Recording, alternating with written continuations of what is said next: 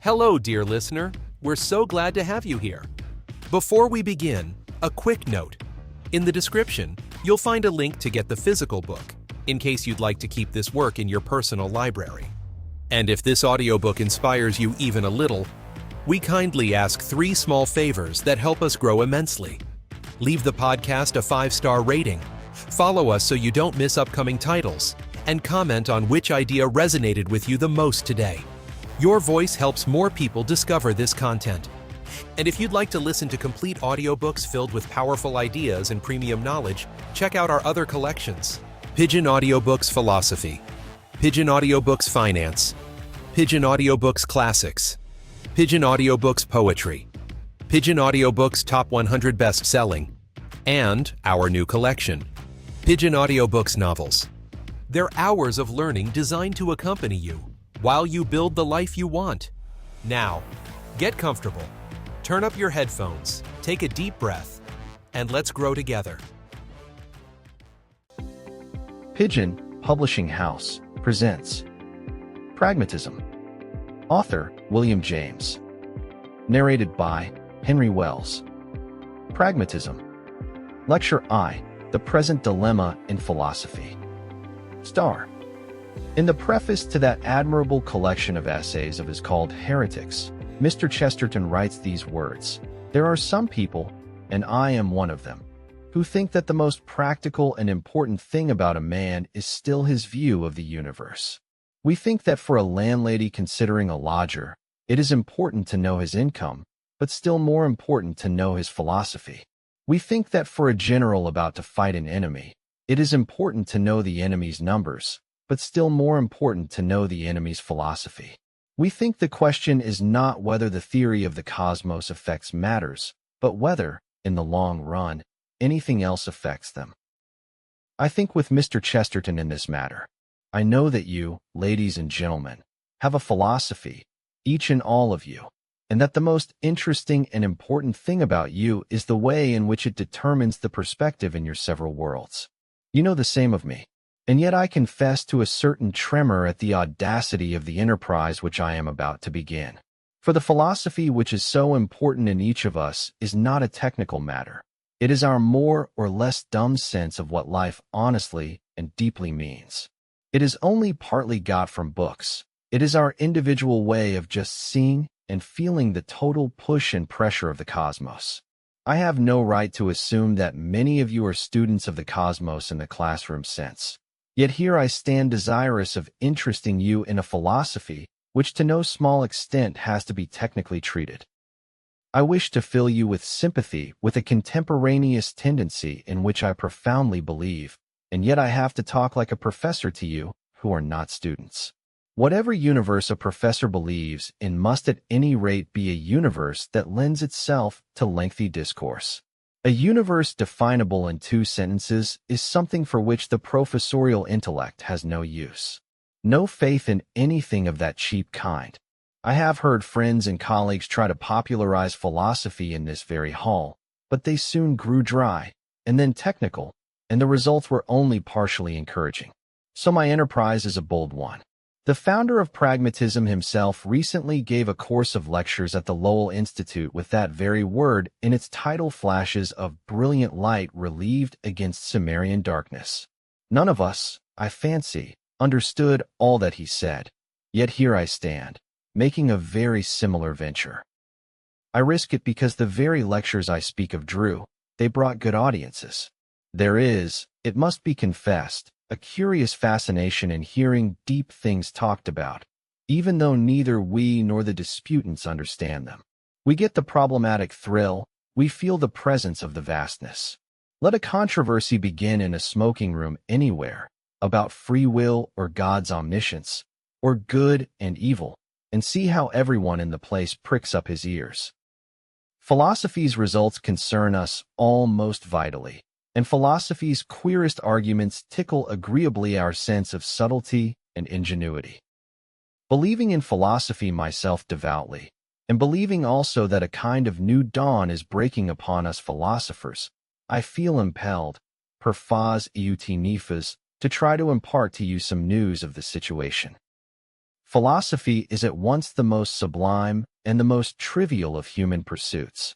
It works in the minutest crannies and it opens out the widest vistas. It bakes no bread, as has been said, but it can inspire our souls with courage, and repugnant as its manners, its doubting and challenging, its quibbling and dialectics, often are to common people. No one of us can get along without the far-flashing beams of light it sends over the world's perspectives. These illuminations at least, and the contrast effects of darkness and mystery that accompany them, give to what it says an interest that is much more than professional. The history of philosophy is to a great extent that of a certain clash of human temperaments. Undignified as such a treatment may seem to some of my colleagues, I shall have to take account of this clash and explain a good many of the divergencies of philosophers by it. Of whatever temperament a professional philosopher is, he tries when philosophizing to sink the fact of his temperament. Temperament is no conventionally recognized reason, so he urges impersonal reasons only for his conclusions. Yet his temperament really gives him a stronger bias than any of his more strictly objective premises. It loads the evidence for him one way or the other, making for a more sentimental or a more hard-hearted view of the universe, just as this fact or that principle would. He trusts his temperament. Wanting a universe that suits it, he believes in any representation of the universe that does suit it. He feels men of opposite temper to be out of key with the world's character, and in his heart considers them incompetent and not in it. In the philosophic business, even though they may far excel him in dialectical ability. Yet in the forum he can make no claim, on the bare ground of his temperament, to superior discernment or authority. There arises thus a certain insincerity in our philosophic discussions. The pettiest of all our premises is never mentioned. I am sure it would contribute to clearness if in these lectures we should break this rule and mention it, and I accordingly feel free to do so. Of course, I am talking here of very positively marked men of radical idiosyncrasy, who have set their stamp and likeness on philosophy and figure in its history. Plato, Locke, Hegel, Spencer are such temperamental thinkers. Most of us have, of course, no very definite intellectual temperament. We are a mixture of opposite ingredients, each one present very moderately.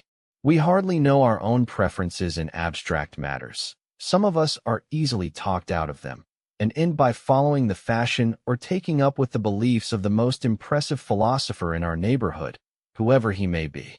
But the one thing that has counted so far in philosophy is that a man should see things, see them straight in his own peculiar way, and be dissatisfied with any opposite way of seeing them.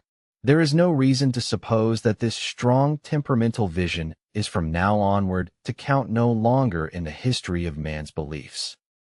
Now, the particular difference of temperament that I have in mind in making these remarks is one that is counted in literature, art, government, and manners, as well as in philosophy.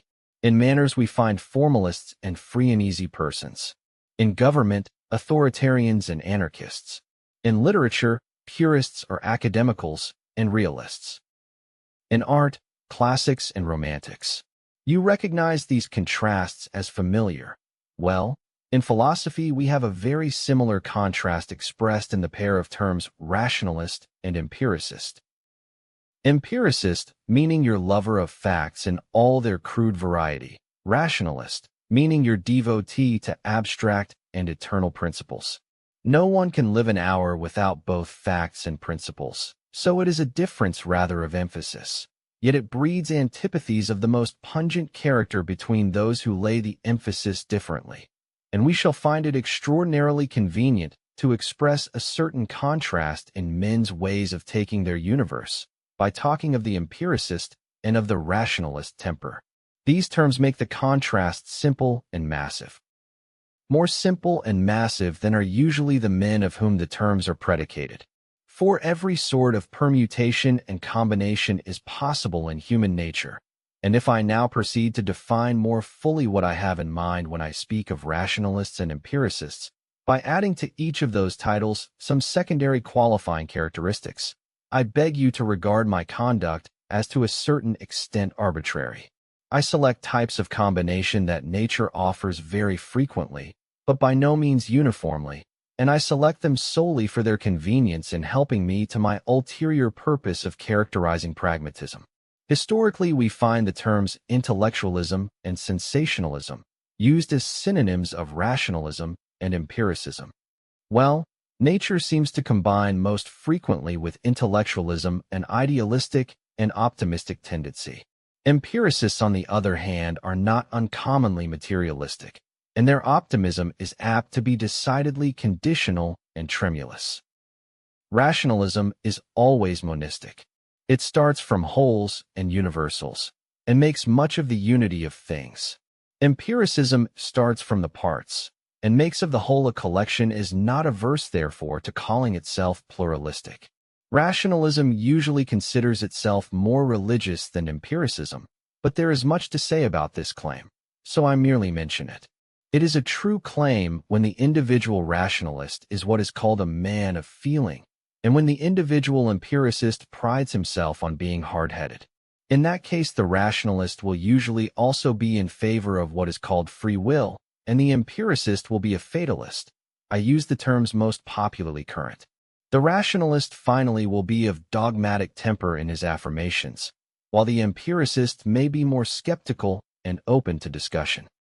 I will write these traits down in 2 columns. I think you will practically recognize the 2 types of mental makeup that I mean if I head the columns by the titles tender-minded and tough-minded, respectively. The tender-minded. Rationalistic, going by principles. Intellectualistic. Idealistic, optimistic, religious, free willist, monistic, dogmatical. The tough-minded. Empiricist, going by facts. Sensationalistic, materialistic. Pessimistic, irreligious, fatalistic, pluralistic, skeptical. Pray postpone for a moment the question whether the 2 contrasted mixtures which I have written down are each inwardly coherent and self-consistent or not. I shall very soon have a good deal to say on that point. It suffices for our immediate purpose that tender-minded and tough-minded people, characterized as I have written them down, do both exist. Each of you probably knows some well-marked example of each type, and you know what each example thinks of the example on the other side of the line. They have a low opinion of each other. Their antagonism, whenever as individuals their temperaments have been intense, has formed in all ages a part of the philosophic atmosphere of the time. It forms a part of the philosophic atmosphere today. The tough think of the tender as sentimentalists and soft heads. The tender feel the tough to be unrefined, callous, or brutal. Their mutual reaction is very much like that takes place when Bostonian tourists mingle with a population like that of Cripple Creek.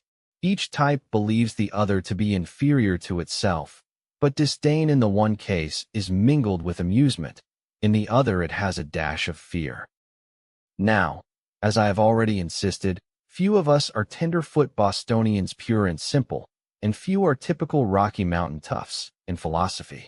Most of us have a hankering for the good things on both sides of the line. Facts are good, of course, give us lots of facts. Principles are good, give us plenty of principles. The world is indubitably one if you look at it in one way, but as indubitably is it many if you look at it in another. It is both one and many. Let us adopt a sort of pluralistic monism. Everything, of course, is necessarily determined, and yet, of course, our wills are free. A sort of free will determinism is the true philosophy. The evil of the parts is undeniable, but the whole can't be evil.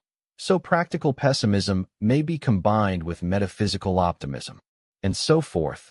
Your ordinary philosophic layman never being a radical, never straightening out his system, but living vaguely in one plausible compartment of it or another to suit the temptations of successive hours. But some of us are more than mere laymen in philosophy. We are worthy of the name of amateur athletes, and are vexed by too much inconsistency and vacillation in our creed. We cannot preserve a good intellectual conscience so long as we keep mixing incompatibles from opposite sides of the line. And now I come to the first positively important point which I wish to make. Never were as many men of a decidedly empiricist proclivity in existence as there are at the present day. Our children, one may say, are almost born scientific, but our esteem for facts has not neutralized in us all religiousness. It is itself almost religious. Our scientific temper is devout. Now take a man of this type, and let him be also a philosophic amateur, unwilling to mix a hodgepodge system after the fashion of a common layman. And what does he find his situation to be, in this blessed year of our Lord 1906? He wants facts, he wants science, but he also wants a religion. And being an amateur and not an independent originator in philosophy, he naturally looks for guidance to the experts and professionals whom he finds already in the field. A very large number of you here present, possibly a majority of you, are amateurs of just this sort. Now, what kinds of philosophy do you find actually offered to meet your need? You find an empirical philosophy that is not religious enough, and a religious philosophy that is not empirical enough for your purpose. If you look to the quarter where facts are most considered, you find the whole tough-minded program in operation, and the conflict between science and religion in full blast. Either it is that Rocky Mountain tough of a Haeckel with his materialistic monism, his ether god and his jest at your god as a gaseous vertebrate, or it is Spencer treating the world's history as a redistribution of matter and motion solely, and bowing religion politely out at the front door. She may indeed continue to exist, but she must never show her face inside the temple. For 150 years past, the progress of science has seemed to mean the enlargement of the material universe and the diminution of man's importance. The result is what one may call the growth of naturalistic or positivistic feeling.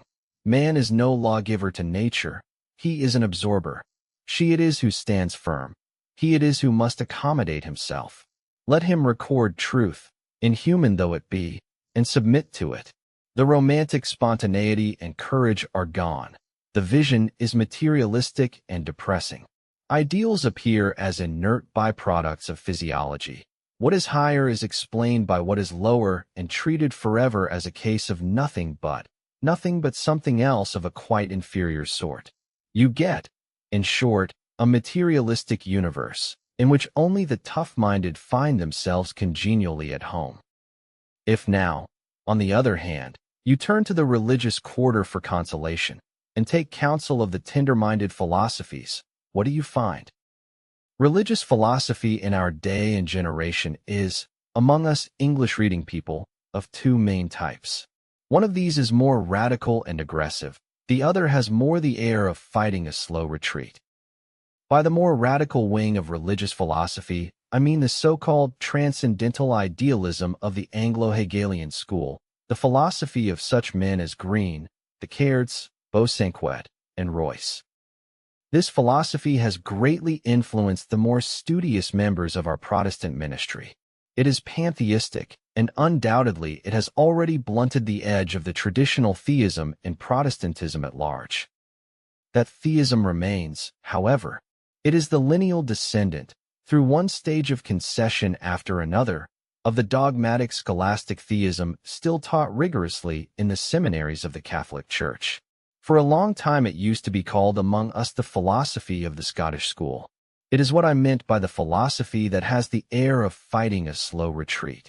Between the encroachments of the Hegelians and other philosophers of the absolute, on the one hand, and those of the scientific evolutionists and agnostics, on the other, the men that give us this kind of a philosophy, James Martineau, Professor Bown, Professor Ladd, and others, must feel themselves rather tightly squeezed. Fair-minded and candid as you like, this philosophy is not radical in temper. It is eclectic, a thing of compromises, that seeks a modus vivendi above all things. It accepts the facts of Darwinism, the facts of cerebral physiology, but it does nothing active or enthusiastic with them. It lacks the victorious and aggressive note. It lacks prestige and consequence, whereas absolutism has a certain prestige due to the more radical style of it. These two systems are what you have to choose between if you turn to the tender-minded school. And if you are the lovers of facts I have supposed you to be, you find the trail of the serpent of rationalism, of intellectualism, over everything that lies on that side of the line. You escape, indeed, the materialism that goes with the reigning empiricism, but you pay for your escape by losing contact with the concrete parts of life. The more absolutistic philosophers dwell on so high a level of abstraction that they never even try to come down.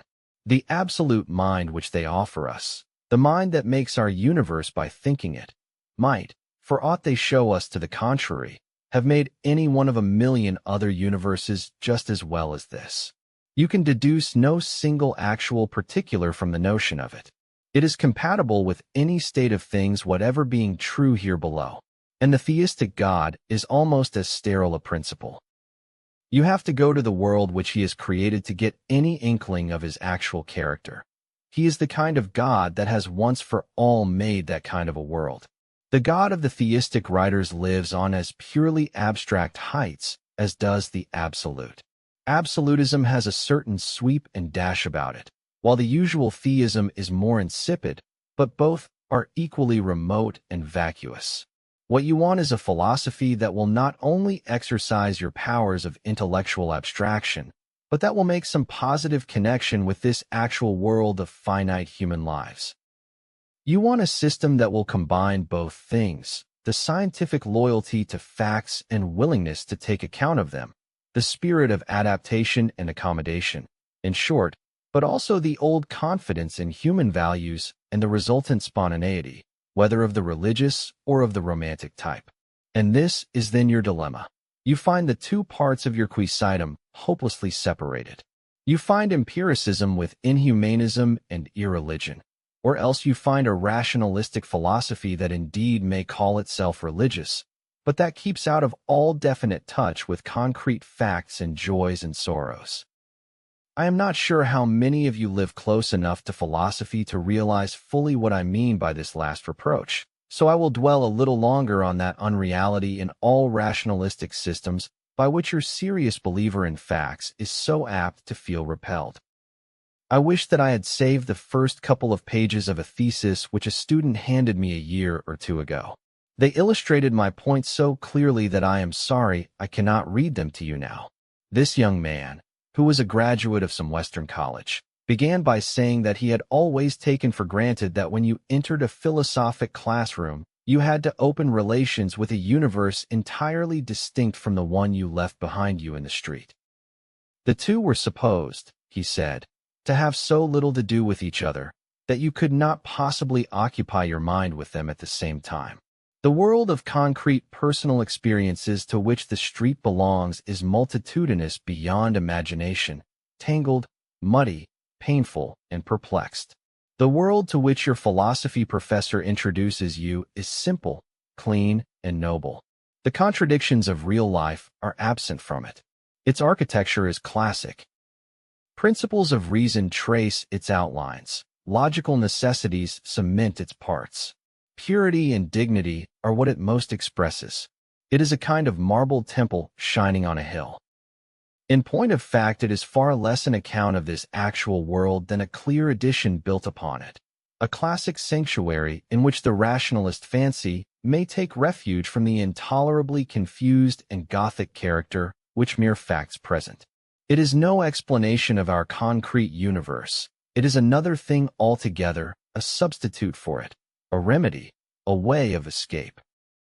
Its temperament, if I may use the word temperament here, is utterly alien to the temperament of existence in the concrete. Refinement is what characterizes our intellectualist philosophies. They exquisitely satisfy that craving for a refined object of contemplation, which is so powerful an appetite of the mind. But I ask you in all seriousness to look abroad on this colossal universe of concrete facts, on their awful bewilderments, their surprises and cruelties, on the wildness which they show, and then to tell me whether refined is the one inevitable descriptive adjective that springs to your lips. Refinement has its place in things, true enough, but a philosophy that breathes out nothing but refinement will never satisfy the empiricist temper of mind. It will seem rather a monument of artificiality. So we find men of science preferring to turn their backs on metaphysics, as on something altogether cloistered and spectral, and practical men shaking philosophy's dust off their feet and following the call of the wild. Truly, there is something a little ghastly in the satisfaction with which a pure but unreal system will fill a rationalist mind. Leibniz was a rationalist mind, with infinitely more interest in facts than most rationalist minds can show. Yet if you wish for superficiality incarnate, you have only to read that charmingly written theodicy of his, in which he sought to justify the ways of God to man, and to prove that the world we live in is the best of possible worlds. Let me quote a specimen of what I mean. Among other obstacles to his optimistic philosophy, it falls to Leibniz to consider the number of the eternally damned, that it is infinitely greater, in our human case, than that of those saved. He assumes as a premise from the theologians, and then proceeds to argue in this way. Even then, he says, the evil will appear as almost nothing in comparison with the good, if we once consider the real magnitude of the city of God. Coelius Secundus Curio has written a little book, De Amplitudine Regni Coelestis, which was reprinted not long ago. But he failed to compass the extent of the kingdom of the heavens. The ancients had small ideas of the works of God. It seemed to them that only our earth had inhabitants, and even the notion of our antipodes gave them pause. The rest of the world for them consisted of some shining globes and a few crystalline spheres. But today, whatever be the limits that we may grant or refuse to the universe, we must recognize in it a countless number of globes, as big as ours or bigger, which have just as much right as it has to support rational inhabitants, though it does not follow that these need all be men. Our Earth is only one among the 6 principal satellites of our Sun. As all the fixed stars are suns, one sees how small a place among visible things our Earth takes up, since it is only a satellite of one among them. Now all these suns may be inhabited by none but happy creatures, and nothing obliges us to believe that the number of damned persons is very great, for a very few instances and samples suffice for the utility which good draws from evil. Moreover, since there is no reason to suppose that there are stars everywhere, may there not be a great space beyond the region of the stars? And this immense space, surrounding all this region, may be replete with happiness and glory. What now becomes of the consideration of our earth and of its denizens? Does it not dwindle to something incomparably less than a physical point, since our earth is but a point compared with the distance of the fixed stars? Thus the part of the universe which we know, being almost lost in nothingness compared with that which is unknown to us, but which we are yet obliged to admit, and all the evils that we know lying in this almost nothing. It follows that the evils may be almost nothing in comparison with the goods that the universe contains. Leibniz continues elsewhere. There is a kind of justice which aims neither at the amendment of the criminal, nor at furnishing an example to others, nor at the reparation of the injury. This justice is founded in pure fitness, which finds a certain satisfaction in the expiation of a wicked deed.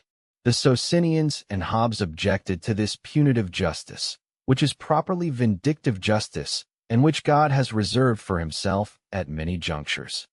It is always founded in the fitness of things, and satisfies not only the offended party, but all wise lookers-on, even as beautiful music or a fine piece of architecture satisfies a well-constituted mind. It is thus that the torments of the damned continue, even though they serve no longer to turn anyone away from sin, and that the rewards of the blessed continue, even though they confirm no one in good ways. The damned draw to themselves ever new penalties by their continuing sins, and the blessed attract ever fresh joys by their unceasing progress in good. Both facts are founded on the principle of fitness, for God has made all things harmonious in perfection, as I have already said. Leibniz's feeble grasp of reality is too obvious to need comment from me. It is evident that no realistic image of the experience of a damned soul had ever approached the portals of his mind. Nor had it occurred to him that the smaller is the number of samples of the genus lost soul, whom God throws as a sop to the eternal fitness, the more unequitably grounded is the glory of the blessed. What he gives us is a cold literary exercise, whose cheerful substance even hellfire does not warm. And do not tell me that to show the shallowness of rationalist philosophizing, I have had to go back to a shallow wig-pated age. The optimism of present-day rationalism sounds just as shallow to the fact-loving mind. The actual universe is a thing wide open, but rationalism makes systems, and systems must be closed. For men in practical life, perfection is something far off and still in process of achievement. This, for rationalism, is but the illusion of the finite and relative. The absolute ground of things is a perfection eternally complete. I find a fine example of revolt against the airy and shallow optimism of current religious philosophy in a publication of that valiant anarchistic writer Morrison I. Swift.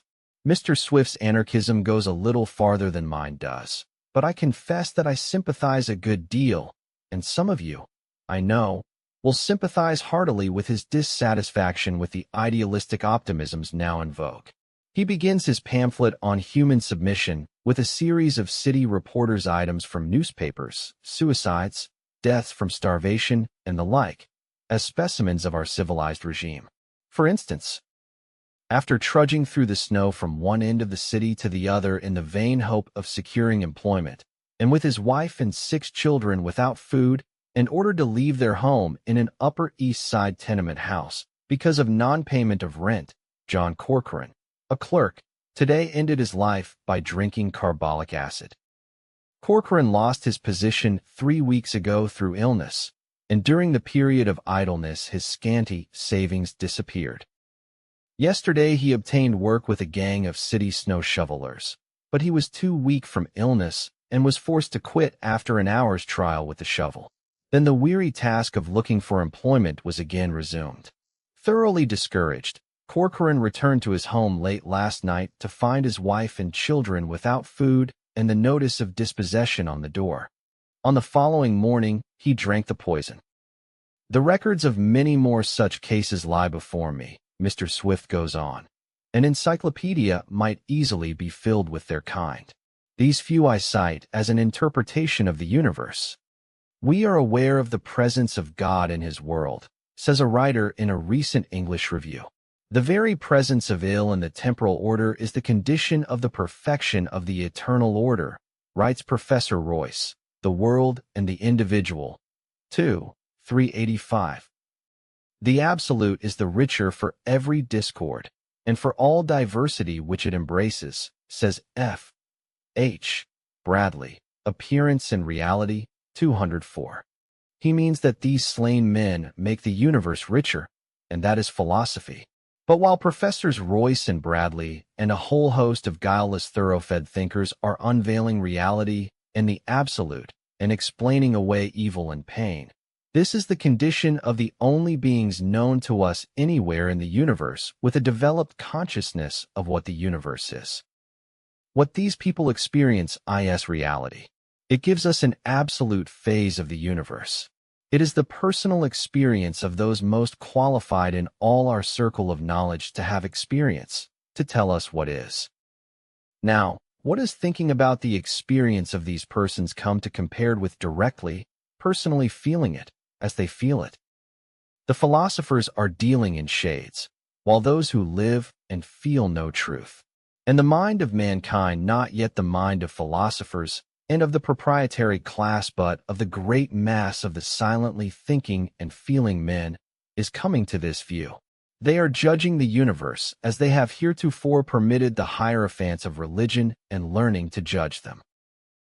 This Cleveland working man, killing his children and himself, another of the cited cases, is one of the elemental, stupendous facts of this modern world and of this universe.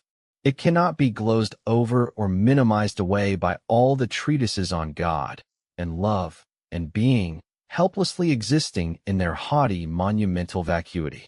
This is one of the simple, irreducible elements of this world's life after millions of years of divine opportunity and 20 centuries of Christ. It is in the moral world like atoms or subatoms in the physical, primary, indestructible. And what it blazons to man is the imposture of all philosophy which does not see in such events the consummate factor of conscious experience. These facts invincibly prove religion a nullity. Man will not give religion 2,000 centuries or 20 centuries more to try itself and waste human time. Its time is up. Its probation is ended. Its own record ends it. Mankind has not suns and eternities to spare for trying out discredited systems. Such is the reaction of an empiricist mind upon the rationalist bill of fare. It is an absolute no, I thank you. Religion, says Mr. Swift, is like a sleepwalker to whom actual things are blank. And such, though possibly less tensely charged with feeling, is the verdict of every seriously inquiring amateur in philosophy today who turns to the philosophy professors for the wherewithal to satisfy the fullness of his nature's needs. Empiricist writers give him a materialism, rationalists give him something religious, but to that religion, actual things are blank. He becomes thus the judge of us philosophers. Tender or tough, he finds us wanting. None of us may treat his verdicts disdainfully, for after all, his is the typically perfect mind, the mind the sum of whose demands is greatest, the mind whose criticisms and dissatisfactions are fatal in the long run. It is at this point that my own solution begins to appear. I offer the oddly named thing pragmatism as a philosophy that can satisfy both kinds of demand. It can remain religious like the rationalisms, but at the same time, like the empiricisms, it can preserve the richest intimacy with facts. I hope I may be able to leave many of you with as favorable an opinion of it as I preserve myself. Yet, as I am near the end of my hour, I will not introduce pragmatism bodily now. I will begin with it on the stroke of the clock next time. I prefer at the present moment to return a little on what I have said. If any of you here are professional philosophers, and some of you I know to be such, you will doubtless have felt my discourse so far to have been crude in an unpardonable, nay, in an almost incredible degree. Tender-minded and tough-minded, what a barbaric disjunction. And, in general, when philosophy is all compacted of delicate intellectualities and subtleties and scrupulosities, and when every possible sort of combination and transition obtains within its bounds, what a brutal caricature and reduction of highest things to the lowest possible expression is it to represent its field of conflict as a sort of rough-and-tumble fight between two hostile temperaments. What a childishly external view. And again, how stupid it is to treat the abstractness of rationalist systems as a crime, and to damn them because they offer themselves as sanctuaries and places of escape, rather than as prolongations of the world of facts. Are not all our theories just remedies and places of escape? And, if philosophy is to be religious, how can she be anything else than a place of escape from the crassness of reality's surface? What better thing can she do than raise us out of our animal senses and show us another and a nobler home for our minds in that great framework of ideal principles subtending all reality, which the intellect divines? How can principles and general views ever be anything but abstract outlines? Was Cologne Cathedral built without an architect's plan on paper? Is refinement in itself an abomination? Is concrete rudeness the only thing that's true? Believe me, I feel the full force of the indictment. The picture I have given is indeed monstrously oversimplified and rude. But like all abstractions, it will prove to have its use. If philosophers can treat the life of the universe abstractly, they must not complain of an abstract treatment of the life of philosophy itself. In point of fact, the picture I have given is, however coarse and sketchy, literally true. Temperaments with their cravings and refusals do determine men in their philosophies, and always will.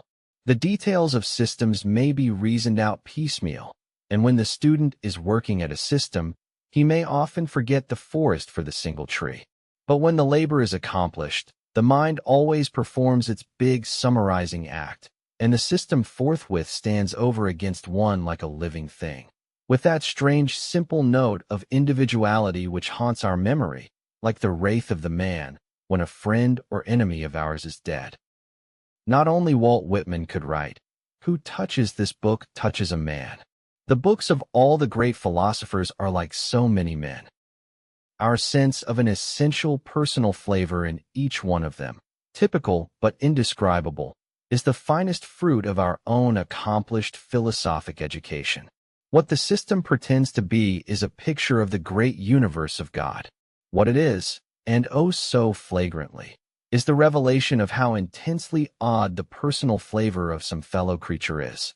Once reduced to these terms, and all our philosophies get reduced to them in minds made critical by learning, our commerce with the systems reverts to the informal, to the instinctive human reaction of satisfaction or dislike.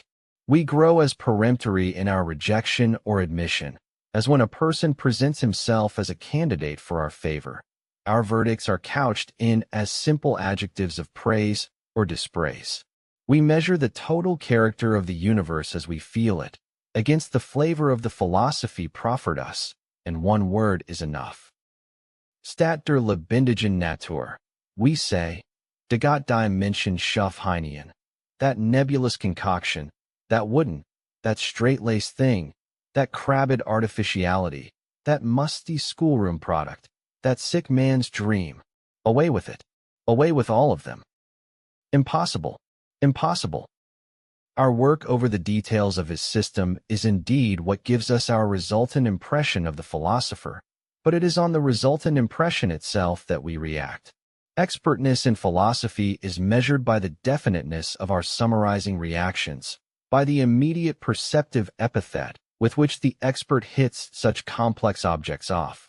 But great expertness is not necessary for the epithet to come. Few people have definitely articulated philosophies of their own, but almost everyone has his own peculiar sense of a certain total character in the universe, and of the inadequacy fully to match it of the peculiar systems that he knows. They don't just cover his world. One will be too dapper, another too pedantic, a third too much of a job lot of opinions, a fourth too morbid, and a fifth too artificial, or what not. At any rate, he and we know offhand that such philosophies are out of plumb, and out of key, and out of whack, and have no business to speak up in the universe's name. Plato, Locke, Spinoza, Mill, Caird, Hegel.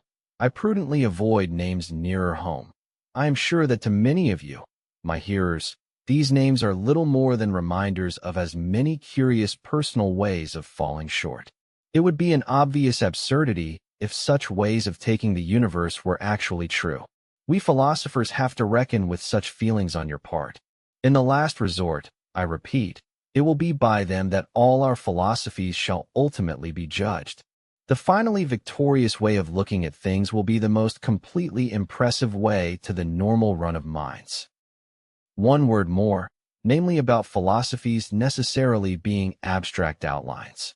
There are outlines and outlines, outlines of buildings that are fat, conceived in the cube by their planner, and outlines of buildings invented flat on paper, with the aid of ruler and compass. These remain skinny and emaciated even when set up in stone and mortar, and the outline already suggests that result.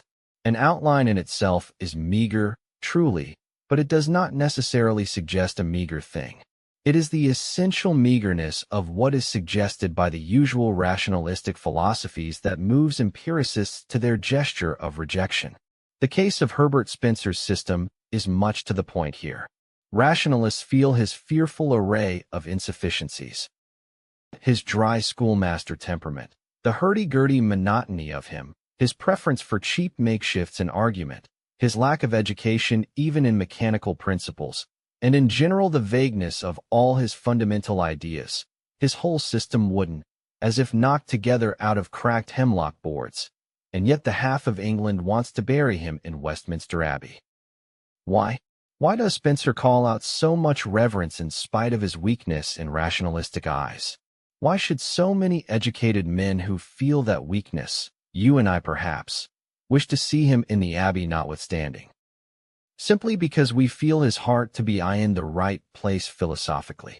His principles may be all skin and bone, but at any rate his books try to mold themselves upon the particular shape of this particular world's carcass. The noise of facts resounds through all his chapters. The citations of fact never cease. He emphasizes facts, turns his face towards their quarter, and that is enough. It means the right kind of thing for the empiricist mind. The pragmatistic philosophy of which I hope to begin talking in my next lecture preserves as cordial a relation with facts, and, unlike Spencer's philosophy, it neither begins nor ends by turning positive religious constructions out of doors. It treats them cordially as well. I hope I may lead you to find it just the mediating way of thinking that you require. Lecture 2. What Pragmatism Means. Some years ago, being with a camping party in the mountains, I returned from a solitary ramble to find everyone engaged in a ferocious metaphysical dispute. The corpus of the dispute was a live squirrel supposed to be clinging to one side of a tree trunk, while over against the tree's opposite side a human being was imagined to stand. This human witness tries to get sight of the squirrel by moving rapidly round the tree, but no matter how fast he goes, the squirrel moves as fast in the opposite direction and always keeps the tree between himself and the man, so that never a glimpse of him is caught. The resultant metaphysical problem now is this: does the man go round the squirrel or not? He goes round the tree, sure enough, and the squirrel is on the tree. But does he go round the squirrel? In the unlimited leisure of the wilderness, discussion had been worn threadbare. Everyone had taken sides and was obstinate, and the numbers on both sides were even.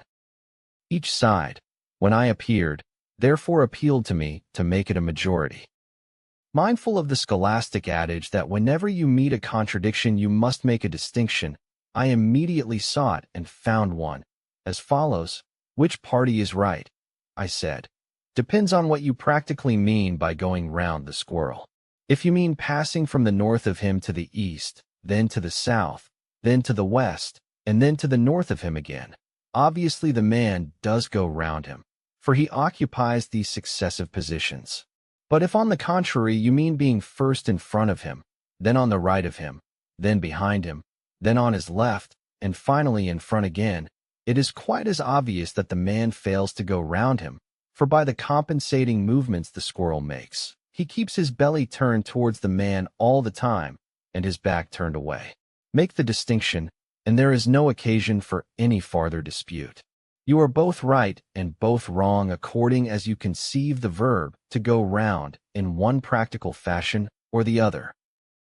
Although one or two of the hotter disputants called my speech a shuffling evasion, saying they wanted no quibbling or scholastic hair-splitting, but meant just plain honest English round, the majority seemed to think that the distinction had assuaged the dispute.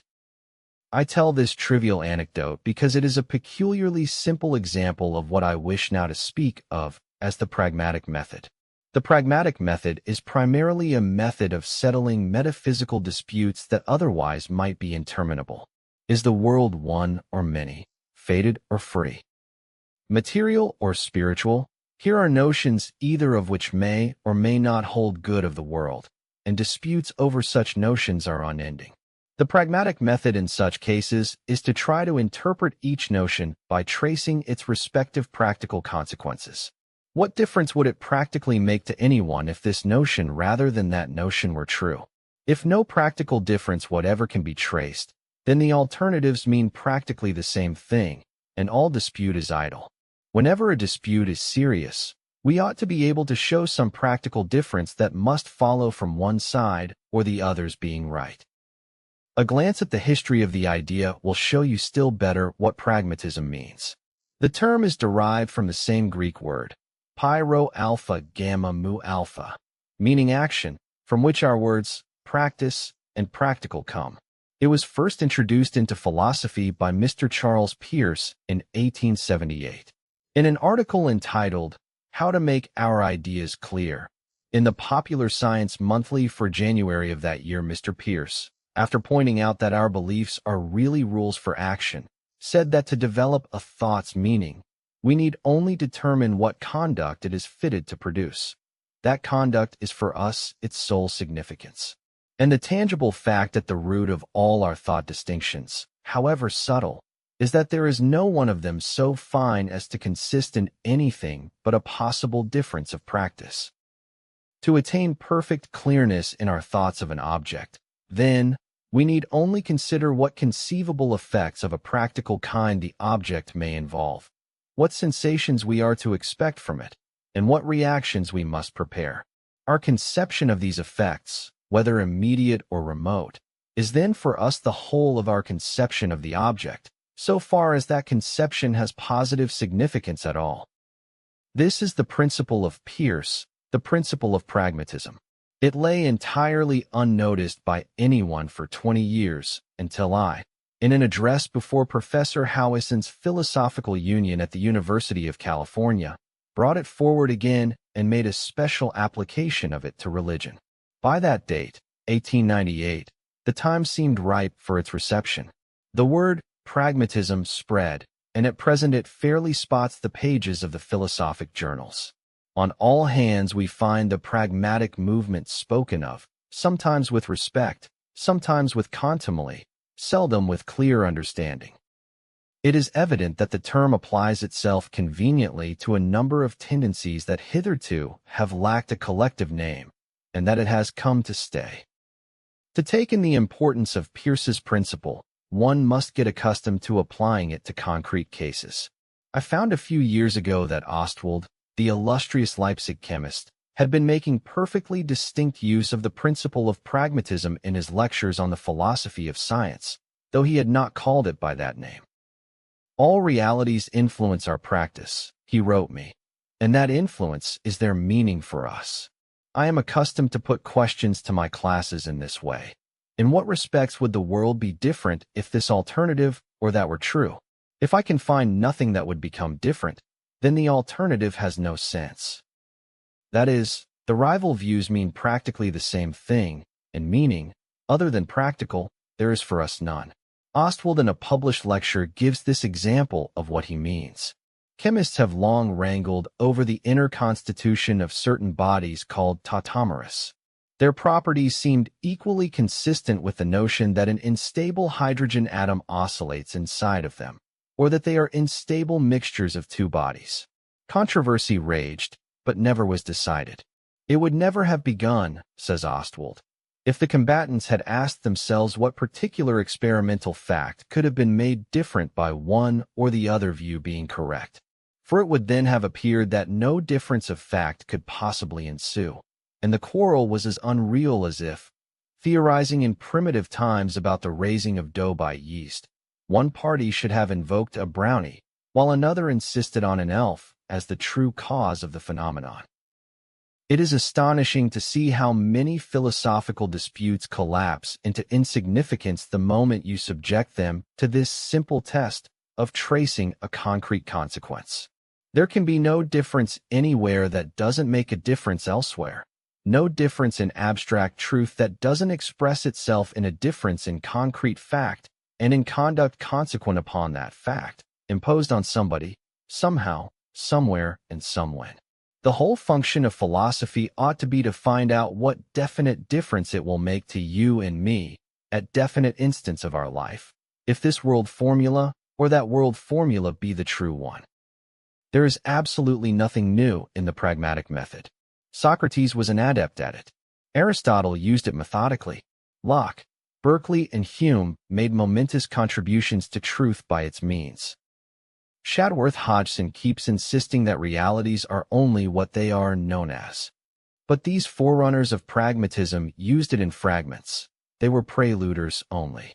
Not until in our time has it generalized itself, become conscious of a universal mission, pretended to a conquering destiny. I believe in that destiny, and I hope I may end by inspiring you with my belief. Pragmatism represents a perfectly familiar attitude in philosophy, the empiricist attitude, but it represents it, as it seems to me, both in a more radical and in a less objectionable form than it has ever yet assumed. A pragmatist turns his back resolutely and once for all upon a lot of inveterate habits dear to professional philosophers. He turns away from abstraction and insufficiency, from verbal solutions, from bad a priori reasons, from fixed principles, closed systems, and pretended absolutes and origins. He turns towards concreteness and adequacy, towards facts, towards action, and towards power. That means the empiricist temper regnant, and the rationalist temper sincerely given up. It means the open air and possibilities of nature, as against dogma, artificiality, and the pretense of finality in truth. At the same time, it does not stand for any special results. It is a method only. But the general triumph of that method would mean an enormous change in what I called in my last lecture the temperament of philosophy. Teachers of the ultra-rationalistic type would be frozen out, much as the courtier type is frozen out in republics, as the ultramontane type of priest is frozen out in Protestant lands. Science and metaphysics would come much nearer together, would in fact work absolutely hand in hand.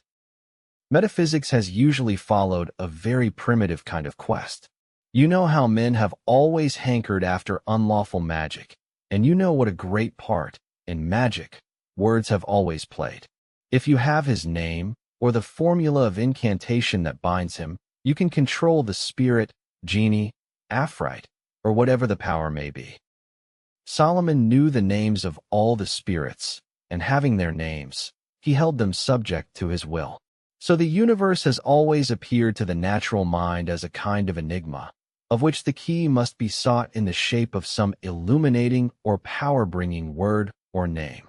That word names the universe's principle, and to possess it is, after a fashion, to possess the universe itself. God, matter, reason, the absolute, energy are so many solving names. You can rest when you have them. You are at the end of your metaphysical quest. But if you follow the pragmatic method, you cannot look on any such word as closing your quest. You must bring out of each word its practical cash value. Set it at work within the stream of your experience. It appears less as a solution, than as a program for more work, and more particularly as an indication of the ways in which existing realities may be changed. Theories thus become instruments, not answers to enigmas, in which we can rest. We don't lie back upon them. We move forward and, on occasion, make nature over again by their aid. Pragmatism unstiffens all our theories, limbers them up, and sets each one at work. Being nothing essentially new, it harmonizes with many ancient philosophic tendencies. It agrees with nominalism, for instance, in always appealing to particulars, with utilitarianism in emphasizing practical aspects, with positivism in its disdain for verbal solutions, useless questions, and metaphysical abstractions. All these, you see, are anti-intellectualist tendencies. Against rationalism as a pretension and a method, pragmatism is fully armed and militant. But, at the outset, at least, it stands for no particular results. It has no dogmas and no doctrines save its method. As the young Italian pragmatist Papini has well said, it lies in the midst of our theories, like a corridor in a hotel. Innumerable chambers open out of it. In one you may find a man writing an atheistic volume. In the next, someone on his knees praying for faith and strength. In a third, a chemist investigating a body's properties. In a fourth, a system of idealistic metaphysics is being excogitated. In a fifth, the impossibility of metaphysics is being shown. But they all own the corridor, and all must pass through it if they want a practicable way of getting into or out of their respective rooms. No particular results then, so far, but only an attitude of orientation is what the pragmatic method means. The attitude of looking away from first things, principles, categories, supposed necessities, and of looking towards last things, fruits, consequences, facts. So much for the pragmatic method. You may say that I have been praising it rather than explaining it to you, but I shall presently explain it abundantly enough by showing how it works on some familiar problems.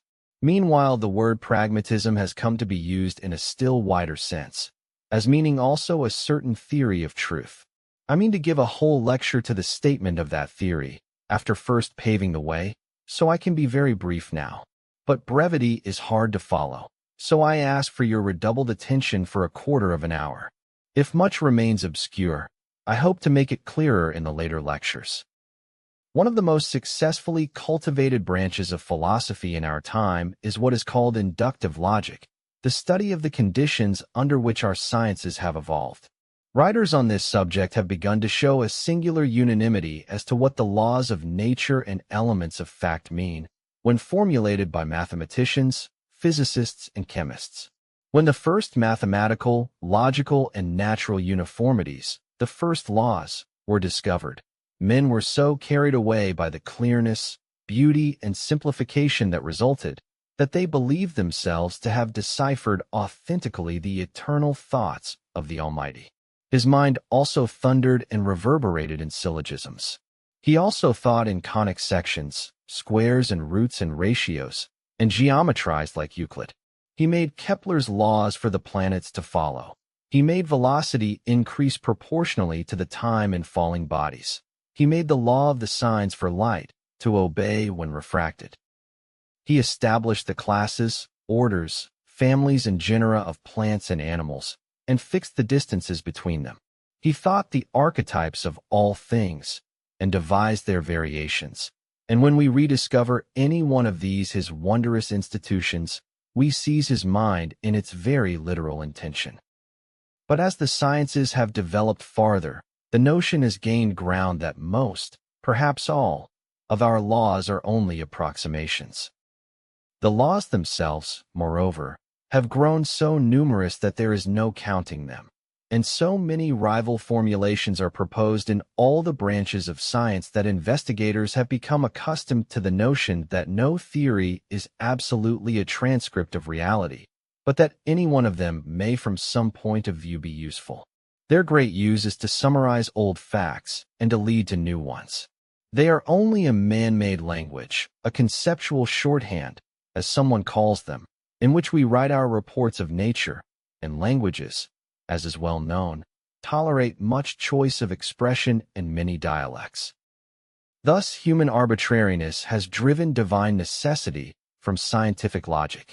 If I mention the names of Sigwart, Mach, Ostwald, Pearson, Millot, Poincaré, Duhem, Ruisson, those of you who are students will easily identify the tendency I speak of, and will think of additional names.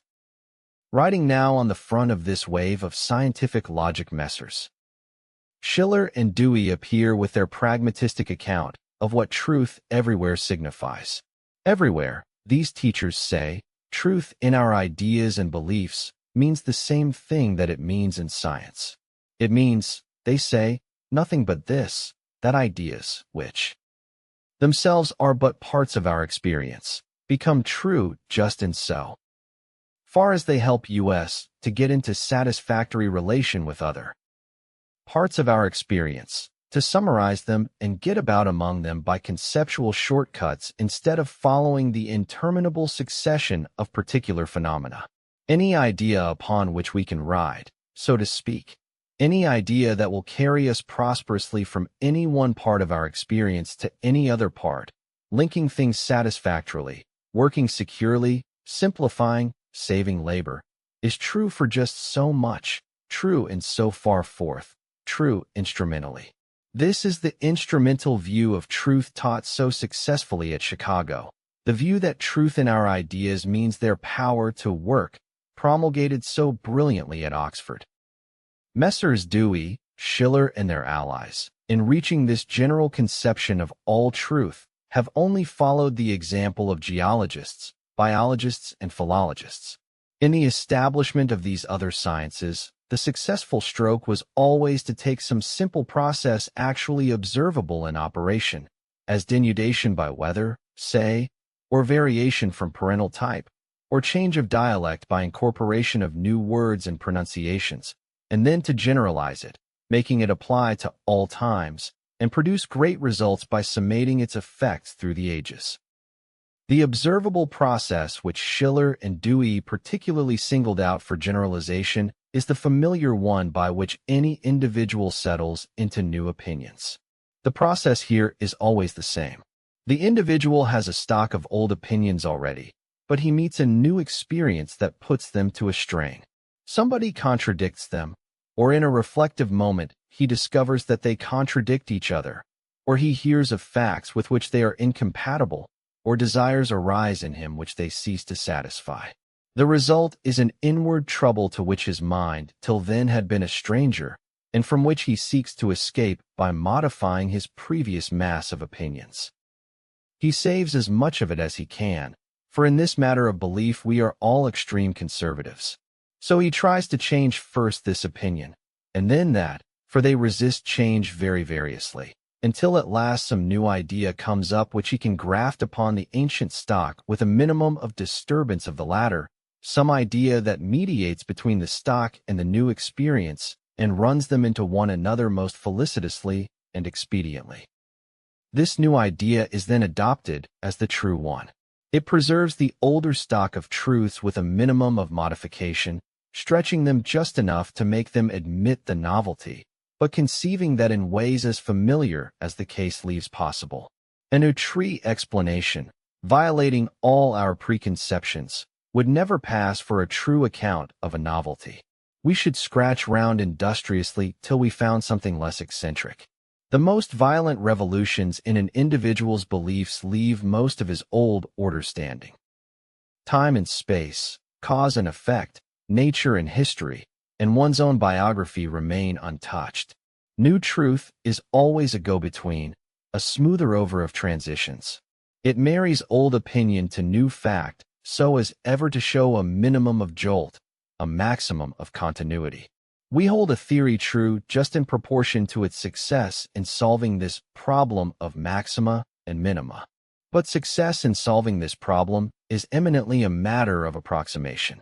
We say this theory solves it on the whole more satisfactorily than that theory, but that means more satisfactorily to ourselves, and individuals will emphasize their points of satisfaction differently.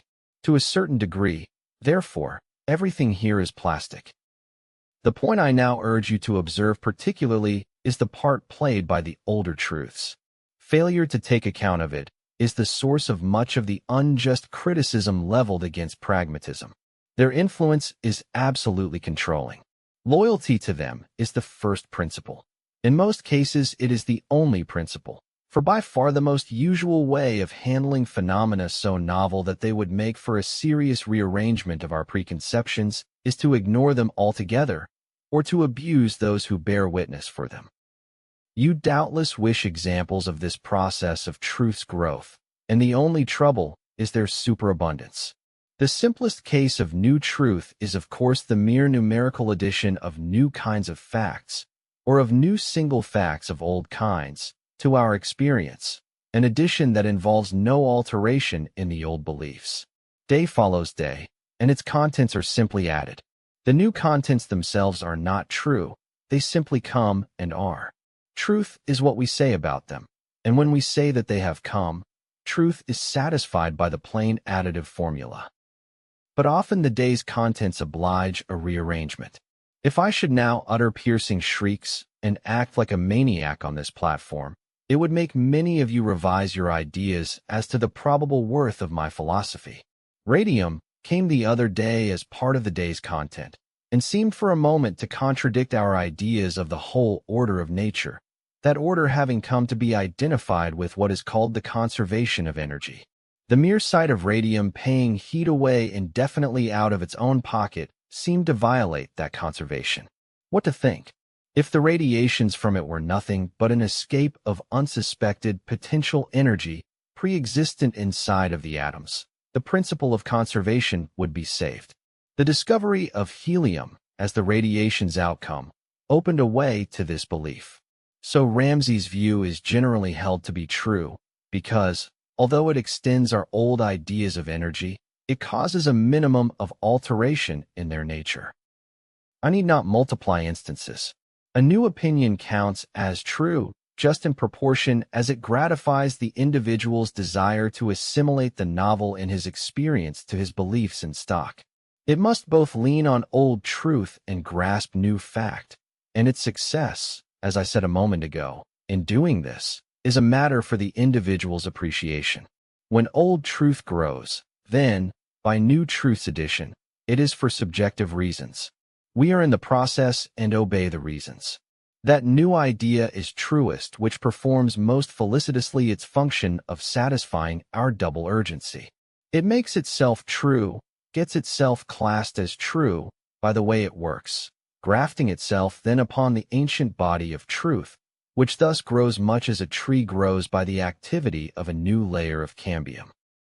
Now Dewey and Schiller proceed to generalize this observation and to apply it to the most ancient parts of truth. They also once were plastic. They also were called true for human reasons. They also mediated between still earlier truths and what in those days were novel observations. Purely objective truth, truth in whose establishment the function of giving human satisfaction and marrying previous parts of experience with newer parts played no role whatever, is nowhere to be found.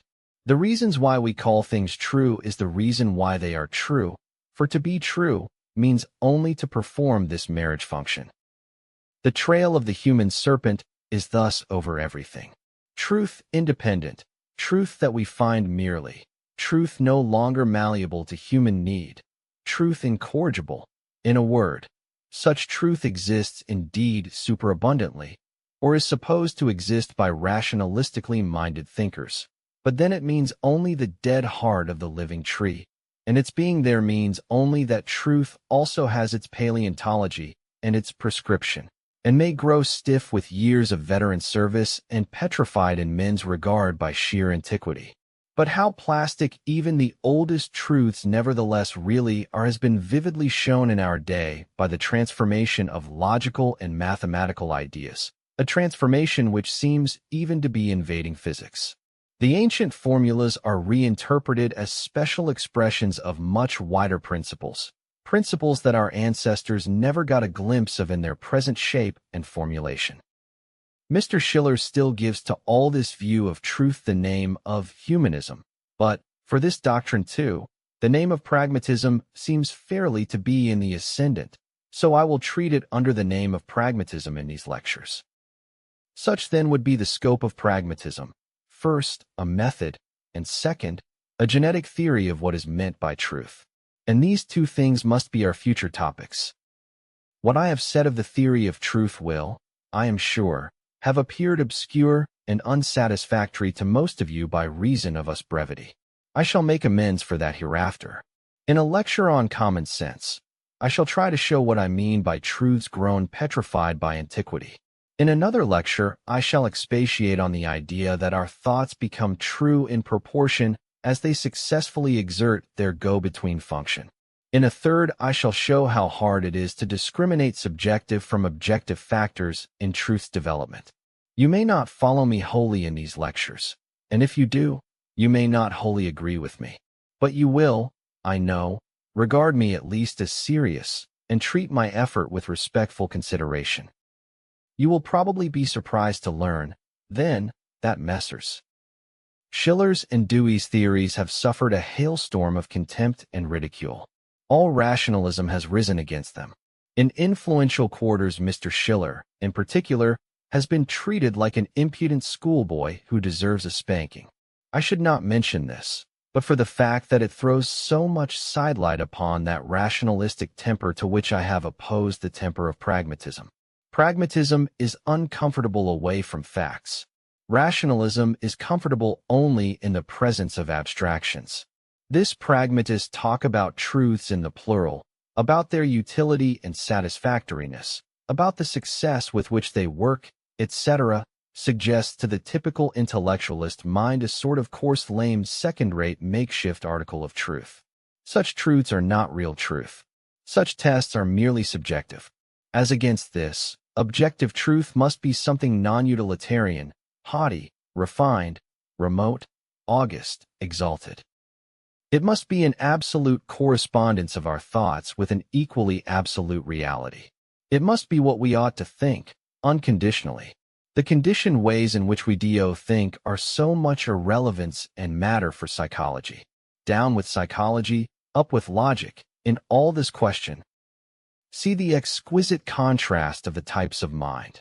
The pragmatist clings to facts and concreteness, observes truth at its work in particular cases, and generalizes. Truth, for him, becomes a class name for all sorts of definite working values in experience. For the rationalist, it remains a pure abstraction, to the bare name of which we must defer. When the pragmatist undertakes to show in detail just why we must defer, the rationalist is unable to recognize the concretes from which his own abstraction is taken. He accuses us of denying truth, whereas we have only sought to trace exactly why people follow it, and always ought to follow it. Your typical ultra-abstractionist fairly shudders at concreteness. Other things equal, he positively prefers the pale and spectral. If the two universes were offered, he would always choose the skinny outline rather than the rich thicket of reality. It is so much purer, clearer, nobler. I hope that as these lectures go on, the concreteness and closeness to facts of the pragmatism which they advocate may be what approves itself to you as its most satisfactory peculiarity. It only follows here the example of the sister sciences, interpreting the unobserved by the observed. It brings old and new harmoniously together. It converts the absolutely empty notion of a static relation of correspondence, what that may mean we must ask later, between our minds and reality, into that of a rich and active commerce that anyone may follow in detail and understand, between particular thoughts of ours and the great universe of other experiences in which they play their parts and have their uses. But enough of this at present. The justification of what I say must be postponed. I wish now to add a word in further explanation of the claim I made at our last meeting, that pragmatism may be a happy harmonizer of empiricist ways of thinking with the more religious demands of human beings. Men who are strongly of the fact-loving temperament, you may remember me to have said, are liable to be kept at a distance by the small sympathy with facts which that philosophy from the present-day fashion of idealism offers them. It is far too intellectualistic. Old-fashioned theism was bad enough, with its notion of God as an exalted monarch, made up of a lot of unintelligible or preposterous attributes, but, so long as it held strongly by the argument from design, it kept some touch with concrete realities. Since, however, Darwinism has once for all displaced design from the minds of the scientific, theism has lost that foothold, and some kind of an immanent or pantheistic deity working in things rather than above them is, if any, the kind recommended to our contemporary imagination. Aspirants to a philosophic religion turn, as a rule, more hopefully nowadays towards idealistic pantheism than towards the older dualistic theism, in spite of the fact that the latter still counts able defenders. But, as I said in my first lecture, the brand of pantheism offered is hard for them to assimilate if they are lovers of facts or empirically minded. It is the absolutistic brand, spurning the dust and reared upon pure logic. It keeps no connection whatever with concreteness. Affirming the absolute mind, which is its substitute for God, to be the rational presupposition of all particulars of fact, whatever they may be, it remains supremely indifferent to what the particular facts in our world actually are. Be they what they may, the absolute will father them. Like the sick lion in Aesop's fable, all footprints lead into his den, but nulla vestigia retrorsum. You cannot redescend into the world of particulars by the absolute's aid, or deduce any necessary consequences of detail important for your life from your idea of his nature. He gives you indeed the assurance that all is well with him, and for his eternal way of thinking. But thereupon he leaves you to be finitely saved by your own temporal devices. Far be it from me to deny the majesty of this conception, or its capacity to yield religious comfort to a most respectable class of minds. But from the human point of view, no one can pretend that it doesn't suffer from the faults of remoteness and abstractness. It is eminently a product of what I have ventured to call the rationalistic temper. It disdains empiricism's needs. It substitutes a pallid outline for the real world's richness. It is dapper. It is noble in the bad sense, in the sense in which to be noble is to be inapt for humble service. In this real world of sweat and dirt, it seems to me that when a view of things is noble, that ought to count as a presumption against its truth, and as a philosophic disqualification. The Prince of Darkness may be a gentleman, as we are told he is, but whatever the God of earth and heaven is, he can surely be no gentleman. His menial services are needed in the dust of our human trials, even more than his dignity is needed in the empyrean. Now pragmatism, devoted though she be to facts, has no such materialistic bias as ordinary empiricism labors under. Moreover, she has no objection whatever to the realizing of abstractions, so long as you get about among particulars with their aid, and they actually carry you somewhere. Interested in no conclusions but those which our minds and our experiences work out together, she has no a priori prejudices against theology. If theological ideas prove to have a value for concrete life, they will be true for pragmatism, in the sense of being good for so much. For how much more they are true will depend entirely on their relations to the other truths that also have to be acknowledged. What I said just now about the absolute of transcendental idealism is a case in point. First, I called it majestic and said it yielded religious comfort to a class of minds, and then I accused it of remoteness and sterility. But so far as it affords such comfort, it surely is not sterile. It has that amount of value. It performs a concrete function. As a good pragmatist, I myself ought to call the absolute true in so far forth, then, and I unhesitatingly now do so. But what does true in so far forth mean in this case? To answer, we need only apply the pragmatic method. What do believers in the absolute mean by saying that their belief affords them comfort? They mean that since in the absolute finite evil is overruled already, we may, therefore, whenever we wish, treat the temporal as if it were potentially the eternal, be sure that we can trust its outcome, and, without sin, dismiss our fear and drop the worry of our finite responsibility. In short, they mean that we have a right ever and anon to take a moral holiday, to let the world wag in its own way, feeling that its issues are in better hands than ours and are none of our business.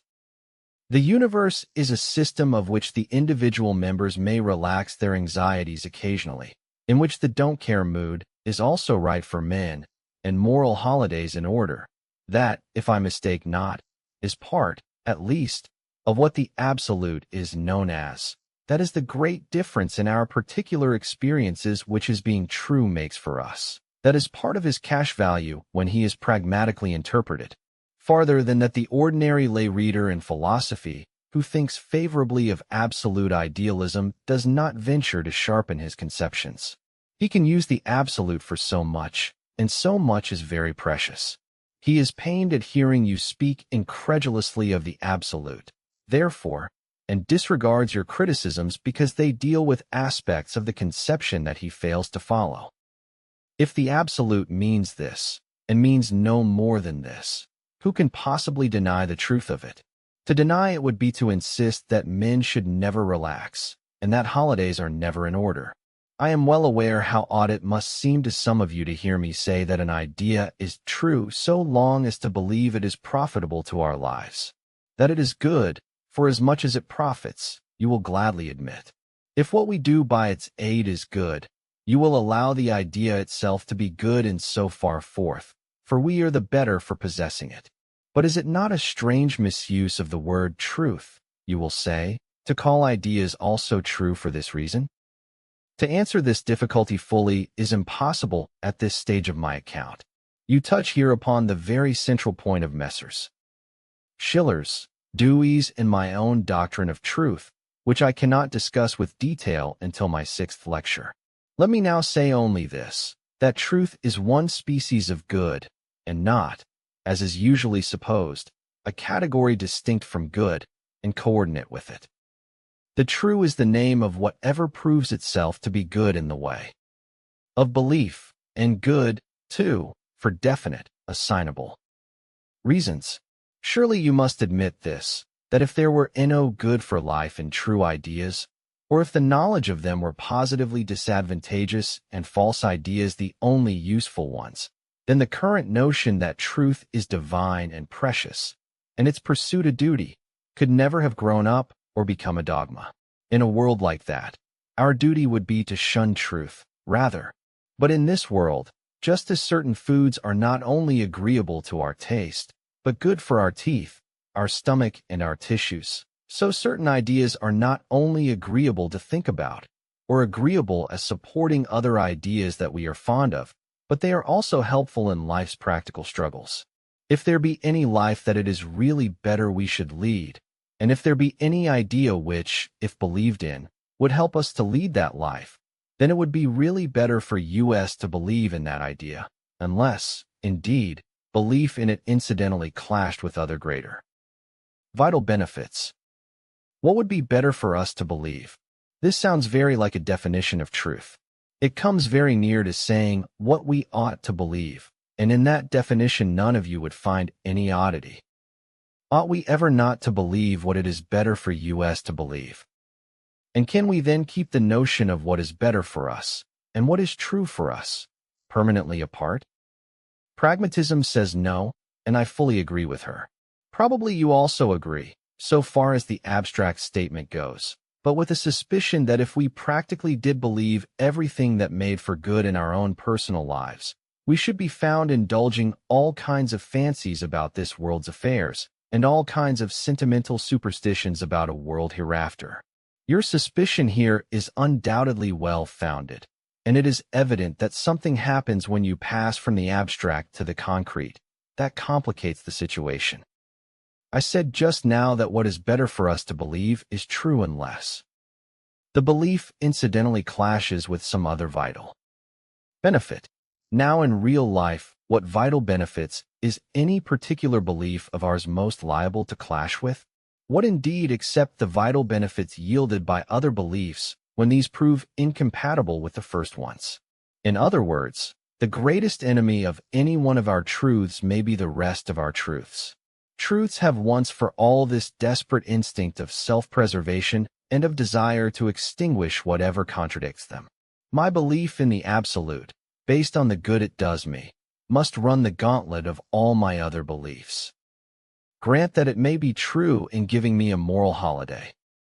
Nevertheless, as I conceive it, and let me speak now confidentially, as it were, and merely in my own private person, it clashes with other truths of mine whose benefits I hate to give up on its account.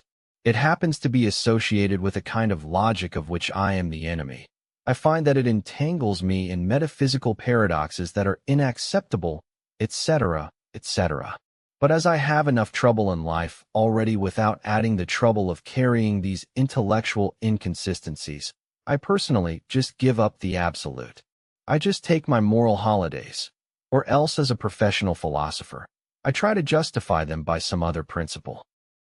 If I could restrict my notion of the absolute to its bare holiday-giving value, it wouldn't clash with my other truths. But we cannot easily thus restrict our hypotheses. They carry supernumerary features, and these it is that clash so. My disbelief in the absolute means then disbelief in those other supernumerary features, for I fully believe in the legitimacy of taking moral holidays.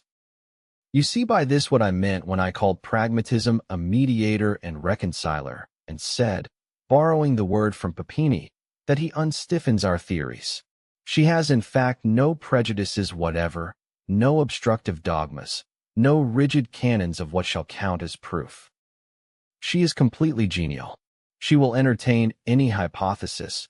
She will consider any evidence.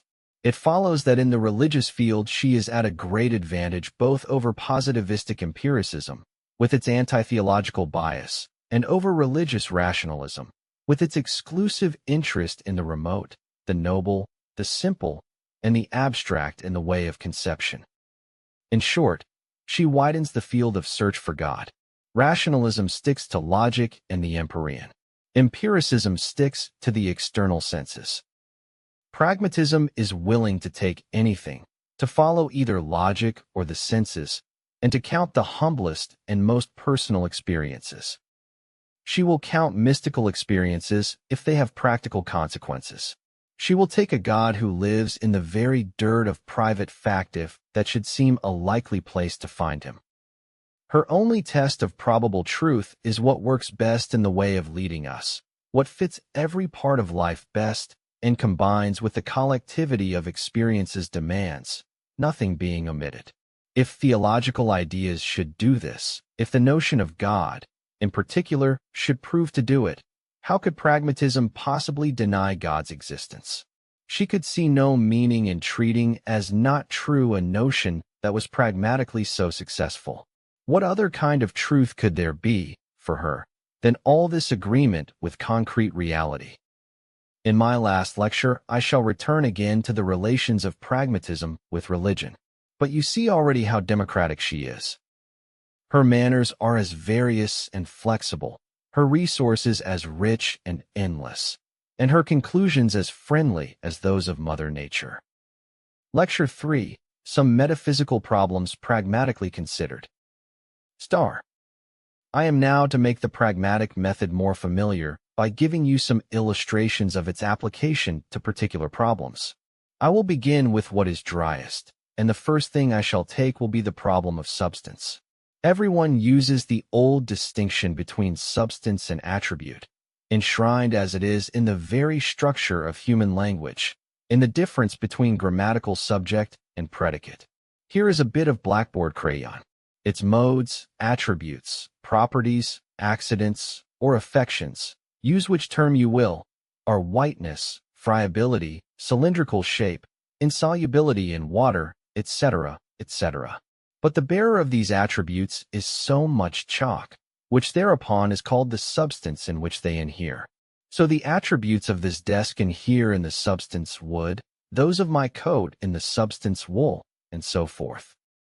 Chalk, wood, and wool show again, in spite of their differences, common properties, and in so far forth they are themselves counted as modes of a still more primal substance, matter, the attributes of which are space occupancy and impenetrability.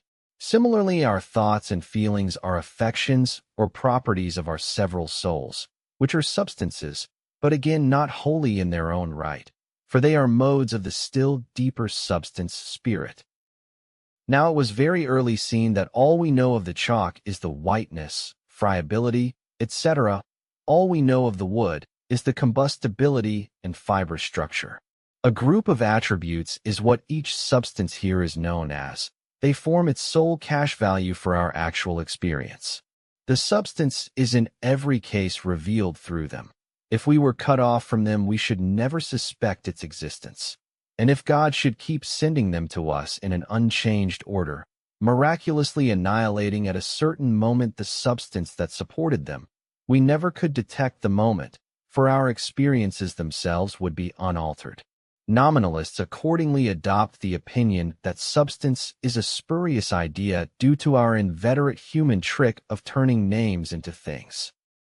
Phenomena come in groups, the chalk group, the wood group, etc., and each group gets its name. The name we then treat as in a way supporting the group of phenomena.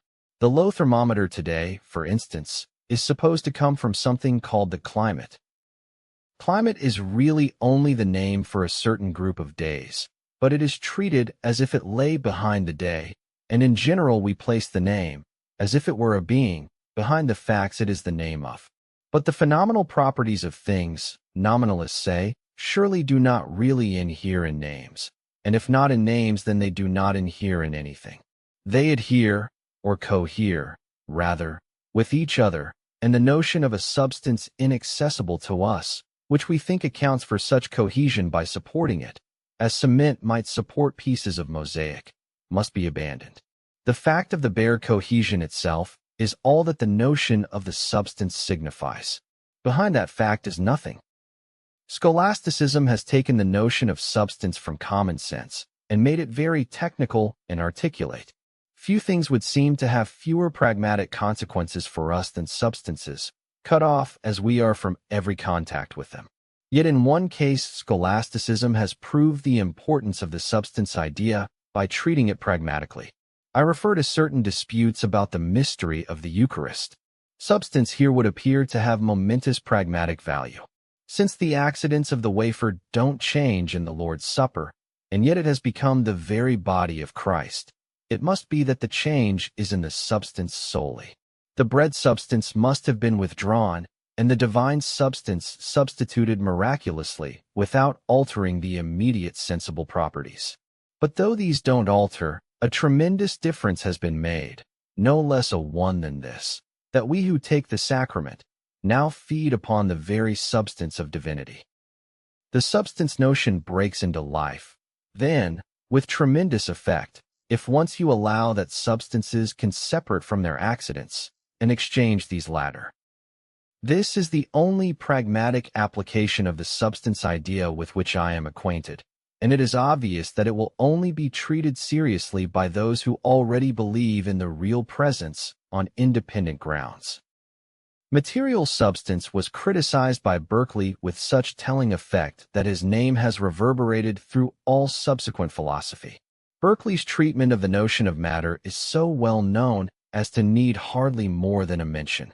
So far from denying the external world which we know, Berkeley corroborated it. It was the scholastic notion of a material substance unapproachable by us, behind the external world, deeper and more real than it, and needed to support it, which Berkeley maintained to be the most effective of all reducers of the external world to unreality. Abolish that substance, he said. Believe that God, whom you can understand and approach, sends you the sensible world directly, and you confirm the latter and back it up by his divine authority. Berkeley's criticism of matter was consequently absolutely pragmatistic. Matter is known as our sensations of color, figure, hardness, and the like. They are the cash value of the term. The difference matter makes to us by truly being is that we then get such sensations, by not being is that we lack them. These sensations then are its sole meaning. Berkeley doesn't deny matter, then. He simply tells us what it consists of. It is a true name for just so much in the way of sensations. Locke, and later Hume, applied a similar pragmatic criticism to the notion of spiritual substance. I will only mention Locke's treatment of our personal identity. He immediately reduces this notion to its pragmatic value in terms of experience. It means, he says, so much consciousness, namely the fact that at one moment of life we remember other moments, and feel them all as parts of one and the same personal history. Rationalism had explained this practical continuity in our life by the unity of our soul substance. But Locke says, suppose that God should take away the consciousness. Should we be any the better for having still the soul principle? Suppose he annexed the same consciousness to different souls. Should we, as we realize ourselves, be any the worse for that fact? In Locke's day, the soul was chiefly a thing to be rewarded or punished. See how Locke, discussing it from this point of view, keeps the question pragmatic. Suppose, he says, one to think himself to be the same soul that once was Nestor or Thersites. Can he think their actions his own any more than the actions of any other man that ever existed? But let him once find himself conscious of any of the actions of Nestor. He then finds himself the same person with Nestor. In this personal identity is founded all the right and justice of reward and punishment. It may be reasonable to think, no one shall be made to answer for what he knows nothing of, but shall receive his doom, his consciousness accusing or excusing. Supposing a man punished now for what he had done in another life, whereof he could be made to have no consciousness at all, what difference is there between that punishment and being created miserable? Our personal identity, then, consists, for Locke, solely in pragmatically definable particulars. Whether, apart from these verifiable facts, it also inheres in a spiritual principle, is a merely curious speculation. Locke, compromiser that he was, passively tolerated the belief in a substantial soul behind our consciousness. But his successor Hume, and most empirical psychologists after him, have denied the soul, save as the name for. The mention of material substance naturally suggests the doctrine of materialism, but philosophical materialism is not necessarily knit up with belief in matter as a metaphysical principle. One may deny matter in that sense, as strongly as Berkeley did. One may be a phenomenalist like Huxley, and yet one may still be a materialist in the wider sense, of explaining higher phenomena by lower ones, and leaving the destinies of the world at the mercy of its blinder parts and forces. It is in this wider sense of the word that materialism is opposed to spiritualism or theism. The laws of physical nature are what run things, materialism says. The highest productions of human genius might be ciphered by one who had complete acquaintance with the facts, out of their physiological conditions, regardless whether nature be there only for our minds, as idealists contend, or not. Our minds in any case would have to record the kind of nature it is, and write it down as operating through blind laws of physics.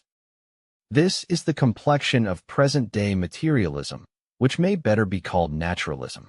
Over against it stands theism, or what in a wide sense may be termed spiritualism. Treated as it often is, this question becomes little more than a conflict between aesthetic preferences. Matter is gross, coarse, crass, muddy. Spirit is pure, elevated, noble, and since it is more consonant with the dignity of the universe to give the primacy in it to what appears superior, spirit must be affirmed as the ruling principle. To such spiritualism as this, there is an easy answer, and Mr. Spencer makes it effectively. In some well-written pages at the end of the first volume of his Psychology, he shows us that a matter so infinitely subtle, and performing motions as inconceivably quick and fine as those which modern science postulates in her explanations, has no trace of grossness left. He shows that the conception of spirit, as we mortals hitherto have framed it, is itself too gross to cover the exquisite tenuity of nature's facts. Both terms, he says, are but symbols, pointing to that one unknowable reality in which their oppositions cease. To an abstract objection an abstract rejoinder suffices, and so far as one's opposition to materialism springs from one's disdain of matter as something crass, Mr. Spencer cuts the ground from under one. Matter is indeed infinitely and incredibly refined. To anyone who has ever looked on the face of a dead child or parent, the mere fact that matter could have taken for a time that precious form ought to make matter sacred ever after. It makes no difference what the principle of life may be, material or immaterial. Matter at any rate cooperates, lends itself to all life's purposes. That beloved incarnation was among matter's possibilities. But now, instead of resting in principles after this stagnant intellectualist fashion, let us apply the pragmatic method to the question. What do we mean by matter? What practical difference can it make now that the world should be run by matter or by spirit? I think we find that the problem takes with this a rather different character. And first of all, I call your attention to a curious fact. It makes not a single jot of difference so far as the past of the world goes, whether we deem it to have been the work of matter or whether we think a divine spirit was its author. Imagine, in fact, the entire contents of the world to be once for all irrevocably given. Imagine it to end this very moment, and to have no future, and then let a theist and a materialist apply their rival explanations to its history. The theist shows how a god made it. The materialist shows, and we will suppose with equal success, how it resulted from blind physical forces. Then let the pragmatist be asked to choose between their theories. How can he apply his test if the world is already completed? Concepts for him are things to come back into experience with, things to make us look for differences. But by hypothesis, there is to be no more experience, and no possible differences can now be looked for.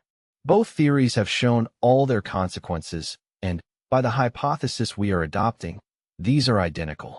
The pragmatist must consequently say that the two theories, in spite of their different-sounding names, mean exactly the same thing, and that the dispute is purely verbal. For just consider the case sincerely, and say what would be the worth of a god if he were there, with his work accomplished ere his world run down. He would be worth no more than just that world was worth. To that amount of result, with its mixed merits and defects, his creative power could attain, but go no farther. And since there is to be no future, since the whole value and meaning of the world has been already paid in and actualized in the feelings that went with it in the passing, and now go with it in the ending, since it draws no supplemental significance, such as our real world draws, from its function of preparing something yet to come, why then, by it we take God's measure, as it were. He is the being who could once for all do that, and for that much we are thankful to him, but for nothing more. But now, on the contrary hypothesis, namely, that the bits of matter following their laws could make that world and do no less, should we not be just as thankful to them? Wherein should we suffer loss, then, if we dropped God as an hypothesis and made the matter alone responsible? Where would any special deadness or crassness come in? And how, experience being what is once for all, would God's presence in it make it any more living or richer? Candidly, it is impossible to give any answer to this question. The actually experienced world is supposed to be the same in its details on either hypothesis, the same, for our praise or blame, as Browning says.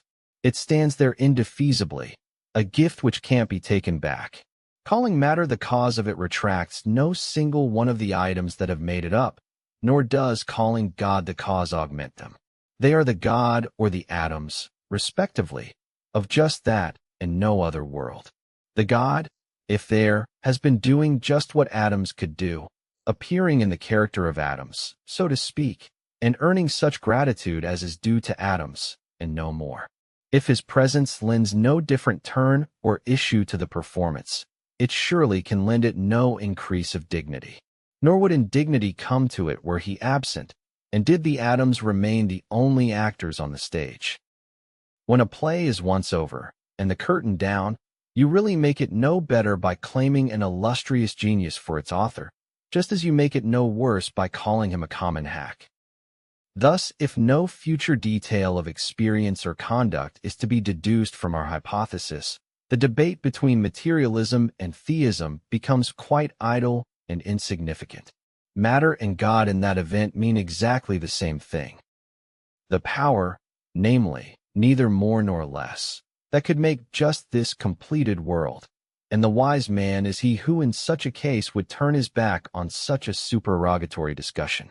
Accordingly, most men instinctively, and positivists and scientists deliberately, do turn their backs on philosophical disputes from which nothing in the line of definite future consequences can be seen to follow.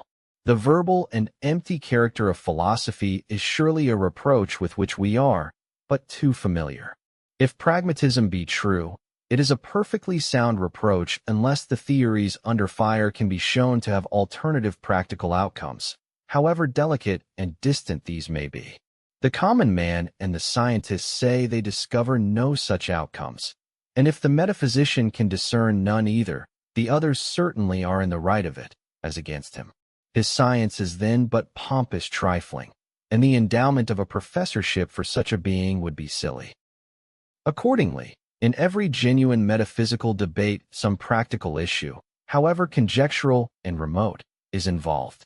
To realize this, revert with me to our question, and place yourselves this time in the world we live in the world that has a future, that is yet uncompleted whilst we speak. In this unfinished world, the alternative of materialism or theism is intensely practical, and it is worthwhile for us to spend some minutes of our hour in seeing that it is so. How, indeed, does the program differ for us, according as we consider that the facts of experience up to date are purposeless configurations of blind atoms moving according to eternal laws, or that on the other hand they are due to the providence of God? As far as the past facts go, indeed there is no difference. Those facts are bagged, are captured, and the good that's in them is gained, be the atoms or be the God their cause. There are accordingly many materialists about us today who, ignoring altogether the future and practical aspects of the question, seek to eliminate the odium attaching to the word materialism, and even to eliminate the word itself, by showing that, if matter could give birth to all these gains, why then matter, functionally considered, is just as divine an entity as God, in fact coalesces with God, is what you mean by God. Cease, these persons advise us, to use either of these terms with their outgrown opposition. Use a term free of the clerical connotations, on the one hand, of the suggestion of grossness, coarseness, ignobility, on the other. Talk of the primal mystery, of the unknowable energy, of the one and only power, instead of saying either God or matter. This is the course to which Mr. Spencer urges us. And if philosophy were purely retrospective, he would thereby proclaim himself an excellent pragmatist. But philosophy is perspective also, and after finding what the world has been and done and yielded, still asks the further question, what does the world promise? Give us a matter that promises success, that is bound by its laws to lead our world ever nearer to perfection, and any rational man will worship that matter as readily as Mr. Spencer worships his own so-called unknowable power. It not only has made for righteousness up to date, but it will make for righteousness forever, and that is all we need. Doing practically all that a God can do, it is equivalent to God.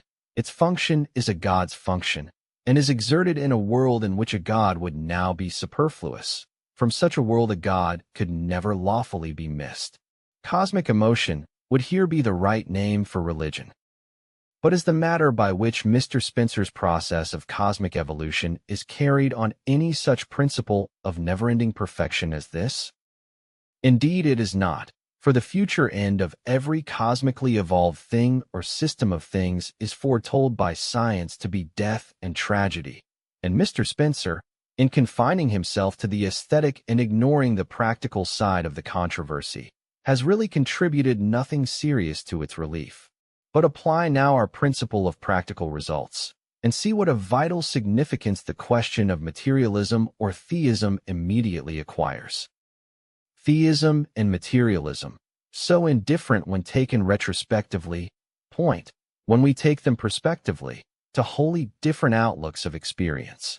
For, according to the theory of mechanical evolution, the laws of redistribution of matter and motion, though they are certainly to thank for all the good hours which our organisms have ever yielded us, and for all the ideals which our minds now frame, are yet fatally certain to undo their work again, and to redissolve everything that they have once evolved. You all know the picture of the last state of the universe which evolutionary science foresees. I cannot state it better than in Mr. Balfour's words. The energies of our system will decay, the glory of the sun will be dimmed, and the earth, tideless and inert, will no longer tolerate the race which has for a moment disturbed its solitude. Man will go down into the pit, and all his thoughts will perish. The uneasy consciousness which in this obscure corner has for a brief space broken the contented silence of the universe will be at rest. Matter will know itself no longer. Imperishable monuments and immortal deeds, death itself, and love stronger than death, will be as though they had never been. Nor will anything, that is, be better or be worse for all that the labor, genius, devotion, and suffering of man have striven through countless generations to effect.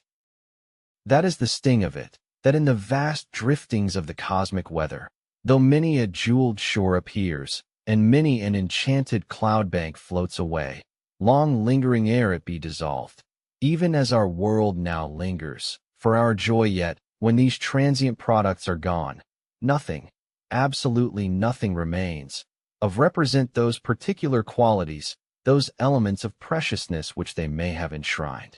Dead and gone are they, gone utterly from the very sphere and room of being, without an echo, without a memory, without an influence on aught that may come after, to make it care for similar ideals. This utter final wreck and tragedy is of the essence of scientific materialism as at present understood. The lower and not the higher forces are the eternal forces, or the last surviving forces within the only cycle of evolution which we can definitely see. Mr. Spencer believes this as much as anyone. So why should he argue with us as if we were making silly aesthetic objections to the grossness of matter and motion, the principles of his philosophy, when what really dismays us is the disconsolateness of its ulterior practical results? No, the true objection to materialism is not positive but negative. It would be farcical at this day to make complaint of it for what it is, for grossness. Grossness is what grossness does. We now know that. We make complaint of it, on the contrary, for what it is not a permanent warrant for our more ideal interests, not a fulfiller of our remotest hopes. The notion of God, on the other hand, however inferior it may be in clearness to those mathematical notions so current in mechanical philosophy, has at least this practical superiority over them, that it guarantees an ideal order that shall be permanently preserved. A world with a God in it, to say the last word, may indeed burn up or freeze, but we then think of him as still mindful of the old ideals and sure to bring them elsewhere to fruition, so that, where he is, tragedy is only provisional and partial, and shipwreck and dissolution not the absolutely final things. This need of an eternal moral order is one of the deepest needs of our breast, and those poets, like Dante and Wordsworth, who live on the conviction of such an order, owe to that fact the extraordinary tonic and consoling power of their verse. Here then, in these different emotional and practical appeals, in these adjustments of our concrete attitudes of hope and expectation, and all the delicate consequences which their differences entail, lie the real meanings of materialism and spiritualism, not in hair-splitting abstractions about matter's inner essence, or about the metaphysical attributes of God. Materialism means simply the denial that the moral order is eternal and the cutting off of ultimate hopes. Spiritualism means the affirmation of an eternal moral order and the letting loose of hope. Surely here is an issue genuine enough for anyone who feels it, and, as long as men are men, it will yield matter for a serious philosophic debate. But possibly some of you may still rally to their defense. Even whilst admitting that spiritualism and materialism make different prophecies of the world's future, you may yourselves pooh-pooh the difference as something so infinitely remote as to mean nothing for a sane mind. The essence of a sane mind, you may say, is to take shorter views and to feel no concern about such chimeras as the latter end of the world.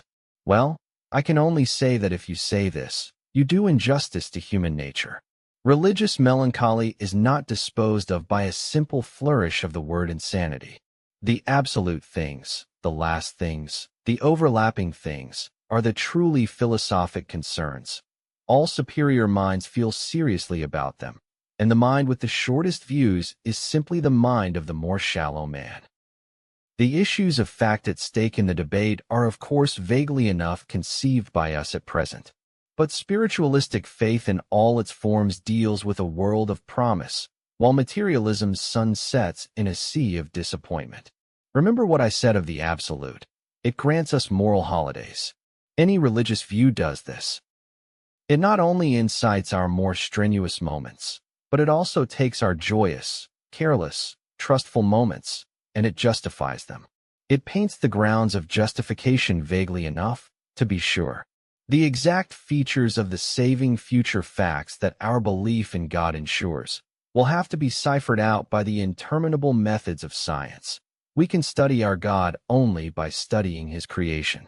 But we can enjoy our God, if we have one, in advance of all that labor. I myself believe that the evidence for God lies primarily in interpersonal experiences. When they have once given you your God, his name means at least the benefit of the holiday. You remember what I said yesterday about the way in which truths clash and try to down each other. The truth of God has to run the gauntlet of all our other truths. It is on trial by them, and they on trial by it. Our final opinion about God can be settled only after all the truths have straightened themselves out together. Let us hope that they shall find a modus vivendi. Let me pass to a very cognate philosophic problem, the question of design in nature. God's existence has from time immemorial been held to be proved by certain natural facts. Many facts appear as if expressly designed in view of one another. Thus the woodpecker's bill, tongue, feet, tail, etc., fit him wondrously for a world of trees with grubs hid in their bark to feed upon. The parts of our eye fit the laws of light to perfection, leading its rays to a sharp picture on our retina. Such mutual fitting of things diverse in origin argued design. It was held, and the designer was always treated as a man-loving deity. The first step in these arguments was to prove that the design existed. Nature was ransacked for results obtained through separate things being co-adapted. Our eyes, for instance, originate in intrauterine darkness, and the light originates in the sun, yet see how they fit each other. They are evidently made for each other. Vision is the end designed, light and eyes the separate means devised for its attainment. It is strange, considering how unanimously our ancestors felt the force of this argument, to see how little it counts for since the triumph of the Darwinian theory. Darwin opened our minds to the power of chance happenings to bring forth fit results if only they have time to add themselves together. He showed the enormous waste of nature in producing results that get destroyed because of their unfitness. He also emphasized the number of adaptations which, if designed, would argue an evil rather than a good designer. Here all depends upon the point of view. To the grub under the bark, the exquisite fitness of the woodpecker's organism to extract him would certainly argue a diabolical designer. Theologians have by this time stretched their minds so as to embrace the Darwinian facts, and yet to interpret them as still showing divine purpose. It used to be a question of purpose against mechanism, of one or the other. It was as if one should say, my shoes are evidently designed to fit my feet. Hence it is impossible that they should have been produced by machinery. We know that they are both. They are made by a machinery itself designed to fit the feet with shoes. Theology need only stretch similarly the designs of God. As the aim of a football team is not merely to get the ball to a certain goal. If that were so, they would simply get up on some dark night and place it there, but to get it there by a fixed machinery of conditions, the game's rules and the opposing players. So the aim of God is not merely, let us say, to make men and to save them, but rather to get this done through the sole agency of nature's vast machinery. Without nature's stupendous laws and counterforces, man's creation and perfection, we might suppose, would be too insipid achievements for God to have designed them. This saves the form of the design argument at the expense of its old, easy human content. The designer is no longer the old man-like deity. His designs have grown so vast as to be incomprehensible to us humans. The what of them so overwhelms us that to establish the mere that of a designer for them becomes of very little consequence in comparison. We can with difficulty comprehend the character of a cosmic mind whose purposes are fully revealed by the strange mixture of goods and evils that we find in this actual world's particulars. Or rather, we cannot by any possibility comprehend it. The mere word design by itself has, we see, no consequences and explains nothing. It is the barrenest of principles. The old question of whether there is design is idle. The real question is what is the world, whether or not it have a designer, and that can be revealed only by the study of all nature's particulars.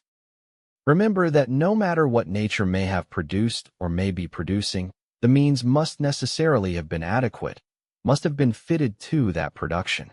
The argument from fitness to design would consequently always apply, whatever were the product's character. The recent Mont Pelee eruption, for example, required all previous history to produce that exact combination of ruined houses, human and animal corpses, sunken ships, volcanic ashes, etc., in just that one hideous configuration of positions. France had to be a nation and colonize Martinique. Our country had to exist and send our ships there. If God aimed at just that result, the means by which the centuries bent their influences towards it showed exquisite intelligence.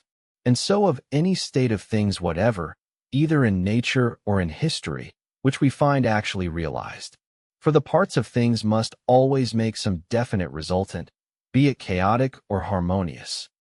When we look at what has actually come, the conditions must always appear perfectly designed to ensure it. We can always say, therefore, in any conceivable world, of any conceivable character, that the whole cosmic machinery may have been designed to produce it. Pragmatically, then, the abstract word design is a blank cartridge. It carries no consequences.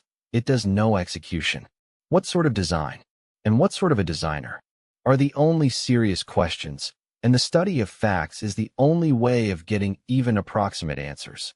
Meanwhile, pending the slow answer from facts, anyone who insists that there is a designer and who is sure he is a divine one gets a certain pragmatic benefit from the term. The same, in fact, which we saw that the terms God, Spirit, or the Absolute yield us design, worthless though it be as a mere rationalistic principle set above or behind things for our admiration, becomes, if our faith concretes it into something theistic, a term of promise. Returning with it into experience, we gain a more confiding outlook on the future. If not a blind force but a seeing force runs things, we may reasonably expect better issues. This vague confidence in the future is the sole pragmatic meaning at present discernible in the terms design and designer. But if cosmic confidence is right not wrong, better not worse, that is a most important meaning. That much at least of possible truth the terms will then have in them. Let me take up another well-worn controversy, the free will problem. Most persons who believe in what is called their free will do so after the rationalistic fashion. It is a principle, a positive faculty or virtue added to man, by which his dignity is enigmatically augmented. He ought to believe it for this reason. Determinists, who deny it, who say that individual men originate nothing, but merely transmit to the future the whole push of the past cosmos of which they are so small an expression, diminish man. He is less admirable, stripped of this creative principle. I imagine that more than half of you share our instinctive belief in free will, and that admiration of it as a principle of dignity has much to do with your fidelity. But free will has also been discussed pragmatically, and, strangely enough, the same pragmatic interpretation has been put upon it by both disputants. You know how large a part questions of accountability have played in ethical controversy. To hear some persons, one would suppose that all that ethics aims at is a code of merits and demerits. Thus does the old legal and theological leaven, the interest in crime and sin and punishment abide with us. Who's to blame? Whom can we punish? Whom will God punish? These preoccupations hang like a bad dream over man's religious history. So both free will and determinism have been inveighed against and called absurd, because each, in the eyes of its enemies, has seemed to prevent the imputability of good or bad deeds to their authors. Queer antinomy this. Free will means novelty, the grafting onto the past of something not involved therein. If our acts were predetermined, if we merely transmitted the push of the whole past, the free willists say, how could we be praised or blamed for anything? We should be agents only, not principles, and where then would be our precious imputability and responsibility? But where would it be if we had free will? Rejoin the determinists. If a free act be a sheer novelty, that comes not from me, the previous me, but ex nihilo, and simply tacks itself onto me, how can I, the previous I, be responsible? How can I have any permanent character that will stand still long enough for praise or blame to be awarded? The chaplet of my days tumbles into a cast of disconnected beads as soon as the thread of inner necessity is drawn out by the preposterous indeterminist doctrine. Messrs. Fullerton and McTaggart have recently laid about them doughtily with this argument. It may be good ad hominem, but otherwise it is pitiful. For I ask you, quite apart from other reasons, whether any man, woman, or child, with a sense for realities, ought not to be ashamed to plead such principles as either dignity or imputability. Instinct and utility between them can safely be trusted to carry on the social business of punishment and praise. If a man does good acts, we shall praise him. If he does bad acts, we shall punish him. Anyhow, and quite apart from theories as to whether the acts result from what was previous in him or are novelties in a strict sense, to make our human ethics revolve about the question of merit is a piteous unreality. God alone can know our merits, if we have any. The real ground for supposing free will is indeed pragmatic, but it has nothing to do with this contemptible right to punish which had made such a noise in past discussions of the subject. Free will pragmatically means novelties in the world, the right to expect that in its deepest elements as well as in its surface phenomena, the future may not identically repeat and imitate the past. That imitation en masse is there. Who can deny? The general uniformity of nature is presupposed by every lesser law. But nature may be only approximately uniform, and persons in whom knowledge of the world's past has bred pessimism or doubts as to the world's good character, which become certainties if that character be supposed eternally fixed, may naturally welcome free will as a melioristic doctrine. It holds up improvement as at least possible, whereas determinism assures us that our whole notion of possibility is born of human ignorance, and that necessity and impossibility between them rule the destinies of the world. Free will is thus a general cosmological theory of promise, just like the absolute, God, spirit, or design. Taken abstractly, no one of these terms has any inner content, none of them gives us any picture, and no one of them would retain the least pragmatic value in a world whose character was obviously perfect from the start. Elation at mere existence, pure cosmic emotion and delight, would, it seems to me, quench all interest in those speculations, if the world were nothing but a lubberland of happiness already. Our interest in religious metaphysics arises in the fact that our empirical future feels to us unsafe and needs some higher guarantee. If the past and present were purely good, who could wish that the future might possibly not resemble them? Who could desire free will? Who would not say, with Huxley, "Let me be wound up every day like a watch, to go right fatally, and I ask no better freedom." Freedom, in a world already perfect, could only mean freedom to be worse. And who could be so insane as to wish that? To be necessarily what it is, to be impossibly aught else, would put the last touch of perfection upon optimism's universe. Surely the only possibility that one can rationally claim is the possibility that things may be better. That possibility, I need hardly say, is one that, as the actual world goes, we have ample grounds for desiderating. Free will thus has no meaning unless it be a doctrine of relief. As such, it takes its place with other religious doctrines. Between them, they build up the old wastes and repair the former desolations.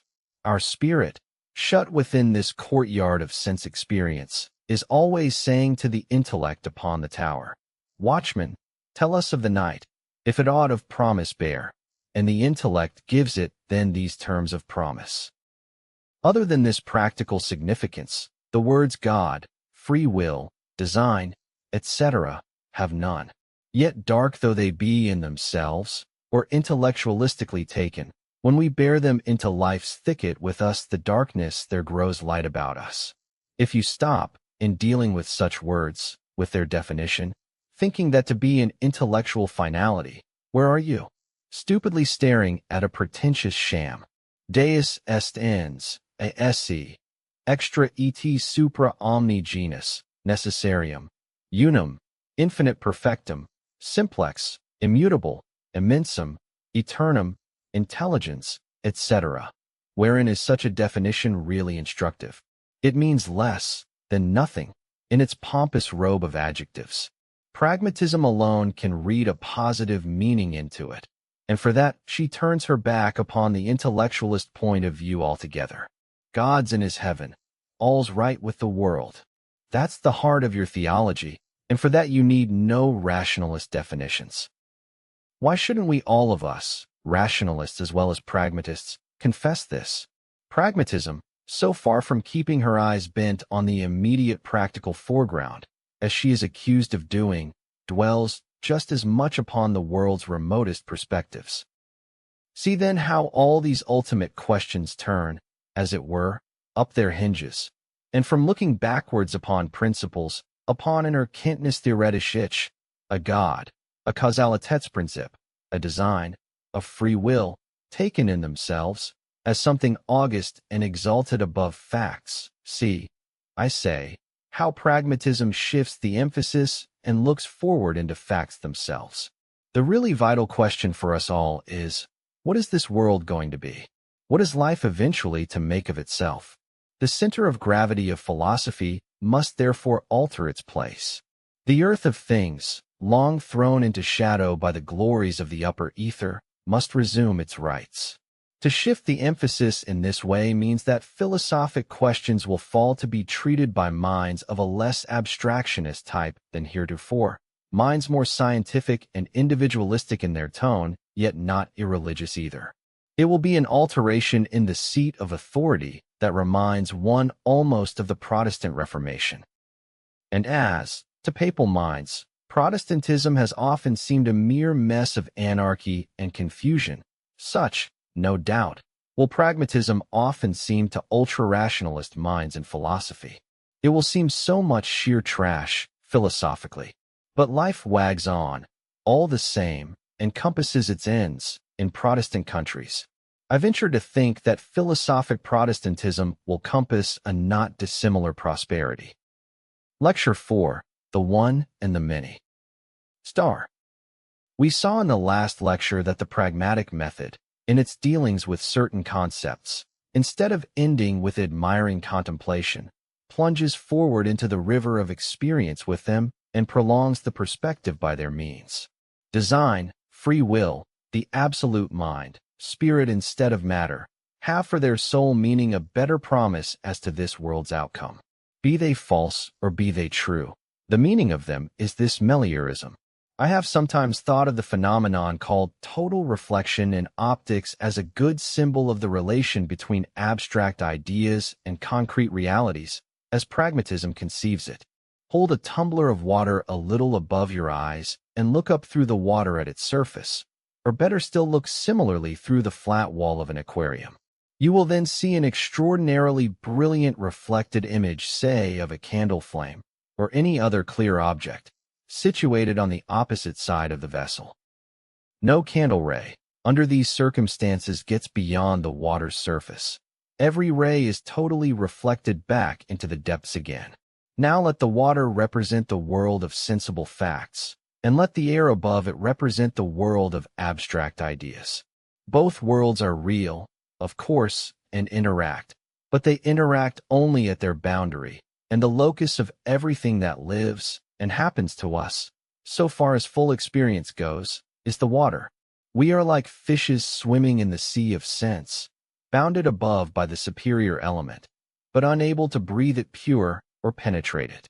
We get our oxygen from it. However, we touch it incessantly, now in this part, now in that, and every time we touch it we are reflected back into the water with our course redetermined and re-energized. The abstract ideas of which the air consists, indispensable for life, but irrespirable by themselves, as it were, and only active in their redirecting function.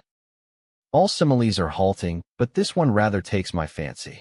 It shows how something, not sufficient for life in itself, may nevertheless be an effective determinant of life elsewhere. In this present hour, I wish to illustrate the pragmatic method by one more application.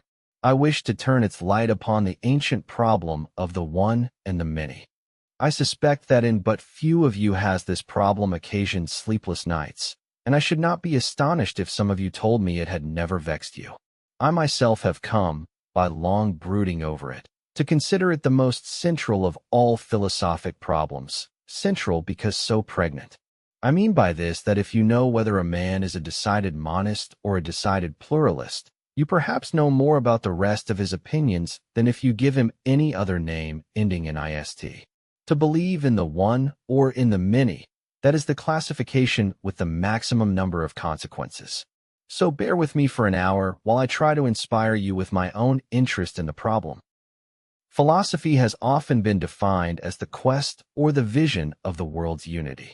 We never hear this definition challenged, and it is true as far as it goes. For philosophy has indeed manifested above all things its interest in unity. But how about the variety in things? Is that such an irrelevant matter? If instead of using the term philosophy, we talk in general of our intellect and its needs, we quickly see that unity is only one of these. Acquaintance with the details of fact is always reckoned, along with their reduction to system, as an indispensable mark of mental greatness. Your scholarly mind, of encyclopedic, philological type, your man essentially of learning, has never lacked for praise along with your philosopher. What our intellect really aims at is neither variety nor unity taken singly, but totality. In this, acquaintance with reality's diversities is as important as understanding their connection. The human passion of curiosity runs on all fours with the systematizing passion. In spite of this obvious fact, the unity of things has always been considered more illustrious, as it were, than their variety. When a young man first conceives the notion that the whole world forms one great fact, with all its parts moving abreast, as it were, and interlocked, he feels as if he were enjoying a great insight, and looks superciliously on all who still fall short of this sublime conception. Taken thus abstractly as it first comes to one, the monistic insight is so vague as hardly to seem worth defending intellectually. Yet probably everyone in this audience in some way cherishes it. A certain abstract monism, a certain emotional response to the character of oneness, as if it were a feature of the world not coordinate with its manyness, but vastly more excellent and eminent, is so prevalent in educated circles that we might almost call it a part of philosophic common sense. Of course the world is one, we say. How else could it be a world at all? Empiricists, as a rule, are as stout monists of this abstract kind as rationalists are. The difference is that the empiricists are less dazzled.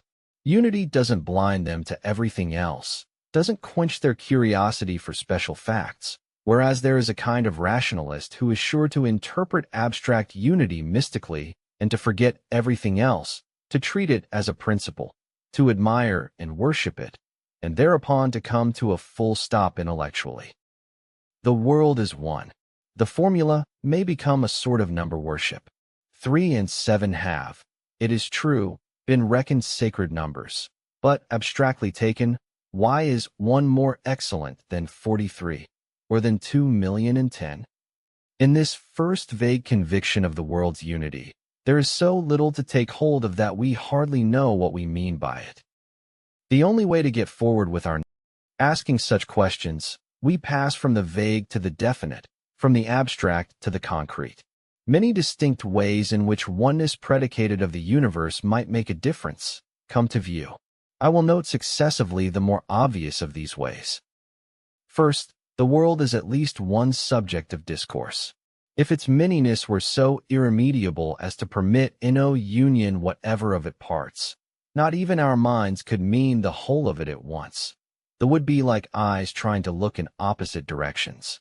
But in point of fact, we mean to cover the whole of it by our abstract term, world, or universe, which expressly intends that no part shall be left out. Such unity of discourse carries obviously no farther monistic specifications. A chaos, once so named, has as much unity of discourse as a cosmos. It is an odd fact that many monists consider a great victory scored for their side when pluralists say the universe is many. The universe, they chuckle, his speech bewrayeth him. He stands confessed of monism out of his own mouth. Well, let things be one in that sense. You can then fling such a word as universe at the whole collection of them, but what matters it? It still remains to be ascertained whether they are one in any other sense that is more valuable. Are they, for example, continuous? Can you pass from one to another, keeping always in your one universe without any danger of falling out? In other words, do the parts of our universe hang together, instead of being like detached grains of sand? Even grains of sand hang together through the space in which they are embedded, and if you can in any way move through such space, you can pass continuously from number 1 of them to number 2. Space and time are thus vehicles of continuity, by which the world's parts hang together. The practical difference to us, resultant from these forms of union, is immense. Our whole motor life is based upon them. There are innumerable other paths of practical continuity among things. Lines of influence can be traced by which they together.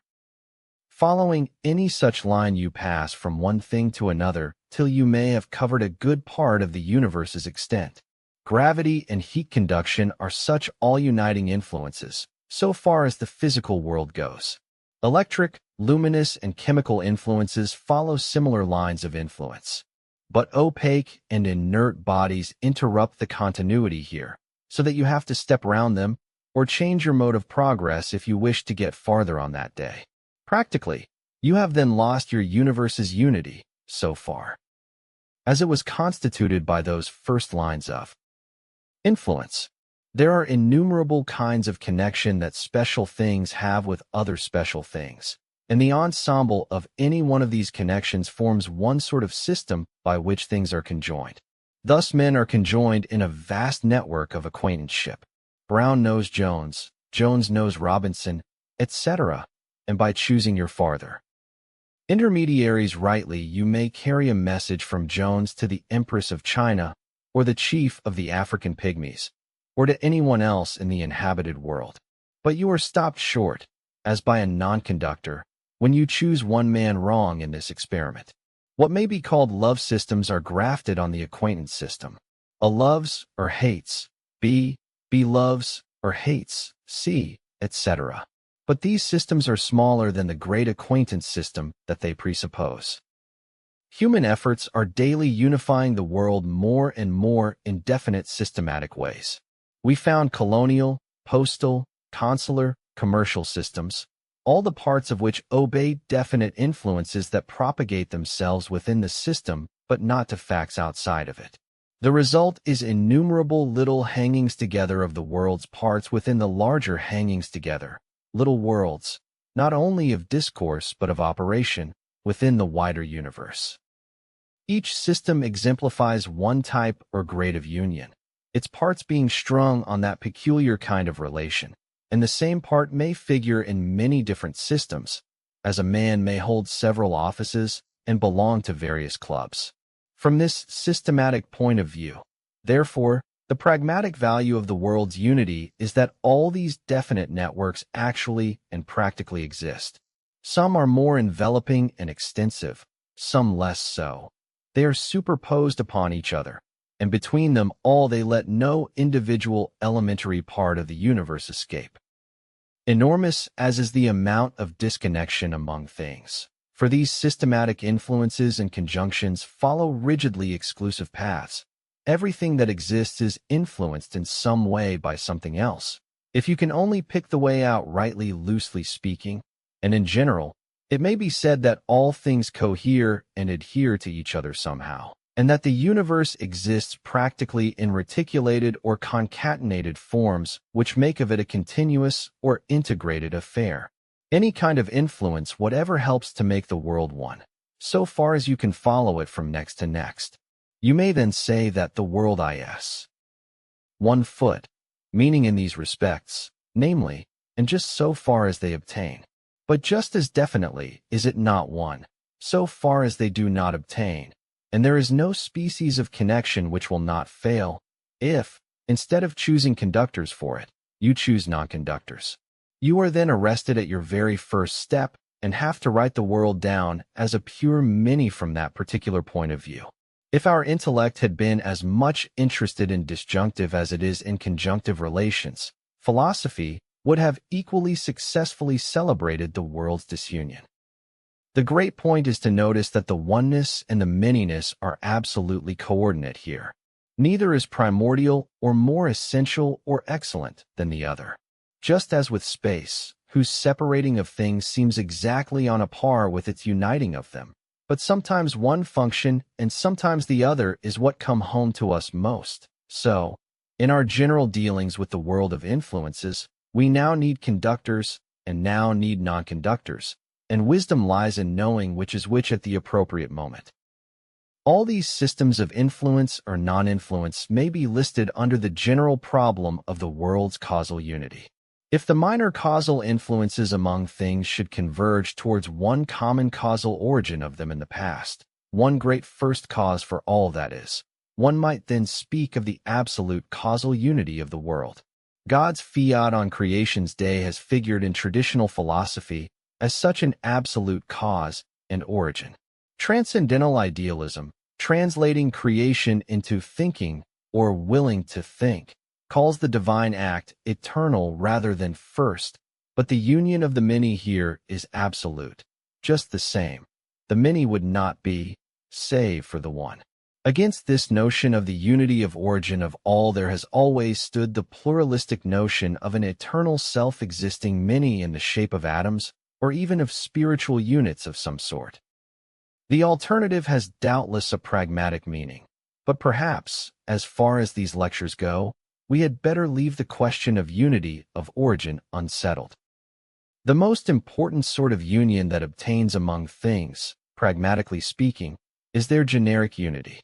Things exist in kinds. There are many specimens in each kind, and what the kind implies for one specimen, it implies also for every other specimen of that kind. We can easily conceive that every fact in the world might be singular, that is, unlike any other fact and soul of its kind. In such a world of singulars, our logic would be useless, for logic works by predicating of the single instance what is true of all its kind. With no two things alike in the world, we should be unable to reason from our past experiences to our future ones. The existence of so much generic unity in things is thus perhaps the most momentous pragmatic specification of what it may mean to say the world is one. Absolute generic unity would obtain if there were one summum genus under which all things without exception could be eventually subsumed. Beings, thinkables, experiences would be candidates for this position. Whether the alternatives expressed by such words have any pragmatic significance or not is another question which I prefer to leave unsettled just now. Another specification of what the phrase "the world is one" may mean is unity of purpose. An enormous number of things in the world subserve a common purpose. All the man-made systems, administrative, industrial, military, or what not, exist each for its controlling purpose. Every living being pursues its own peculiar purposes. They cooperate, according to the degree of their development, in collective or tribal purposes, larger ends thus enveloping lesser ones, until an absolutely single, final and climacteric purpose subserved by all things without exception might conceivably be reached. It is needless to say that the appearances conflict with such a view. Any resultant, as I said in my third lecture, may have been purposed in advance, but none of the results we actually know in his world have in point of fact been purposed in advance in all their details. Men and nations start with a vague notion of being rich, or great, or good. Each step they make brings unforeseen chances into sight, and shuts out older vistas, and the specifications of the general purpose have to be daily changed. What is reached in the end may be better or worse than what was proposed, but it is always more complex and different. Our different purposes also are at war with each other. Where one can't crush the other out, they compromise, and the result is again different from what anyone distinctly proposed beforehand. Vaguely and generally, much of what was purposed may be gained, but everything makes strongly for the view that our world is incompletely unified teleologically and is still trying to get its unification better organized. Whoever claims absolute teleological unity, saying that there is one purpose that every detail of the universe subserves, dogmatizes at his own risk. Theologians who dogmatize thus find it more and more impossible, as our acquaintance with the warring interests of the world's parts grows more concrete, to imagine what the one climacteric purpose may possibly be like. We see indeed that certain evils minister to ulterior goods, that the bitter makes the cocktail better, and that a bit of danger or hardship puts us agreeably to our trumps. We can vaguely generalize this into the doctrine that all the evil in the universe is but instrumental to its greater perfection. But the scale of the evil actually in sight defies all human tolerance, and transcendental idealism, in the pages of a Bradley or a Royce, brings us no farther than the Book of Job did. God's ways are not our ways, so let us put our hands upon our mouth. A God who can relish such superfluities of horror is no God for human beings to appeal to. His animal spirits are too high. In other words, the Absolute, with his one purpose, is not the manlike God of common people. Aesthetic union among things also obtains, and is very analogous to ideological union. Things tell a story. Their parts hang together so as to work out a climax. They play into each other's hands expressively. Retrospectively, we can see that although no definite purpose presided over a chain of events, yet the events fell into a dramatic form, with a start, a middle, and a finish. In point of fact, all stories end. And here again the point of view of a many is that more natural one to take. The world is full of partial stories that run parallel to one another, beginning and ending at odd times. They mutually interlace and interfere at points, but we cannot unify them completely in our minds. In following your life history, I must temporarily turn my attention from my own. Even a biographer of twins would have to press them alternately upon his reader's attention. It follows that whoever says that the whole world tells one story utters another of those monistic dogmas that a man believes at his risk. It is easy to see the world's history pluralistically, as a rope of which each fiber tells a separate tale, but to conceive of each cross-section of the rope as an absolutely single fact, and to sum the whole longitudinal series into one being living an undivided life, is harder. We have indeed the analogy of embryology to help us. The microscopist makes 100 flat cross-sections of a given embryo and mentally unites them into one solid whole. But the great world's ingredients, so far as they are beings, seem, like the rope's fibers, to be discontinuous crosswise, and to cohere only in the longitudinal direction. Followed in that direction, they are many. Even the embryologist, when he follows the development of his object, has to treat the history of each single organ in turn. Absolute aesthetic union is thus another barely abstract ideal. The world appears as something more epic than dramatic. So far, then, we see how the world is unified by its many systems, kinds, purposes, and dramas. That there is more union in all these ways than openly appears is certainly true. That there may be one sovereign purpose, system, kind, and story is a legitimate hypothesis. All I say here is that it is rash to affirm this dogmatically without better evidence than we possess at present. The great monistic denkmiddel for 100 years past has been the notion of the one knower. The many exist only as objects for his thought, exist in his dream, as it were, and as he knows them. They have one purpose, form one system, tell one tale for him. This notion of an all-enveloping noetic unity in things is the sublimest achievement of intellectualist philosophy. Those who believe in the absolute, as the all-knower is termed, usually say that they do so for coercive reasons, which clear thinkers cannot evade. The absolute has far-reaching practical consequences, some of which I drew attention in my second lecture.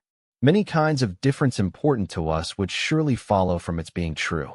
I cannot here enter into all the logical proofs of such a being's existence, farther than to say that none of them seem to me sound. I must therefore treat the notion of an all-knower simply as an hypothesis, exactly on a par logically with the pluralist notion that there is no point of view, no focus of information extant, from which the entire content of the universe is visible at once. God's consciousness, says Professor Royce, forms in its wholeness one luminously transparent conscious moment. This is the type of noetic unity on which rationalism insists. Empiricism, on the other hand, is satisfied with the type of noetic unity that is humanly familiar. Everything gets known by some knower along with something else, but the knowers may in the end be irreducibly many, and the greatest knower of them all may yet not know the whole of everything, or even know what he does know at one single stroke. He may be liable to forget. Whichever type obtained, the world would still be a universe noetically. Its parts would be conjoined by knowledge, but in the one case the knowledge would be absolutely unified, in the other it would be strung along and overlapped. The notion of one instantaneous or eternal knower, either adjective here means the same thing, is, as I said, the great intellectualist achievement of our time. It has practically driven out that conception of substance which earlier philosophers set such store by, and by which so much unifying work used to be done.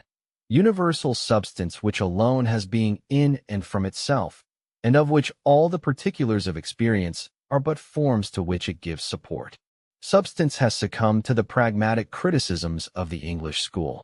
It appears now only as another name for the fact that phenomena as they come are actually grouped and given in coherent forms, the very forms in which we finite knowers experience or think them together. These forms of conjunction are as much parts of the tissue of experience as are the terms which they connect. And it is a great pragmatic achievement for recent idealism to have made the world hang together in these directly representable ways instead of drawing its unity from the inherence of its parts, whatever that may mean, in an unimaginable principle behind the scenes. The world is one. Therefore, just so far as we experience it to be concatenated, one by as many definite conjunctions as appear, but then also not one by just as many definite disjunctions as we find. The oneness and the manyness of it thus obtain in respects which can be separately named. It is neither a universe pure and simple, nor a multiverse pure and simple, and its various manners of being one suggest, for their accurate ascertainment, so many distinct programs of scientific work. Thus the pragmatic question, what is the oneness known as? What practical difference will it make? Saves us from all feverish excitement over it as a principle of sublimity and carries us forward into the stream of experience with a cool head. The stream may indeed reveal far more connection and union than we now suspect, but we are not entitled on pragmatic principles to claim absolute oneness in any respect in advance. It is so difficult to see definitely what absolute oneness can mean that probably the majority of you are satisfied with the sober attitude which we have reached. Nevertheless, there are possibly some radically monistic souls among you who are not content to leave the one and the many on a par. Union of various grades, union of diverse types, union that stops at non-conductors, union that merely goes from next to next, and means in many cases outer nextness only, and not a more internal bond, union of concatenation. In short, all that sort of thing seems to you a halfway stage of thought. The oneness of things, superior to their manyness, you think must also be more deeply true, must be the more real aspect of the world. The pragmatic view, you are sure, gives us a universe imperfectly rational. The real universe must form an unconditional unit of being, something consolidated, with its parts co-implicated through and through. Only then could we consider our estate completely rational. There is no doubt whatever that this ultramonistic way of thinking means a great deal to many minds. One life, one truth, one love, one principle, one good, one God. I quote from a Christian Science leaflet which the day's mail brings into my hands.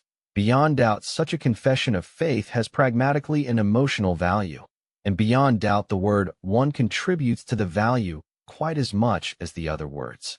But if we try to realize intellectually what we can possibly mean by such a glut of oneness, we are thrown right back upon our pragmatistic determinations again. It means either the mere name one, the universe of discourse, or it means the sum total of all the ascertainable particular conjunctions and concatenations, or, finally, it means some one vehicle of conjunction treated as all-inclusive, like one origin, one purpose, or one knower. In point of fact, it always means one knower to those who take it intellectually today. The one knower involves, they think, the other forms of conjunction. His world must have all its parts co-implicated in the one logical aesthetical teleological unit picture, which is his eternal dream. The character of the absolute knower's picture is, however, so impossible for us to represent clearly, that we may fairly suppose that the authority which absolute monism undoubtedly possesses, and probably always will possess over some persons, draws its strength far less from intellectual than from mystical grounds. To interpret absolute monism worthily, be a mystic. Mystical states of mind in every degree are shown by history, usually though not always, to make for the monistic view. This is no proper occasion to enter upon the general subject of mysticism, but I will quote one mystical pronouncement to show just what I mean. The paragon of all monistic systems is the Vedanta philosophy of Hindustan, And the paragon of Vedantist missionaries was the late Swami Vivekananda, who visited our shores some years ago. The method of Vedantism is the mystical method. You do not reason, but after going through a certain discipline you see, and having seen, you can report the truth. Vivekananda thus reports the truth in one of his lectures here. Where is any more misery for him who sees this oneness in the universe, this oneness of life, oneness of everything? This separation between man and woman, man and child, nation from nation, earth from moon, moon from sun, this separation between atom and atom is the cause really of all the misery. And the Vedanta says this separation does not exist. It is not real. It is merely apparent, on the surface. In the heart of things, there is unity still. If you go inside, you find that unity between man, women and children, races and races, high and low, rich and poor, the gods and men, all are one, and animals too, if you go deep enough, and he who has attained to that has no more delusion. Where is any more delusion for him? What can delude him? He knows the reality of everything, the secret of everything. Where is there any more misery for him? What does he desire? He has traced the reality of everything unto the Lord, that center, that unity of everything, and that is eternal bliss, eternal knowledge, eternal existence. Neither death nor disease, nor sorrow nor misery, nor discontent is there. In the center, the reality, there is no one to be mourned for, no one to be sorry for. He has penetrated everything, the pure one, the formless, the bodiless, the stainless, he the knower, he the great poet, the self-existent, he who is giving to everyone what he deserves. Observe how radical the character of the monism here is. Separation is not simply overcome by the one, it is denied to exist. There is no many. We are not parts of the one. It has no parts. And since in a sense we undeniably are, it must be that each of us is the one, indivisibly and totally, an absolute one, and I that one. Surely we have here a religion which, emotionally considered, has a high pragmatic value. It imparts a perfect sumptuosity of security. As our Swami says in another place, when man has seen himself as one with the infinite being of the universe, when all separateness has ceased, when all men, all women, all angels, all gods, all animals, all plants, the whole universe has been melted into that oneness, then all fear disappears. Whom to fear? Can I hurt myself? Can I kill myself? Can I injure myself? Do you fear yourself? Then will all sorrow disappear. What can cause me sorrow? I am the one existence of the universe. Then all jealousies will disappear. Of whom to be jealous? Of myself? Then all bad feelings disappear. Against whom will I have this bad feeling? Against myself? There is none in the universe but me. Kill out this differentiation. Kill out this superstition that there are many. He who, in this world of many, sees that one, he who in this mass of insentiency sees that one sentient being, he who in this world of shadow catches that reality, unto him belongs eternal peace, unto none else, unto none else. We all have some ear for this monistic music. It elevates and reassures.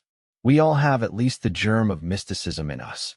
And when our idealists recite their arguments for the absolute, saying that the slightest union admitted anywhere carries logically absolute oneness with it, and that the slightest separation admitted anywhere logically carries disunion remediless and complete, I cannot help suspecting that the palpable weak places in the intellectual reasonings they use are protected from their own criticism by a mystical feeling that, logic or no logic, absolute oneness must somehow, at any cost, be true.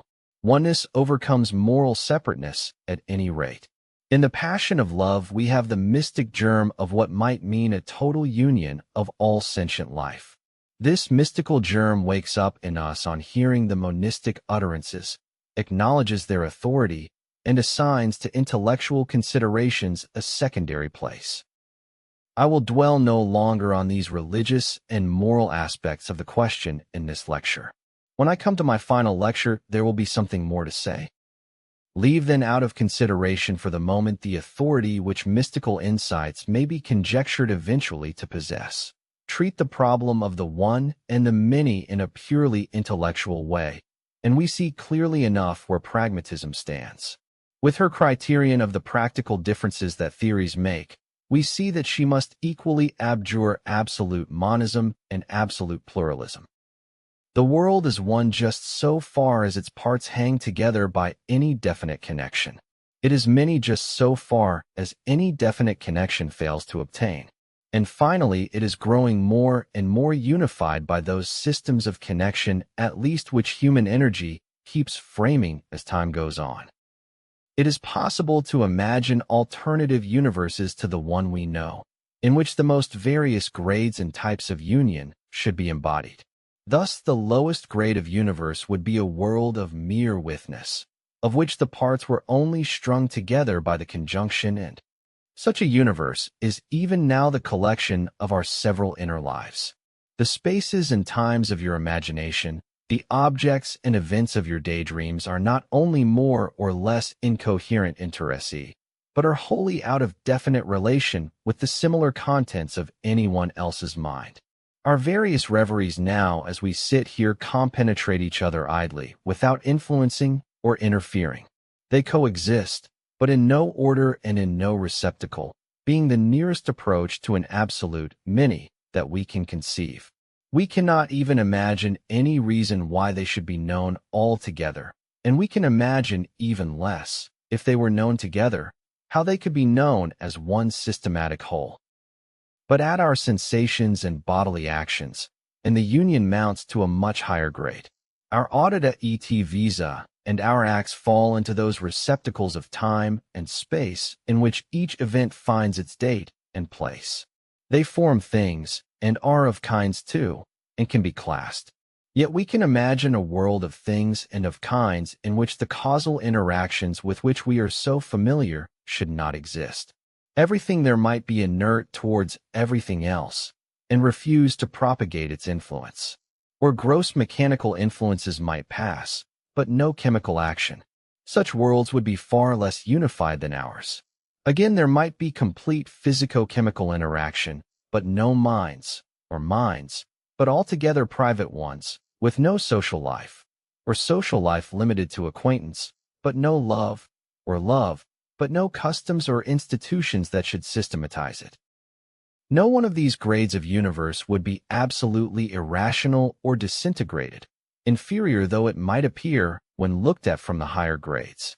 For instance, if our minds should ever become telepathically connected so that we knew immediately, or could under certain conditions know immediately, each what the other was thinking, the world we now live in would appear to the thinkers in that world to have been of an inferior grade. With the whole of past eternity open for our conjectures to range in, it may be lawful to wonder whether the various kinds of union now realized in the universe that we inhabit may not possibly have been successively evolved after the fashion in which we now see human systems evolving in consequence of human needs.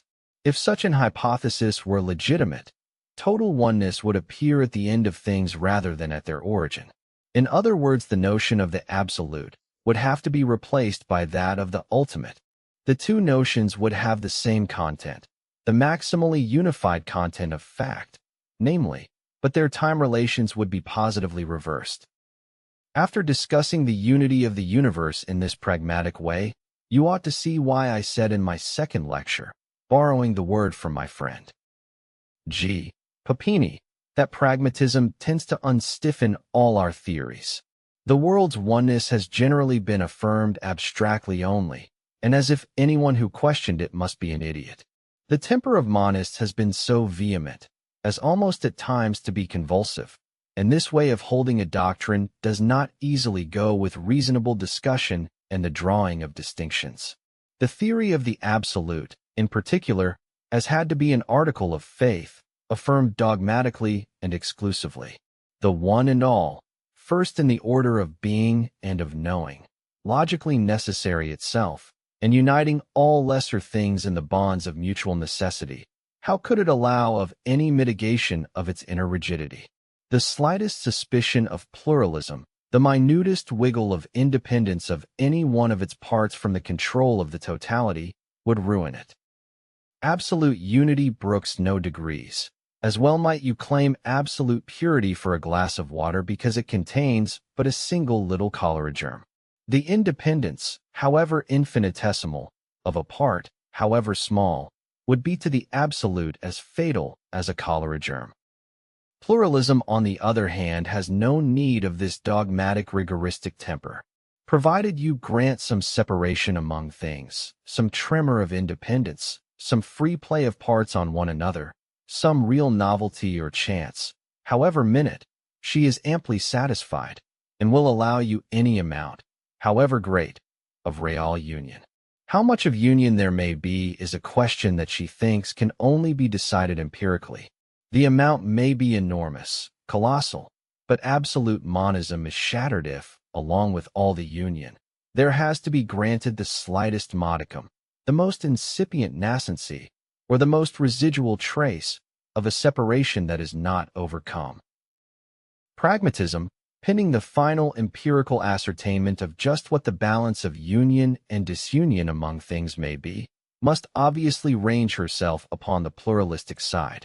Someday, she admits, even total union, with one knower, one origin, and a universe consolidated in every conceivable way, may turn out to be the most acceptable of all hypotheses.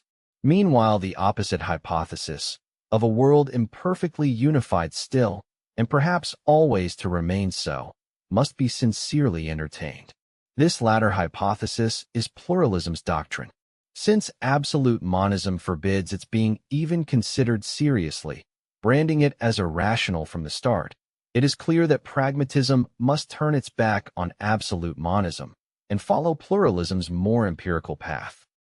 This leaves us with the common sense world, in which we find things partly joined and partly disjoined. Things, then, and their conjunctions. What do such words mean, pragmatically handled?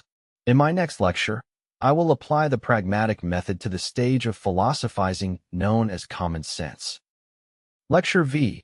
Pragmatism and Common Sense. In the last lecture, we turned ourselves from the usual way of talking of the universe's oneness as a principle, sublime in all its blankness, towards a study of the special kinds of union which the universe enfolds. We found many of these to coexist with kinds of separation equally real. How far am I verified? Is the question which each kind of union and each kind of separation asks us here. So as good pragmatists, we have to turn our face towards experience, towards facts. Absolute oneness remains, but only as an hypothesis, and that hypothesis is reduced nowadays to that of an omniscient knower who sees all things without exception as forming one single systematic fact. But the knower in question may still be conceived either as an absolute or as an ultimate, and over against the hypothesis of him in either form the counter-hypothesis that the widest field of knowledge that ever was or will be still contains some ignorance, may be legitimately held. Some bits of information always may escape. This is the hypothesis of noetic pluralism, which monists consider so absurd. Since we are bound to treat it as respectfully as noetic monism, until the facts shall have tipped the beam, we find that our pragmatism, though originally nothing but a method, has forced us to be friendly to the pluralistic view. It may be that some parts of the world are connected so loosely with some other parts as to be strung along by nothing but the copula, and they might even come and go without those other parts suffering any internal change. This pluralistic view of a world of additive constitution is one that pragmatism is unable to rule out from serious consideration. It is at any rate incomplete in one respect, and flagrantly so. The very fact that we debate this question shows that our knowledge is incomplete at present and subject to addition. In respect of the knowledge it contains, the world does genuinely change and grow. Some general remarks on the way in which our knowledge completes itself, when it does complete itself, will lead us very conveniently into our subject for this lecture, which is common sense. To begin with, our knowledge grows in spots. The spots may be large or small, but the knowledge never grows all over. Some old knowledge always remains what it was. Your knowledge of pragmatism, let us suppose, is growing now. Later, its growth may involve considerable modification of opinions which you previously held to be true. But such modifications are apt to be gradual. To take the nearest possible example, consider these lectures of mine. What you first gain from them is probably a small amount of new information, a few new definitions, or distinctions, or points of view. But while these special ideas are being added, the rest of your knowledge stands still, and only gradually will you line up your previous opinions with the novelties I am trying to instill and modify to some slight degree their mass. You listen to me now, I suppose, with certain prepossessions as to my competency, and these affect your reception of what I say. But were I suddenly to break off lecturing and to begin to sing, we won't go home till morning in a rich baritone voice. Not only would that new fact be added to your stock, but it would oblige you to define me differently, and that might alter your opinion of the pragmatic philosophy, and in general bring about a rearrangement of a number of your ideas. Your mind in such processes is strained, and sometimes painfully so, between its older beliefs and the novelties which experience brings along. Our minds thus grow in spots, and like grease spots, the spots spread. But we let them spread as little as possible. We keep unaltered as much of our old knowledge, as many of our old prejudices and beliefs, as we can. We patch and tinker more than we renew. The novelty soaks in. It stains the ancient mass, but it is also tinged by what absorbs it. Our past apperceives and cooperates, and in the new equilibrium in which each step forward in the process of learning terminates, it happens relatively seldom that the new fact is added raw. More usually it is embedded cooked, as one might say, or stewed down in the sauce of the old. New truths thus are resultants of new experiences and of old truths combined and mutually modifying one another. And since this is the case in the changes of opinion of today, there is no reason to assume that it has not been so at all times. When you begin a piece of music in a certain key, you must keep the key to the end.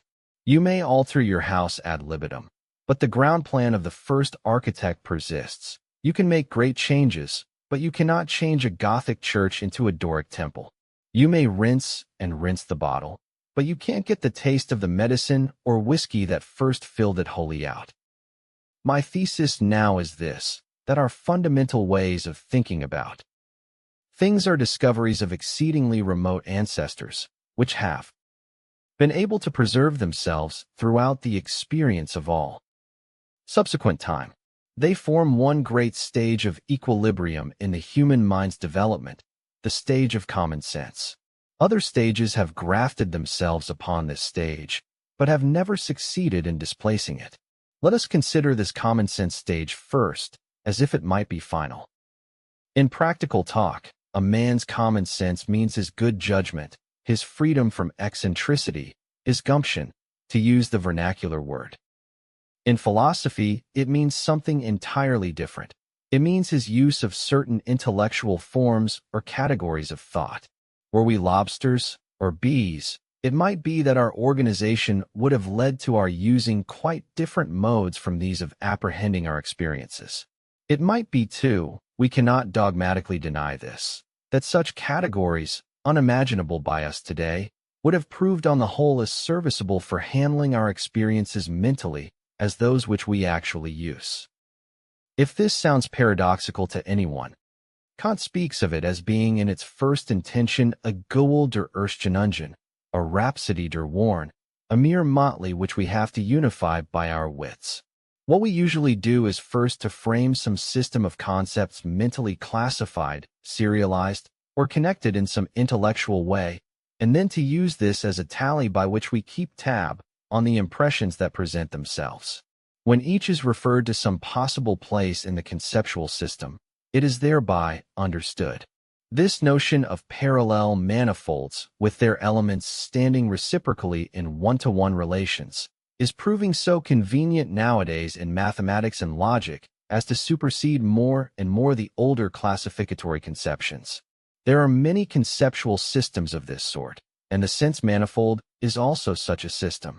Find a one-to-one relation for your sense impressions anywhere among the concepts, and in so far forth you rationalize the impressions. But obviously you can rationalize them by using various conceptual systems.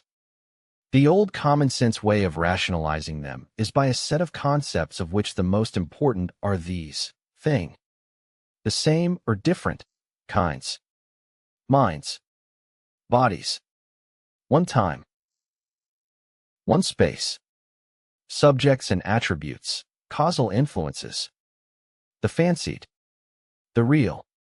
We are now so familiar with the order that these notions have woven for us out of the everlasting weather of our perceptions that we find it hard to realize how little of a fixed routine the perceptions follow when taken by themselves. The word weather is a good one to use here. In Boston, for example, the weather has almost no routine, the only law being that if you have had any weather for 2 days, you will probably, but not certainly, have another weather on the third. Weather experience, as it thus comes to Boston, is discontinuous and chaotic. In point of temperature, of wind, rain, or sunshine, it may change 3 times a day. But the Washington Weather Bureau intellectualizes this disorder by making each successive bit of Boston weather episodic. It refers it to its place and moment in a continental cyclone, on the history of which the local changes everywhere are strung as beads are strung upon a cord. Now it seems almost certain that young children and the inferior animals take all their experiences very much as uninstructed Bostonians take their weather. They know no more of time or space as world receptacles, or of permanent subjects and changing predicates, or of causes, or kinds, or thoughts, or things, than our common people know of continental cyclones. A baby's rattle drops out of his hand, but the baby looks not for it. It has gone out for him, as a candle flame goes out, and it comes back, when you replace it in his hand, as the flame comes back when relit. The idea of its being a thing, whose permanent existence by itself he might interpolate between its successive apparitions, has evidently not occurred to him. It is the same with dogs. Out of sight, out of mind, with them. It is pretty evident that they have no general tendency to interpolate things. Let me quote here a passage from my colleague G. Santayana's book. If a dog, while sniffing about contentedly, sees afar off his master arriving after long absence, the poor brute asks for no reason why his master went, why he has come again, why he should be loved, or why presently while lying at his feet you forget him and begin to grunt and dream of the chase. All that is an utter mystery, utterly unconsidered. Such experience has variety, scenery, and a certain vital rhythm. Its story might be told in dithyrambic verse. It moves wholly by inspiration. Every event is providential, every act unpremeditated. Absolute freedom and absolute helplessness have met together. You depend wholly on divine favor, yet that unfathomable agency is not distinguishable from your own life. But the figures even of that disordered drama have their exits and their entrances, and their cues can be gradually discovered by a being capable of fixing his attention and retaining the order of events. In proportion as such understanding advances, each moment of experience becomes consequential and prophetic of the rest. The calm places in life are filled with power and its spasms with resource. No emotion can overwhelm the mind, for of none is the basis or issue wholly hidden. No event can disconcert it altogether, because it sees beyond. Means can be looked for to escape from the worst predicament. And whereas each moment had been formerly filled with nothing but its own adventure and surprised emotion, each now makes room for the lesson of what went before and surmises what may be the plot of the whole. Even today, science and philosophy are still laboriously trying to part fancies from realities in our experience, and in primitive times they made only the most incipient distinctions in this line. Men believed whatever they thought with any liveliness, and they mixed their dreams with their realities inextricably. The categories of thought and Things are indispensable here. Instead of being realities, we now call certain experiences only thoughts. There is not a category, among those enumerated, of which we may not imagine the use to have thus originated historically and only gradually spread. That one time which we all believe in and in which each event has its definite date, that one space in which each thing has its position, these abstract notions unify the world incomparably, but in their finished shape as concepts, how different they are from the loose, unordered time and space experiences of natural men. Everything that happens to us brings its own duration and extension, and both are vaguely surrounded by a marginal more that runs into the duration and extension of the next thing that comes. But we soon lose all our definite bearings, and not only do our children make no distinction between yesterday and the day before yesterday, the whole past being churned up together, but we adults still do so whenever the times are large. It is the same with spaces. On a map, I can distinctly see the relation of London, Constantinople, and Pigeon to the place where I am. In reality, I utterly fail to feel the facts which the map symbolizes. The directions and distances are vague, confused, and mixed. Cosmic space and cosmic time, so far from being the intuitions that Kant said they were, are constructions as patently artificial as any that science can show. The great majority of the human race never use these notions, but live in plural times and spaces, interpenetrant and durcndr. Permanent things again, the same thing in its various appearances and alterations, the different kinds of thing, with the kind used finally as a predicate, of which the thing remains the subject. What a straightening of the tangle of our experiences' immediate flux and sensible variety does this list of terms suggest. And it is only the smallest part of his experience's flux that anyone actually does straighten out by applying to it these conceptual instruments. Out of them all, our lowest ancestors probably used only, and then most vaguely and inaccurately, the notion of the same again.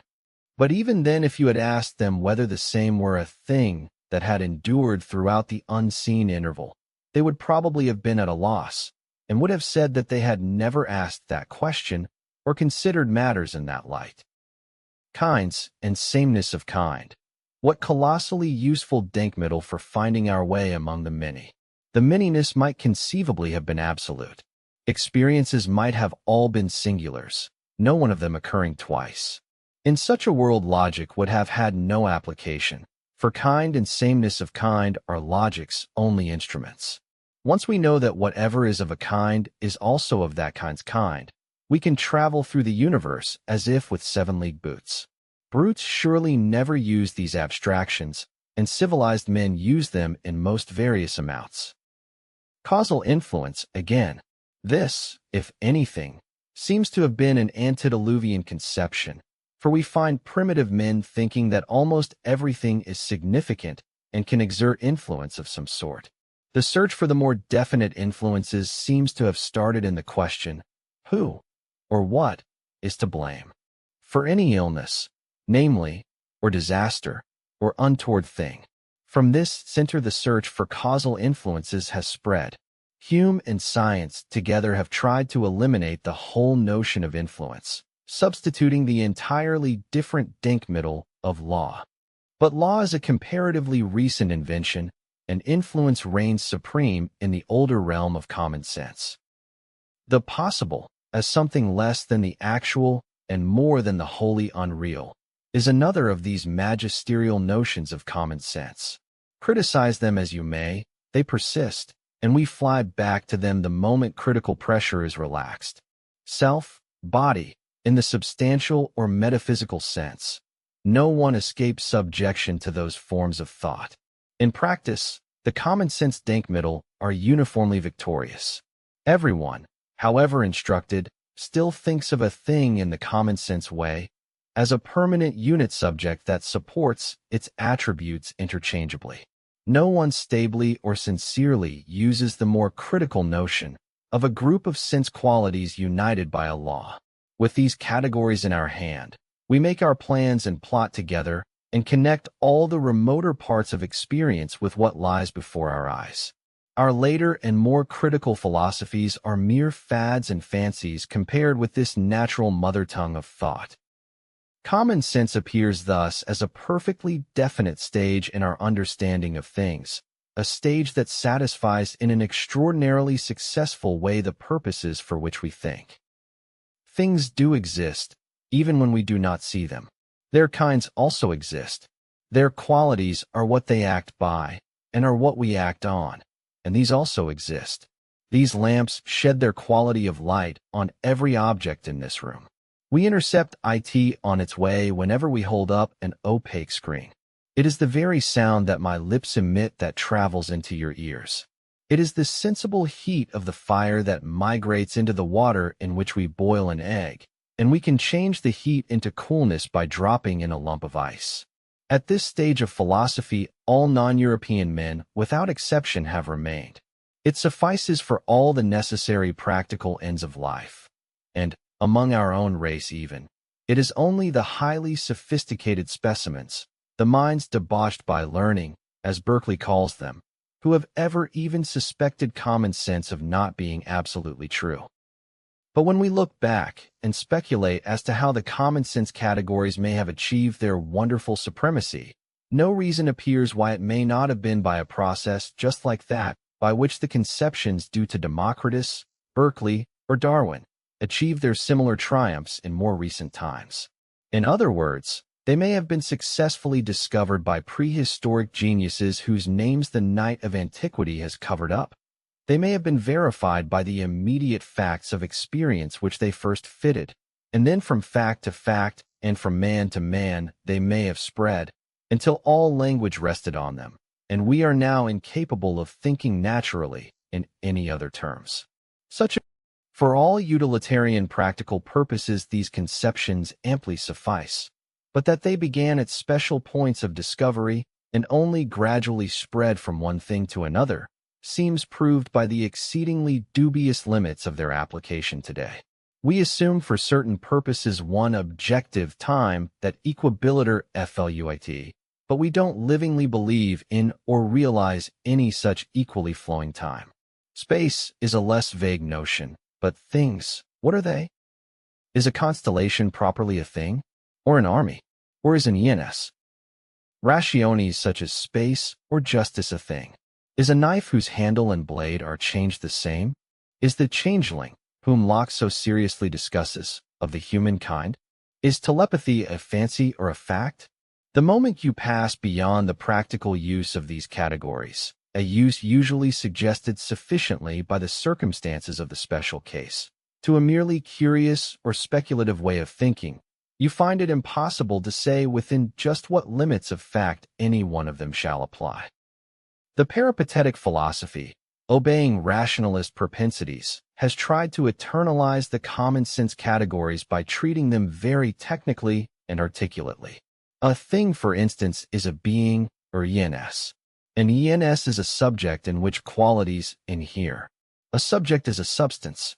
Substances are of kinds, and kinds are definite in number and discrete. These distinctions are fundamental and eternal. As terms of discourse they are indeed magnificently useful, but what they mean, apart from their use in steering our discourse to profitable issues, does not appear. If you ask a scholastic philosopher what a substance may be in itself, apart from its being the support of attributes, he simply says that your intellect knows perfectly what the word means. But what the intellect knows clearly is only the word itself and its steering function. So it comes about that intellects sibi permissi, intellects only curious and idle, have forsaken the common sense level for what in general terms may be called the critical level of thought. Not merely such intellects either, your Humes and Berkeleys and Hegels, but practical observers of facts, your Galileos, Daltons, Faradays, have found it impossible to treat the NAFS sense termini of common sense as ultimately real. As common sense interpolates her constant things between our intermittent sensations, so science extrapolates her world of primary qualities, her atoms, her ether, her magnetic fields, and the like, beyond the common sense world. The things are now invisible, impalpable things, and the old visible common sense things are supposed to result from the mixture of these invisibles. Or else the whole naive conception of thing gets superseded, and a thing's name is interpreted as denoting only the law or regel der Verbindung by which certain of our sensations habitually succeed or coexist. Science and critical philosophy thus burst the bounds of common sense.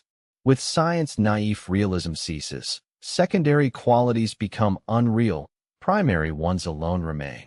With critical philosophy, havoc is made of everything. The common sense categories one and all cease to represent anything in the way of being. They are but sublime tricks of human thought, our ways of escaping bewilderment in the midst of sensation's irremediable flow.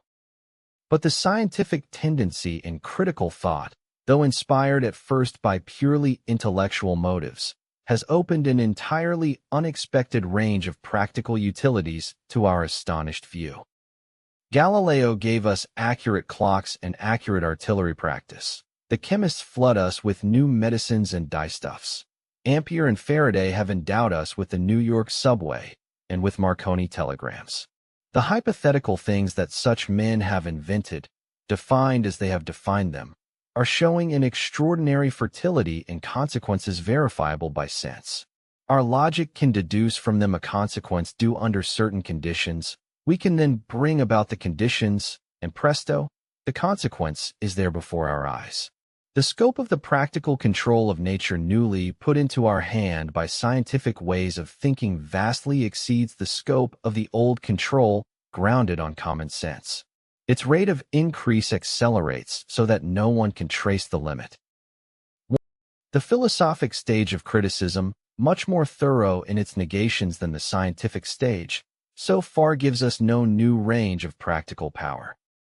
Locke, Hume, Berkeley, Kant, Hegel have all been utterly sterile, so far as shedding any light on the details of nature goes, and I can think of no invention or discovery that can be directly traced to anything in their peculiar thought, for neither with Berkeley's tar water nor with Kant's nebular hypothesis had their respective philosophic tenets anything to do. The satisfactions they yield to their disciples are intellectual, not practical, and even then we have to confess that there is a large minus side to the account. There are thus at least three well-characterized levels, stages, or types of thought about the world we live in, and the notions of one stage have one kind of merit, those of another stage another kind. It is impossible, however, to say that any stage as yet in sight is absolutely more true than any other. Common sense is the more consolidated stage because it got its innings first and made all language into its ally. Whether it or science be the more august stage may be left to private judgment. But neither consolidation nor augustness are decisive marks of truth.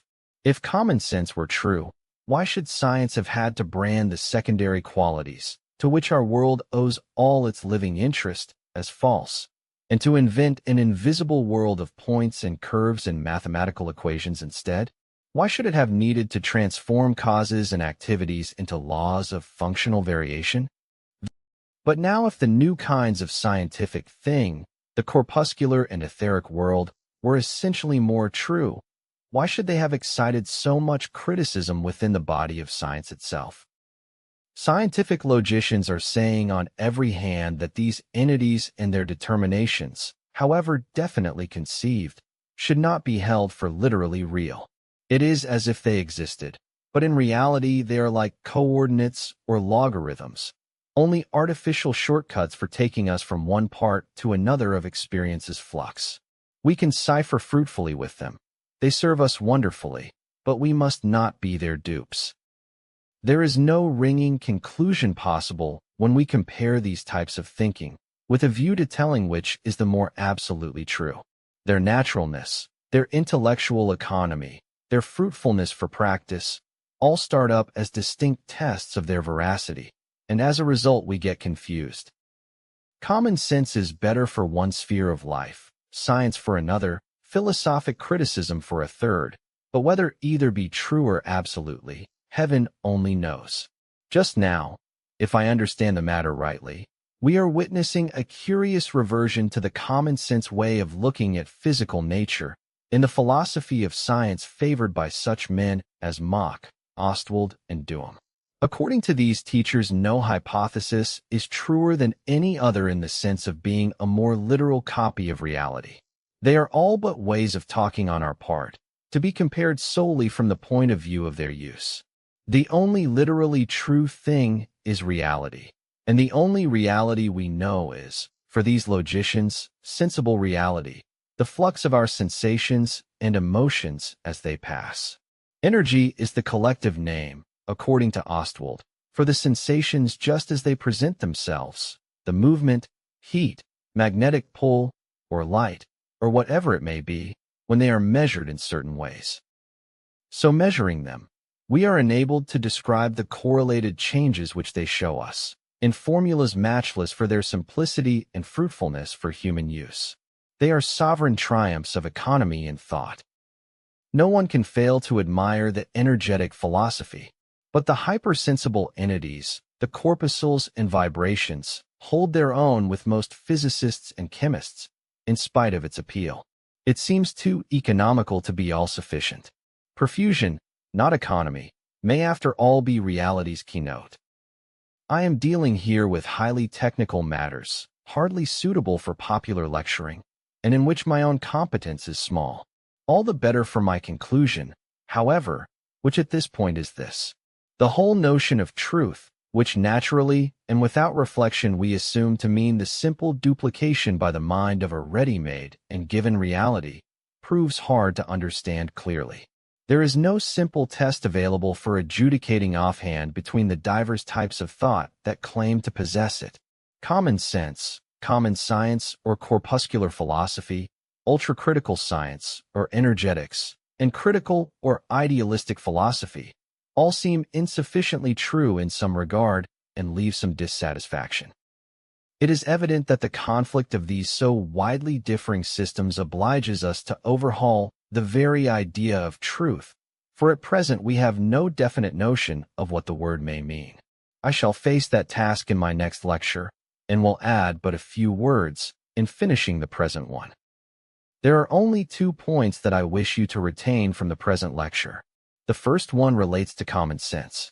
We have seen reason to suspect that in spite of their being so venerable, of their being so universally used and built into the very structure of language, its categories may after all be only a collection of extraordinarily successful hypotheses, historically discovered or invented by single men, but gradually communicated and used by everybody, by which our forefathers have from time immemorial unified and straightened the discontinuity of their immediate experiences and put themselves into an equilibrium with the surface of nature so satisfactory for ordinary practical purposes that it certainly would have lasted forever, but for the excessive intellectual vivacity of Democritus, Archimedes, Galileo, Berkeley, and other eccentric geniuses whom the example of such men inflamed. Retain, I pray you, this suspicion about common sense. The other point is this. Lecture 6, Pragmatism's Conception of Truth. When Clerk Maxwell was a child, it is written that he had a mania for having everything explained to him, and that when people put him off with vague verbal accounts of any phenomenon, he would interrupt them impatiently by saying, "Yes, but I want you to tell me the particular go of it." Had his question been about truth, only a pragmatist could have told him the particular go of it. I believe that our contemporary pragmatists, especially Messrs. Schiller and Dewey, have given the only tenable account of this subject. It is a very ticklish subject, sending subtle rootlets into all kinds of crannies, and hard to treat in the sketchy way that alone befits a public lecture. But the Schiller-Dewey view of truth has been so ferociously attacked by rationalistic philosophers, and so abominably misunderstood, that here, if anywhere, is the point where a clear and simple statement should be made. I fully expect to see the pragmatist view of truth run through the classic stages of a theory's career. First, a new theory is attacked as absurd. Then it is admitted to be true, but obvious and insignificant. Finally, it is seen to be so important that its adversaries claim that they themselves discovered it. Our doctrine of truth is at present in the first of these three stages, with symptoms of the second stage having begun in certain quarters. I wish that this lecture might help it beyond the first stage in the eyes of many of you. Truth, as any dictionary will tell you, is a property of certain of our ideas. It means their agreement, as falsity means their disagreement with reality. Pragmatists and intellectualists both accept this definition as a matter of course. They begin to quarrel only after the question is raised as to what may precisely be meant by the term agreement, and what by the term reality, when reality is taken as something for our ideas to agree with. In answering these questions, the pragmatists are more analytic and painstaking, the intellectualists more offhand and irreflective. The popular notion is that a true idea must copy its reality. Like other popular views, this one follows the analogy of the most usual experience. Our true ideas of sensible things do indeed copy them. Shut your eyes and think of yonder clock on the wall, and you get just such a true picture or copy of its dial. But your idea of its works, unless you are a clockmaker, is much less of a copy, yet it passes muster, for it in no way clashes with the reality. Even though it should shrink to the mere word works, that word still serves you truly. And when you speak of the timekeeping function of the clock, or of its spring's elasticity, it is hard to see exactly what your ideas can copy. You perceive that there is a problem here. Where our ideas cannot copy definitely their object, what does agreement with that object mean? Some idealists seem to say that they are true whenever they are what God means that we ought to think about that object. Others hold the copy view all through and speak as if our ideas possess truth just in proportion as they approach to being copies of the Absolute's eternal way of thinking. These views, you see, invite pragmatistic discussion. But the great assumption of the intellectualists is that truth means essentially an inert static relation. When you've got your true idea of anything, there's an end of the matter. You're in possession, you have fulfilled your thinking destiny.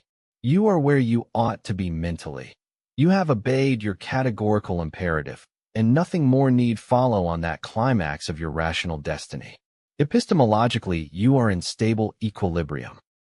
Pragmatism, on the other hand, asks its usual question. Grant an idea or belief to be true. It says, what concrete difference will its being true make in anyone's actual life? How will the truth be realized?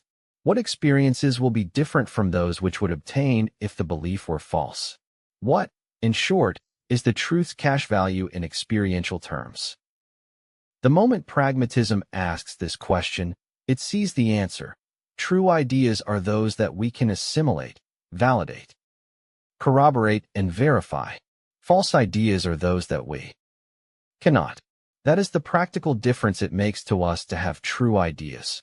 That, therefore, is the meaning of truth, for it is all that truth is known as. This thesis is what I have to defend. The truth of an idea is not a stagnant property inherent in it. Truth happens to an idea. It becomes true, is made true by events. Its verity is in fact an event, a process. The process namely of its verifying itself, its verification. Its validity is the process of its validation. But what do the words verification and validation themselves pragmatically mean? They again signify certain practical consequences of the verified and validated idea. It is hard to find any one phrase that characterizes these consequences better than the ordinary agreement formula. Just such consequences being what we have in mind whenever we say that our ideas agree with reality. They lead us, namely, through the acts and other ideas which they instigate, into or up to or towards other parts of experience with which we feel, all the while such feeling being among our potentialities. That the original ideas remain in agreement. The connections and transitions come to us from point to point as being progressive, harmonious, satisfactory. This function of agreeable leading is what we mean by an idea's verification. Such an account is vague, and it sounds at first quite trivial, but it has results which it will take the rest of my hour to explain. Let me begin by reminding you of the fact that the possession of true thoughts means everywhere the possession of invaluable instruments of action, and that our duty to gain truth, so far from being a blank command from out of the blue, or a stunt self, imposed by our intellect, can account for itself by excellent practical reasons. The importance to human life of having true beliefs about matters of fact is a thing too notorious. We live in a world of realities that can be infinitely useful or infinitely harmful. Ideas that tell us which of them to expect count as the true ideas in all this primary sphere of verification, and the pursuit of such ideas is a primary human duty. The possession of truth, so far from being here an end in itself, is only a preliminary means towards other vital satisfactions. If I am lost in the woods and starved, and find what looks like a cow path, it is of the utmost importance that I should think of a human habitation at the end of it, for if I do so and follow it, I save myself. The true thought is useful here because the house, which is its object, is useful. The practical value of true ideas is thus primarily derived from the practical importance of their objects to us. Their objects are, indeed, not important at all times. I may on another occasion have no use for the house. And then my idea of it, however verifiable, will be practically irrelevant, and had better remain latent. Yet since almost any object may someday become temporarily important, the advantage of having a general stock of extra truths, of ideas that shall be true of merely possible situations, is obvious. We store such extra truths away in our memories, and with the overflow, we fill our books of reference. Whenever such an extra truth becomes practically relevant to one of our emergencies, it passes from cold storage to do work in the world, and our belief in it grows active. You can say of it then either that it is useful because it is true, or that it is true because it is useful. Both these phrases mean exactly the same thing, namely that here is an idea that gets fulfilled and can be verified. True is the name for whatever idea starts the verification process. Useful is the name for its completed function and experience. True ideas would never have been singled out as such, would never have acquired a class name, least of all a name suggesting value, unless they had been useful from the outset in this way. From this simple cue, pragmatism gets her general notion of truth as something essentially bound up with the way in which one moment in our experience may lead us towards other moments which it will be worthwhile to have been led to. Primarily, and on the common sense level, the truth of a state of mind means this function of a leading that is worthwhile. When a moment in our experience, of any kind whatever, inspires us with a thought that is true, that means that sooner or later we dip by that thought's guidance into the particulars of experience again and make advantageous connection with them. This is a vague enough statement, but I beg you to retain it, for it is essential. Our experience, meanwhile, is all shot through with regularities. One bit of it can warn us to get ready for another bit, can intend, or be significant of that remoter object. The object's advent is the significance's verification. Truth, in these cases, meaning nothing but eventual verification, is manifestly incompatible with waywardness on our part. Woe to him whose beliefs play fast and loose with the order which realities follow in his experience. They will lead him nowhere, or else make false connections. By realities or objects here, we mean either things of common sense, sensibly present, or else common sense relations, such as dates, places, distances, kinds, activities. Following our mental image of a house along the cow path, we actually come to see the house. We get the image's full verification. Such simply and fully verified leadings are certainly the originals and prototypes of the truth dash. Process. Experience offers indeed other forms of truth, process, but they are all conceivable as being primary verifications arrested, multiplied, or substituted one for another. Take, for instance, yonder object on the wall. You and I consider it to be a clock, although no one of us has seen the hidden works that make it one. We let our notion pass for true without attempting to verify. If truths mean verification process essentially, ought we then to call such unverified truths as this abortive? No, for they form the overwhelmingly large number of the truths we live by. Indirect as well as direct verifications pass muster. Where circumstantial evidence is sufficient, we can go without eye-witnessing, just as we here assume Japan to exist without ever having been there, because it works to do so, everything we know conspiring with the belief, and nothing interfering, so we assume that thing to be a clock. We use it as a clock, regulating the length of our lecture by it. The verification of the assumption here means it's leading to no frustration or contradiction.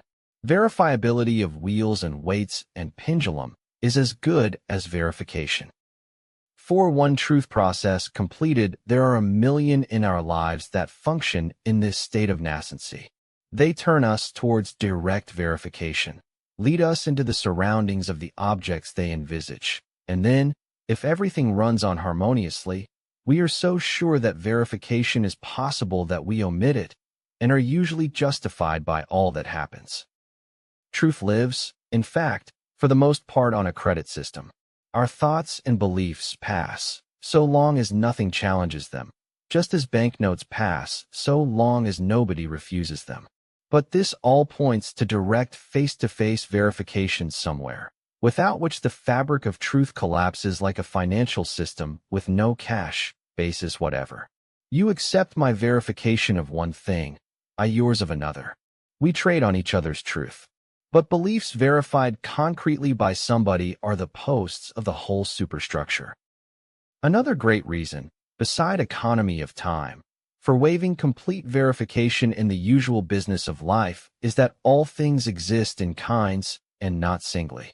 Our world is found once for all to have that peculiarity, so that when we have once directly verified our ideas about one specimen of a kind, we consider ourselves free to apply them to other specimens without verification. A mind that habitually discerns the kind of thing before it and acts by the law of the kind immediately, without pausing to verify, will be a true mind in 99 out of 100 emergencies, proved so by its conduct fitting everything it meets and getting no refutation. Indirectly, or only potentially verifying processes may thus be true as well as full verification. Processes. They work as true processes would work, give us the same advantages, and claim our recognition for the same reasons. All this on the common sense level of matters of fact, which we are alone considering. But matters of fact are not our only stock in trade. Relations among purely mental ideas form another sphere where true and false beliefs obtain, and here the beliefs are absolute, or unconditional. When they are true, they bear the name either of definitions or of principles. It is either a principle or a definition that 1 and 1 make 2, that 2 and 1 make 3, and so on, that white differs less from gray than it does from black, that when the cause begins to act the effect also commences. Such propositions hold of all possible ones, of all conceivable whites and grays and causes. The objects here are mental objects. Their relations are perceptually obvious at a glance, and no sense verification is necessary. Moreover, once true, always true, of those same mental objects. Truth here has an eternal character. If you can find a concrete thing anywhere that is one, or white, or gray, or an effect, then your principles will everlastingly apply to it. It is but a case of ascertaining the kind, and then applying the law of its kind to the particular object. You are sure to get truth if you can but name the kind rightly, for your mental relations hold good of everything of that kind without exception. If you then, nevertheless, failed to get truth concretely, you would say that you had classed your real objects wrongly. In this realm of mental relations, truth again is an affair of leading. We relate one abstract idea with another, framing in the end great systems of logical and mathematical truth, under the respective terms of which the sensible facts of experience eventually arrange themselves, so that our eternal truths hold good of realities also. This marriage of fact and theory is endlessly fertile. What we say is here already true in advance of special verification. If we have subsumed our objects rightly, our ready-made ideal framework for all sorts of possible objects follows from the very structure of our thinking. We can no more play fast and loose with these abstract relations than we can do so with our sense experiences. They coerce us. We must treat them consistently, whether or not we like the results. The rules of addition apply to our debts as rigorously as to our assets. The 100th decimal of pi, the ratio of the circumference to its diameter, is predetermined ideally now, though no one may have computed it. If we should ever need the figure in our dealings with an actual circle, we should need to have it given rightly, calculated by the usual rules, for it is the same kind of truth that those rules elsewhere calculate. Between the coercions of the sensible order and those of the ideal order, our mind is thus wedged tightly. Our ideas must agree with realities, be such realities concrete or abstract, be they facts or be they principles, under penalty of endless inconsistency and frustration. So far, intellectualists can raise no protest. They can only say that we have barely touched the skin of the matter. Realities mean, then, either concrete facts or abstract kinds of things and relations perceived intuitively between them. They furthermore and thirdly mean, as things that new ideas of ours must no less take account of, the whole body of other truths already in our possession. But what now does agreement with such threefold realities mean? To use again the definition that is current. Here it is that pragmatism and intellectualism begin to part company. Primarily, no doubt, to agree means to copy, but we saw that the mere word clock would do instead of a mental picture of its works, and that of many realities our ideas can only be symbols and not copies. Past time, power, spontaneity, how can our mind copy such realities? To agree in the widest sense with a reality can only mean to be guided either straight up to it or into its surroundings, or to be put into such working touch with it as to handle either it or something connected with it better than if we disagreed. Better either intellectually or practically. And often agreement will only mean the negative fact that nothing contradictory from the quarter of that reality comes to interfere with the way in which our ideas guide us elsewhere. To copy a reality is, indeed, one very important way of agreeing with it, but it is far from being essential. The essential thing is the process of being guided. Any idea that helps us to deal, whether practically or intellectually, with either the reality or its belongings, that doesn't entangle our progress and frustrations, that fits, in fact, and adapts our life to the reality's whole setting, will agree sufficiently to meet the requirement. It will hold true of that reality. Thus, names are just as true or false as definite mental pictures are. They set up similar verification processes and lead to fully equivalent practical results. All human thinking gets discursified. We exchange ideas. We lend and borrow verifications, get them from one another by means of social intercourse. All truth thus gets verbally built out, stored up, and made available for everyone. Hence, we must talk consistently, just as we must think consistently, for both in talk and thought we deal with kinds. Names are arbitrary, but once understood they must be kept to. We mustn't now call Abel Cain, or Cain Abel. If we do, we unnear ourselves from the whole book of Genesis, and from all its connections with the universe of speech and fact down to the present time. We throw ourselves out of whatever truth that entire system of speech and fact may embody. The overwhelming majority of our true ideas admit of no direct or face-to-face verification, those of past history, for example, as of Cain and Abel. The stream of time can be remounted only verbally, or verified indirectly by the present prolongations or effects of what the past harbored. Yet if they agree with these verbalities and effects, we can know that our ideas of the past are true. As true as past time itself was, so true was Julius Caesar, so true were antediluvian monsters. all in their proper dates and settings. That past time itself is guaranteed by its coherence with everything that's present. True as the present is, the past was also. Agreement thus turns out to be essentially an affair of leading. Leading that is useful because it is into quarters that contain objects that are important. True ideas lead us into useful verbal and conceptual quarters as well as directly up to useful sensible termini. They lead to consistency, stability, and flowing human intercourse. They lead away from eccentricity and isolation, from foiled and barren thinking. The untrammeled flowing of the leading process, its general freedom from clash and contradiction, passes for its indirect verification. But all roads lead to Rome, and in the end and eventually, all true processes must lead to the face of directly verifying sensible experiences somewhere, which somebody's ideas have copied. Such is the large, loose way in which the pragmatist interprets the word agreement. He treats it altogether practically. He lets it cover any process of conduction from a present idea to a future terminus, provided only it run prosperously. It is only thus that scientific ideas, flying as they do beyond common sense, can be said to agree with their realities. It is, as I have already said, as if reality were made of ether, atoms, or electrons, but we mustn't think so literally. The term energy doesn't even pretend to stand for anything objective. It is only a way of measuring the surface of phenomena so as to string their changes on a simple formula.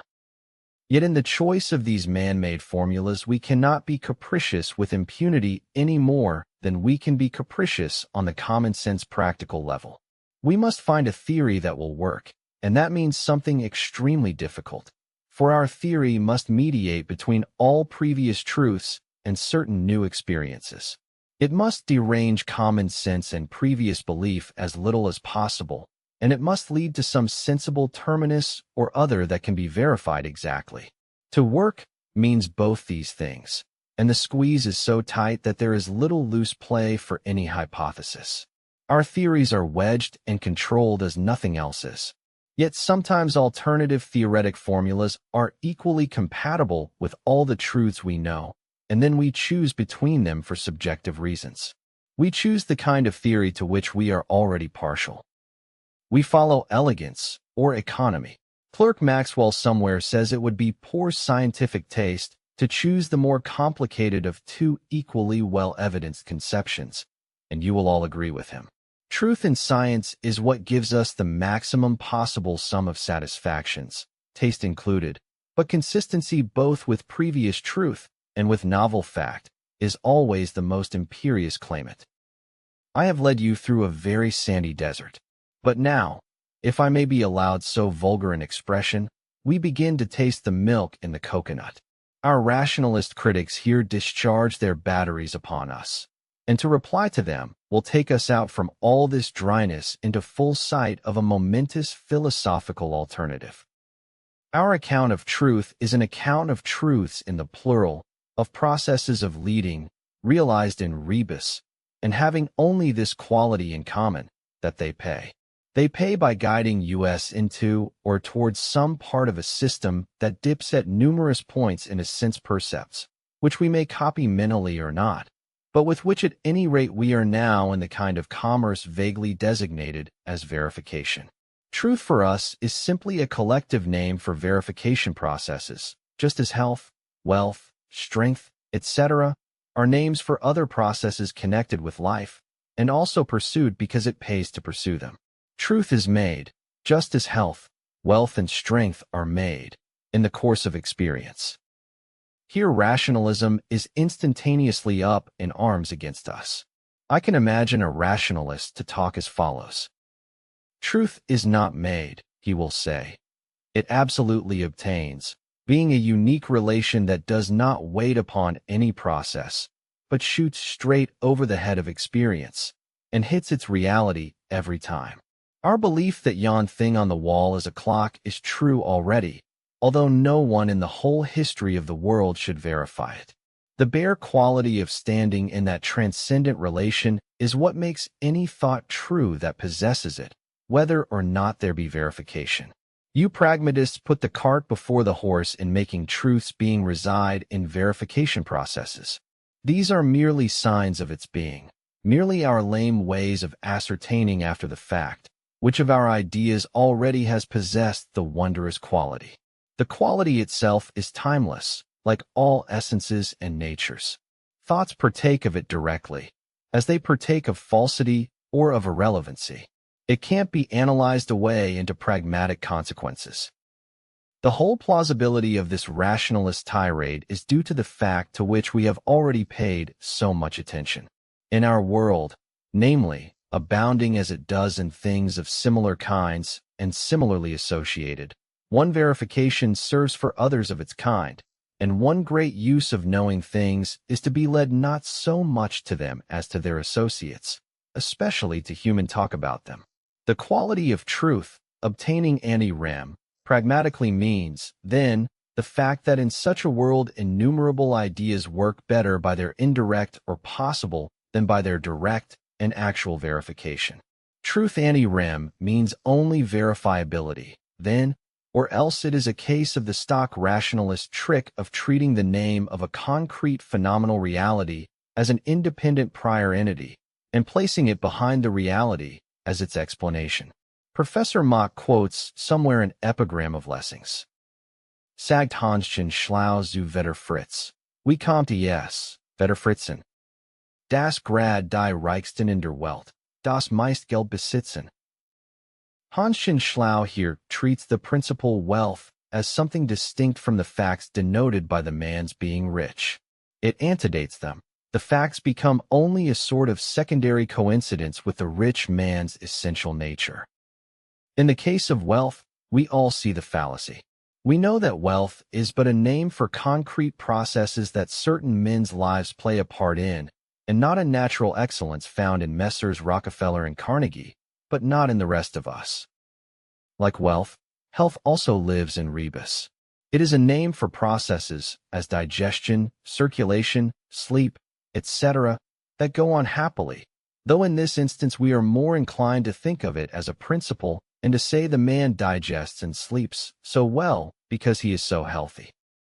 With strength we are, I think, more rationalistic still, and decidedly inclined to treat it as an excellence pre-existing in the man and explanatory of the Herculean performances of his muscles.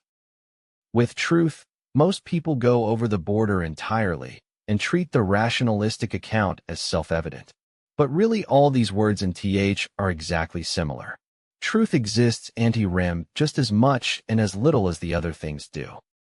The scholastics, following Aristotle, made much of the distinction between habit and act. Health and acta means, among other things, good sleeping and digesting. But a healthy man need not always be sleeping or always digesting, any more than a wealthy man need be always handling money, or a strong man always lifting weights. All such qualities sink to the status of habits between their times of exercise, and similarly truth becomes a habit of certain of our ideas and beliefs in their intervals of rest from their verifying activities. But those activities are the root of the whole matter, and the condition of there being any habit to exist in the intervals. The true, to put it very briefly, is only the expedient in the way of our thinking, just as the right is only the expedient in the way of our behaving. Expedient in almost any fashion, and expedient in the long run and on the whole of course, for what meets expediently all the experience in sight won't necessarily meet all farther experiences equally satisfactorily. Experience, as we know, as ways of boiling over and making us correct our present formulas. They absolutely true, meaning what no farther experience will ever alter, is that ideal vanishing point towards which we imagine that all our temporary truths will someday converge. It runs on all fours with the perfectly wise man and with the absolutely complete experience, and if these ideals are ever realized, they will all be realized together. Meanwhile, we have to live today by what truth we can get today, and be ready tomorrow to call it falsehood.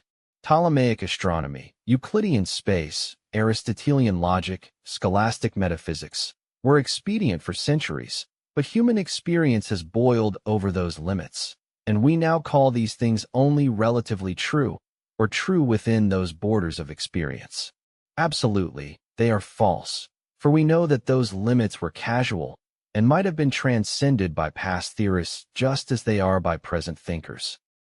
When new experiences lead to retrospective judgments, using the past tense, what these judgments utter was true, even though no past thinker had been led there. We live forwards, a Danish thinker has said, but we understand backwards. The present sheds a backward light on the world's previous processes.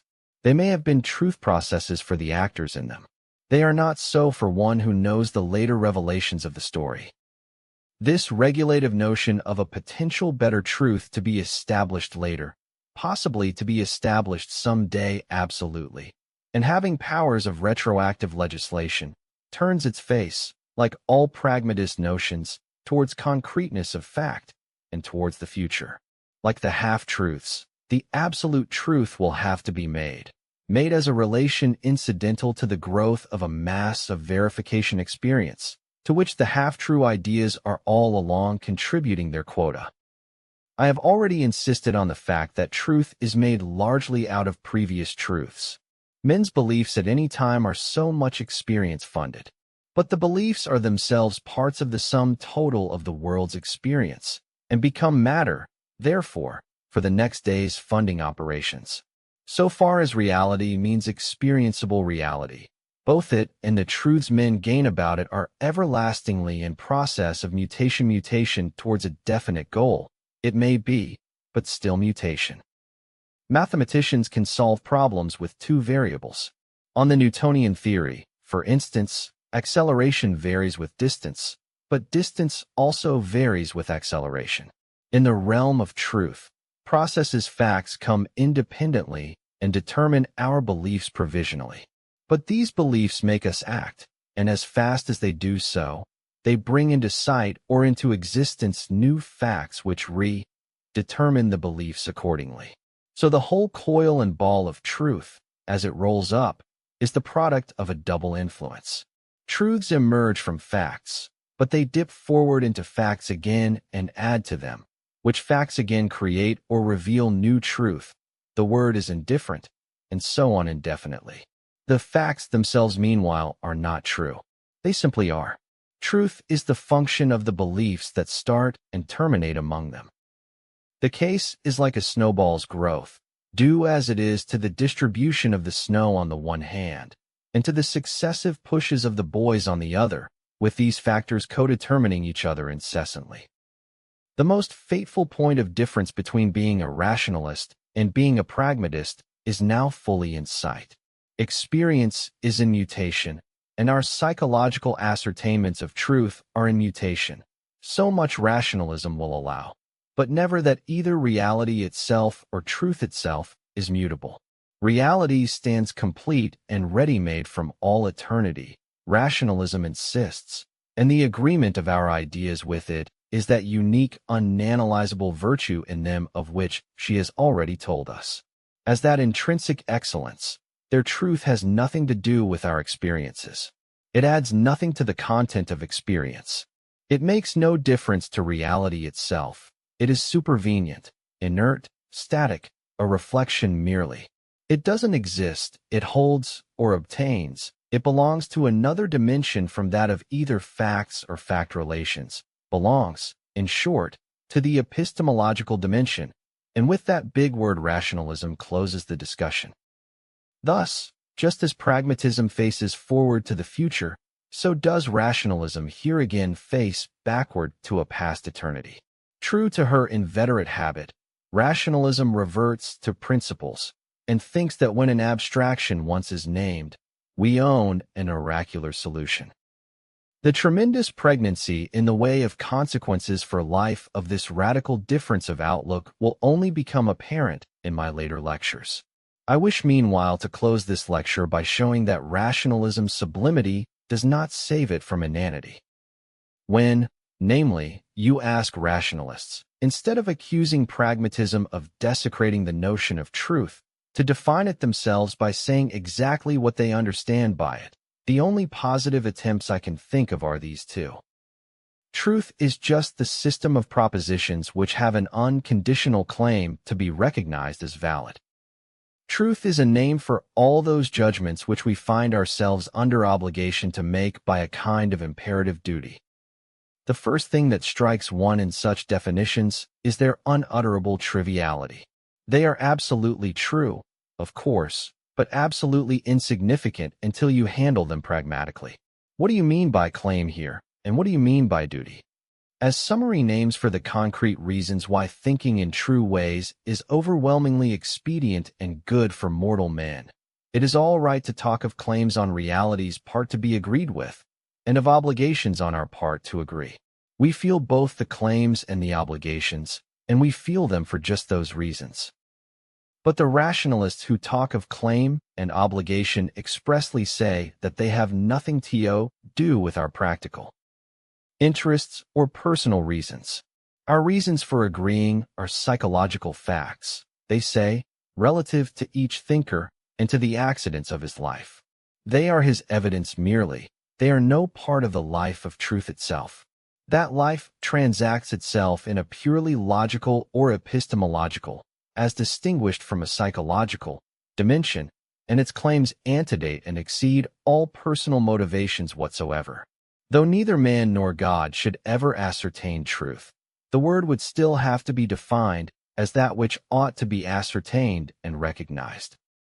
There never was a more exquisite example of an idea abstracted from the concretes of experience and then used to oppose and negate what it was abstracted from.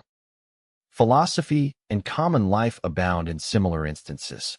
The sentimentalist fallacy is to shed tears over abstract justice and generosity, beauty, etc., and never to know these qualities when you meet them in the street, because they're the circumstances make them vulgar. Thus I read in the privately printed biography of an eminently rationalistic mind. It was strange that with such admiration for beauty in the abstract, my brother had no enthusiasm for fine architecture, for beautiful painting, or for flowers.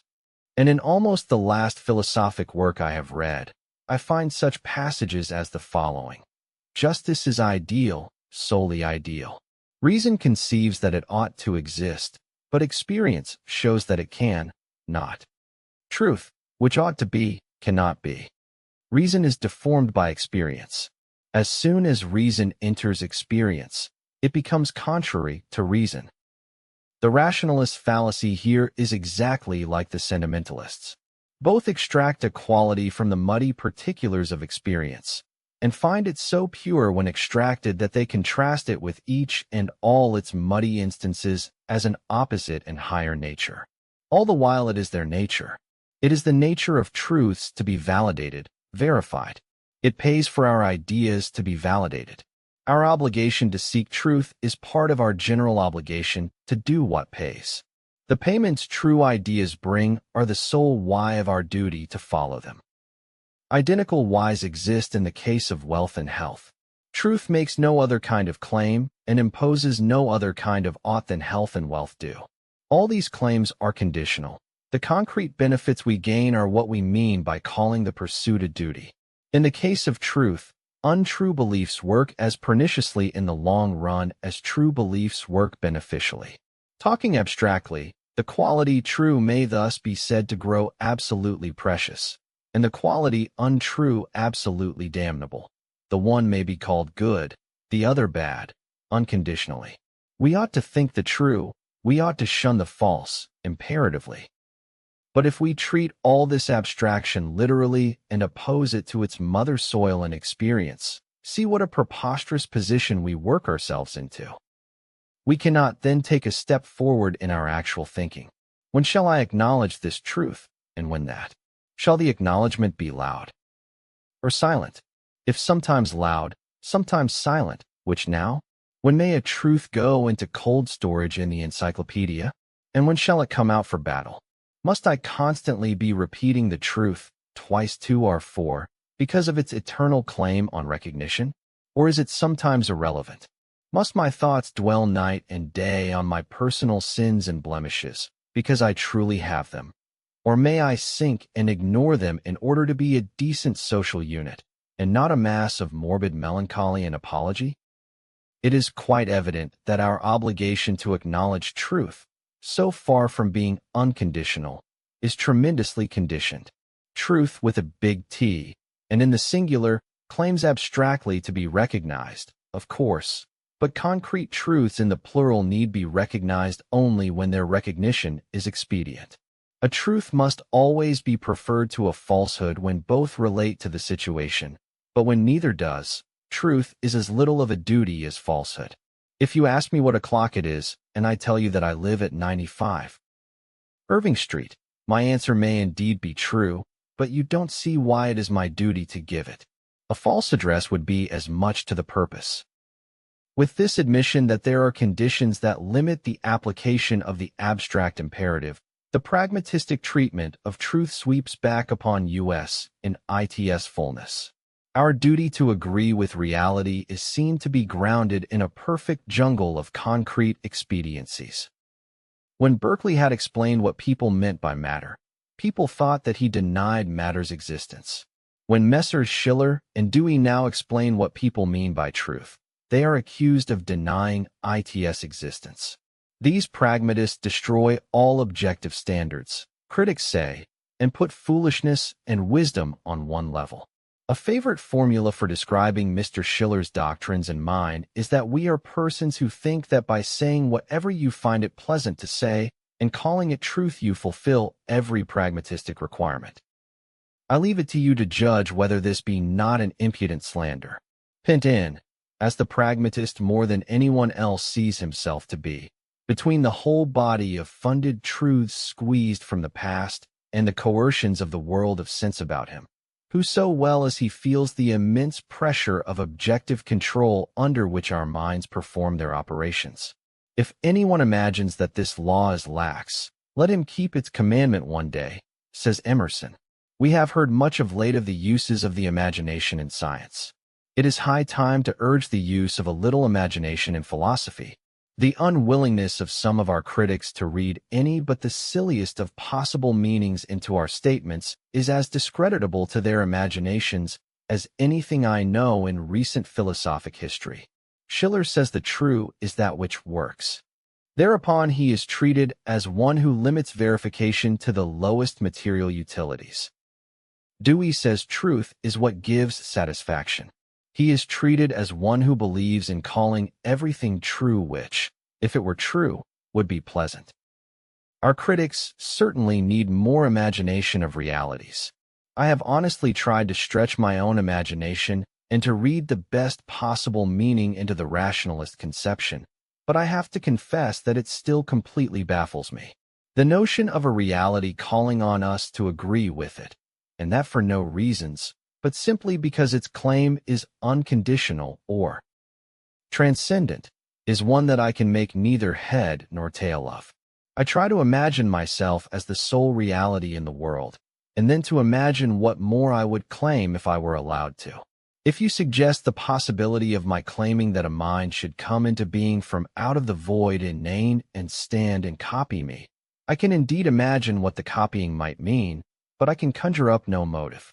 What good it would do me to be copied, or what good it would do that mind to copy me, if farther consequences are expressly and in principle ruled out as motives for the claim, as they are by our rationalist authorities, I cannot fathom. When the Irishman's admirers ran him along to the place of banquet in a sedan chair with no bottom, he said, "Faith, if it wasn't for the honor of the thing, I might as well have come on foot." So here, but for the honor of the thing, I might as well have remained uncopied. Copying is one genuine mode of knowing, which for some strange reason our contemporary transcendentalists seem to be tumbling over each other to repudiate. But when we get beyond copying and fall back on unnamed forms of agreeing that are expressly denied to be either copyings or leadings or fittings, or any other processes pragmatically definable, the what of the agreement claimed becomes as unintelligible as the why of it. Neither content nor motive can be imagined for it. It is an absolutely meaningless abstraction. Surely in this field of truth, it is the pragmatists and not the rationalists who are the more genuine defenders of the universe's rationality. Lecture 7. Pragmatism and Humanism. Star. What hardens the heart of everyone I approach with the view of truth sketched in my last lecture is that typical idol of the tribe, the notion of the truth, conceived as the one answer, determinate and complete, to the one fixed enigma which the world is believed to propound. For popular tradition, it is all the better if the answer be oracular, so as itself to awaken wonder as an enigma of the second order, veiling rather than revealing what its profundities are supposed to contain.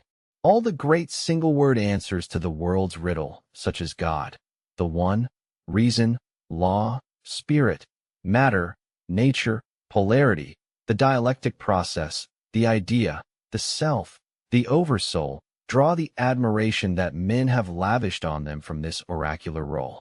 By amateurs in philosophy and professionals alike, the universe is represented as a queer sort of petrified sphinx whose appeal to man consists in a monotonous challenge to his divining powers. The truth. What a perfect idol of the rationalistic mind. I read in an old letter, from a gifted friend who died too young, these words: in everything, in science, art, morals, and religion, there must be one system that is right and every other wrong. How characteristic of the enthusiasm of a certain stage of youth. At 21 we rise to such a challenge and expect to find the system. It never occurs to most of us, even later, that the question, what is the truth, is no real question, being irrelative to all conditions, and that the whole notion of the truth is an abstraction from the fact of truths in the plural, a mere useful summarizing phrase like the Latin language or the law. Common law judges sometimes talk about the law, and schoolmasters talk about the Latin tongue, in a way to make their hearers think they mean entities pre-existent to the decisions or to the words and syntax, determining them unequivocally and requiring them to obey. But the slightest exercise of reflection makes us see that, instead of being principles of this kind, both law and Latin are results. Distinctions between the lawful and the unlawful in conduct, or between the correct and incorrect in speech, have grown up incidentally among the interactions of men's experiences in detail, and in no other way do distinctions between the true and the false in belief ever grow up. Truth grafts itself on previous truth, modifying it in the process, just as idiom grafts itself on previous idiom, and law on previous law. Given previous law and a novel case, and the judge will twist them into fresh law. Previous idiom, new slang or metaphor or oddity that hits the public taste. And presto, a new idiom is made. Previous truth, fresh facts, and our mind finds a new truth. All the while, however, we pretend that the eternal is unrolling, that the one previous justice, grammar, or truth is simply fulgurating and not being made. But imagine a youth in the courtroom trying cases with his abstract notion of the law, or a censor of speech let loose among the theaters with his idea of the mother tongue, or a professor setting up to lecture on the actual universe with his rationalistic notion of the truth with a big T, and what progress do they make? Truth, law, and language fairly boil away from them at the least touch of novel fact. These things make themselves as we go. Our rights, wrongs, prohibitions, penalties, words, forms, idioms, beliefs, are so many new creations that add themselves as fast as history proceeds. Far from being antecedent principles that animate the process, law, language, truth are but abstract names for its results. Laws and languages at any rate are thus seen to be man-made things. Mr. Schiller applies the analogy to beliefs and proposes the name of humanism for the doctrine that to an unascertainable extent our truths are man-made products too. Human motives sharpen all our questions. Human satisfactions lurk in all our answers. All our formulas have a human twist. This element is so inextricable in the products that Mr. Schiller sometimes seems almost to leave it an open question whether there be anything else. The world, he says, is essentially eu lambda nu, it is what we make of it. It is fruitless to define it by what it originally was or by what it is apart from us. It is what is made of it. Hence, the world is plastic. He adds that we can learn the limits of the plasticity only by trying, and that we ought to start as if it were wholly plastic, acting methodically on that assumption, and stopping only when we are decisively rebuked. This is Mr. Schiller's but-end foremost statement of the humanist position, and it has exposed him to severe attack. I mean to defend the humanist position in this lecture, so I will insinuate a few remarks at this point. Mr. Schiller admits as emphatically as anyone the presence of resisting factors in every actual experience of truth-making, of which the new-made special truth must take account, and with which it has perforce to agree. All our truths are beliefs about reality, and in any particular belief the reality acts as something independent, as a thing found, not manufactured. Let me here recall a bit of my last lecture. Reality is in general what truths have to take account of, and the first part of reality from this point of view is the flux of our sensations. Sensations are forced upon us, coming we know not whence. Over their nature, order, and quantity we have as good as no control. They are neither true nor false. They simply are. It is only what we say about them, only the names we give them, our theories of their source and nature and remote relations, that may be true or not. The second part of reality, as something that our beliefs must also obediently take account of, is the relations that obtain between our sensations or between their copies in our minds. This part falls into two subparts. 1. The relations that are mutable and accidental, as those of date and place, and 2. Those that are fixed and essential because they are grounded on the inner natures of their terms, such as likeness and unlikeness. Both sorts of relation are matters of immediate perception. Both are facts, but it is the latter kind of fact that forms the more important subpart of reality for our theories of knowledge. Inner relations, namely, are eternal, are perceived whenever their sensible terms are compared, and of them our thought, mathematical and logical thought, so-called, must eternally take account. The third part of reality, additional to these perceptions, though largely based upon them, is the previous truths of which every new inquiry takes account. This third part is a much less obdurately resisting factor. It often ends by giving way. In speaking of these three portions of reality as at all times controlling our beliefs formation, I am only reminding you of what we heard in our last hour. Now, however fixed these elements of reality may be, we still have a certain freedom in our dealings with them. Take our sensations. That they are is undoubtedly beyond our control, but which we attend to, note, and make emphatic in our conclusions depends on our own interests, and, according as we lay the emphasis here or there, quite different formulations of truth result. We read the same facts differently. Waterloo, with the same fixed details, spells a victory for an Englishman. For a Frenchman, it spells a defeat. So, for an optimist philosopher, the universe spells victory. For a pessimist, defeat. What we say about reality thus depends on the perspective into which we throw it. The that of it is its own, but the what depends on the which, and the which depends on us. Both the sensational and the relational parts of reality are dumb. They say absolutely nothing about themselves. We it is who have to speak for them. This dumbness of sensations has led such intellectualists as T.H. Green and Edward Caird to shove them almost beyond the pale of philosophic recognition, but pragmatists refuse to go so far. A sensation is rather like a client who has given his case to a lawyer and then has passively to listen in the courtroom to whatever account of his affairs, pleasant or unpleasant, the lawyer finds it most expedient to give. Hence, even in the field of sensation, our minds exert a certain arbitrary choice. By our inclusions and omissions we trace the field's extent. By our emphasis we mark its foreground and its background. By our order we read it in this direction or in that. We receive in short the block of marble, but we carve the statue ourselves. This applies to the eternal parts of reality as well. We shuffle our perceptions of intrinsic relation and arrange them just as freely.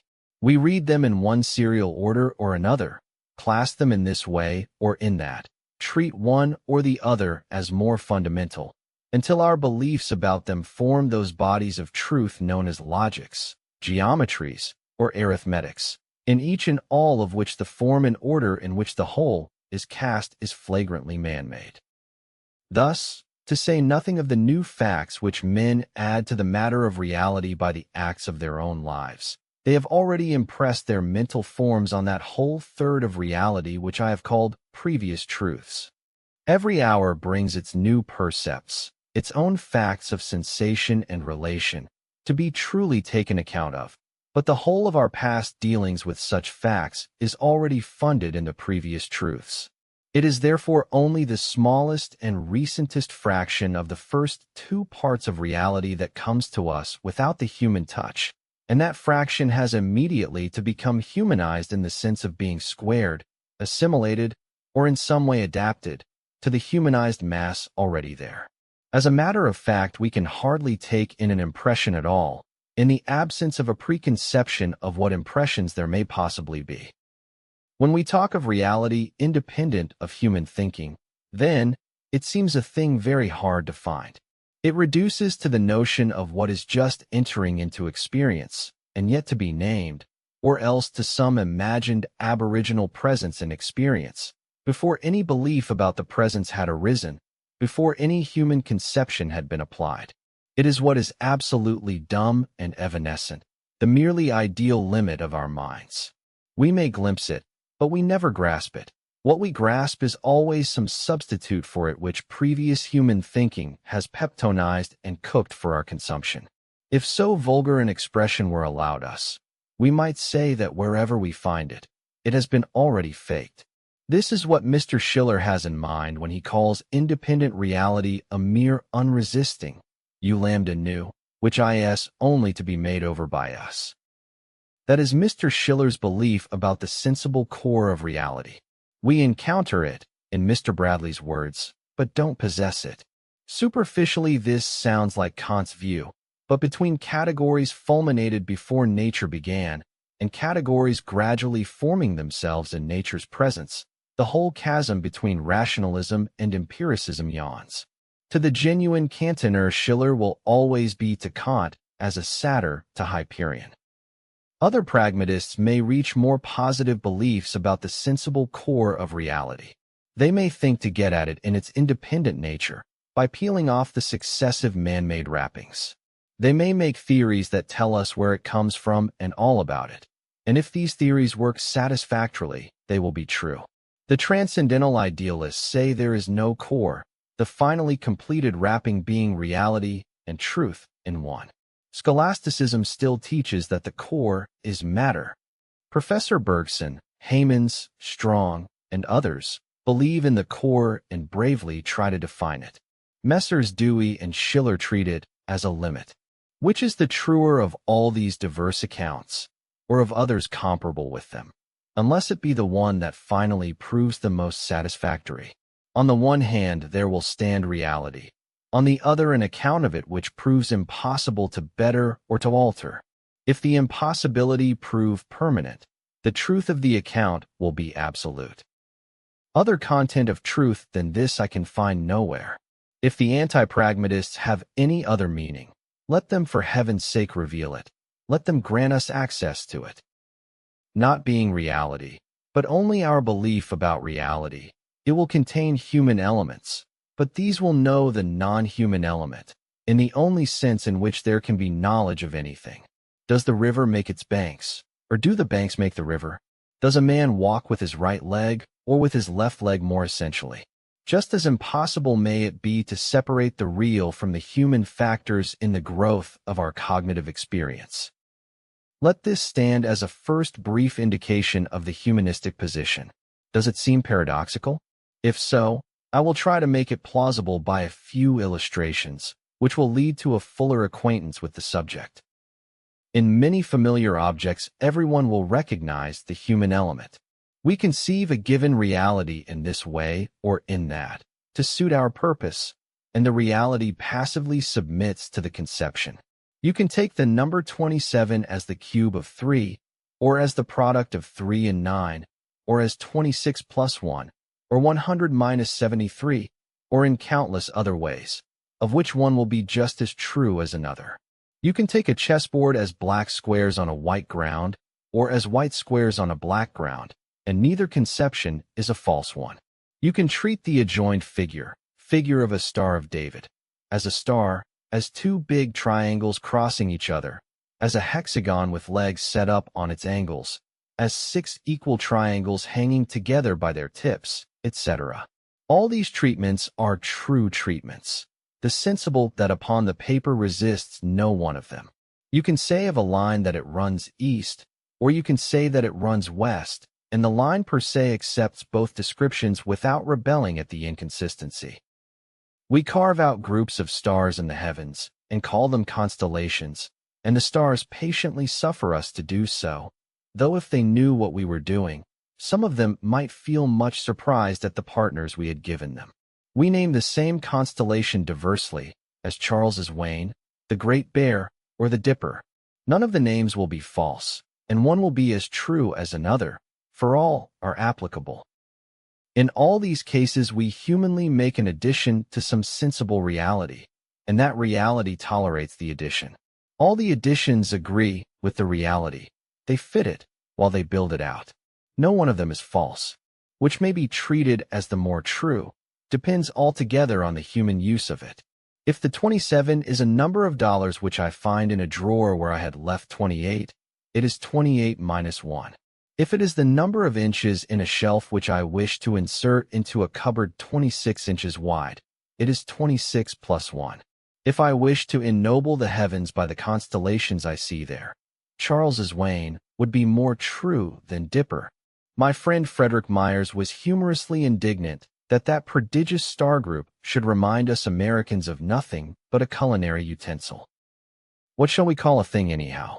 It seems quite arbitrary, for we carve out everything, just as we carve out constellations, to suit our human purposes. For me, this whole audience is one thing, which grows now restless, now attentive. I have no use at present for its individual units, so I don't consider them. So of an army, of a nation. But in your own eyes, ladies and gentlemen, to call you audience is an accidental way of taking you. The permanently real things for you are your individual persons. To an anatomist, again, those persons are but organisms, and the real things are the organs. Not the organs, so much as their constituent cells, say the histologists. Not the cells, but their molecules, say in turn the chemists. We break the flux of sensible reality into things, then, at our will. We create the subjects of our true as well as of our false propositions. We create the predicates also. Many of the predicates of things express only the relations of the things to us and to our feelings. Such predicates, of course, are human additions. Caesar crossed the Rubicon and was a menace to Rome's freedom. He is also an American schoolroom pest, made into one by the reaction of our schoolboys on his writings. The added predicate is as true of him as the earlier ones. You see how naturally one comes to the humanistic principle. You can't weed out the human contribution. Our nouns and adjectives are all humanized heirlooms, and in the theories we build them into, the inner order and arrangement is wholly dictated by human considerations, intellectual consistency being one of them. Mathematics and logic themselves are fermenting with human rearrangements. Physics, astronomy, and biology follow massive cues of preference. We plunge forward into the field of fresh experience with the beliefs our ancestors, and we have made already.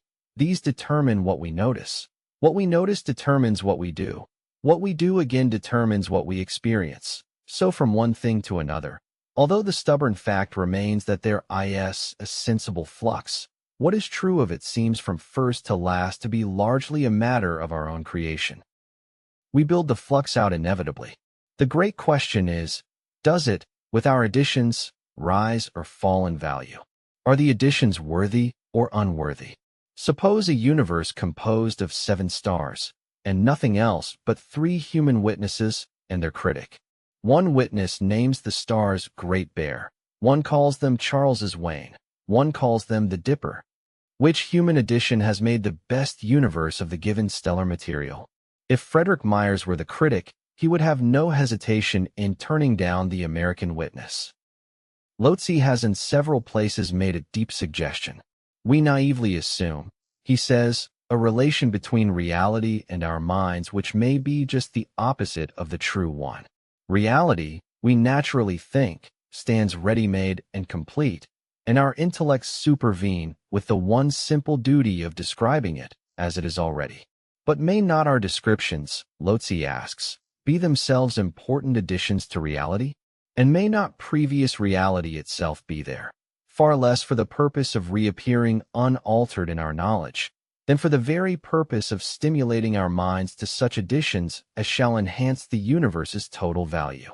Die Erhöhung der Vorgefunden des Seins is a phrase used by Professor Eucken somewhere, which reminds one of this suggestion by the great Lotze. It is identically our pragmatistic conception. In our cognitive as well as in our active life, we are creative. We add, both to the subject and to the predicate part of reality. The world stands really malleable, waiting to receive its final touches at our hands. Like the kingdom of heaven, it suffers human violence willingly.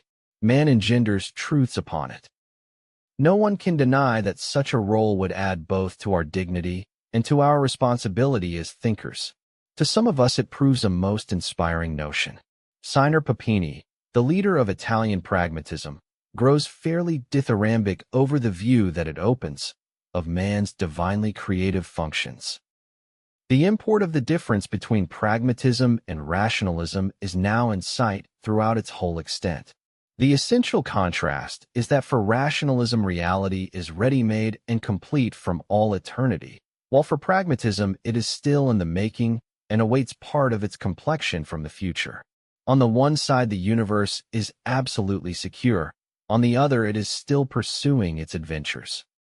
We have got into rather deep water with this humanistic view, and it is no wonder that misunderstanding gathers round it.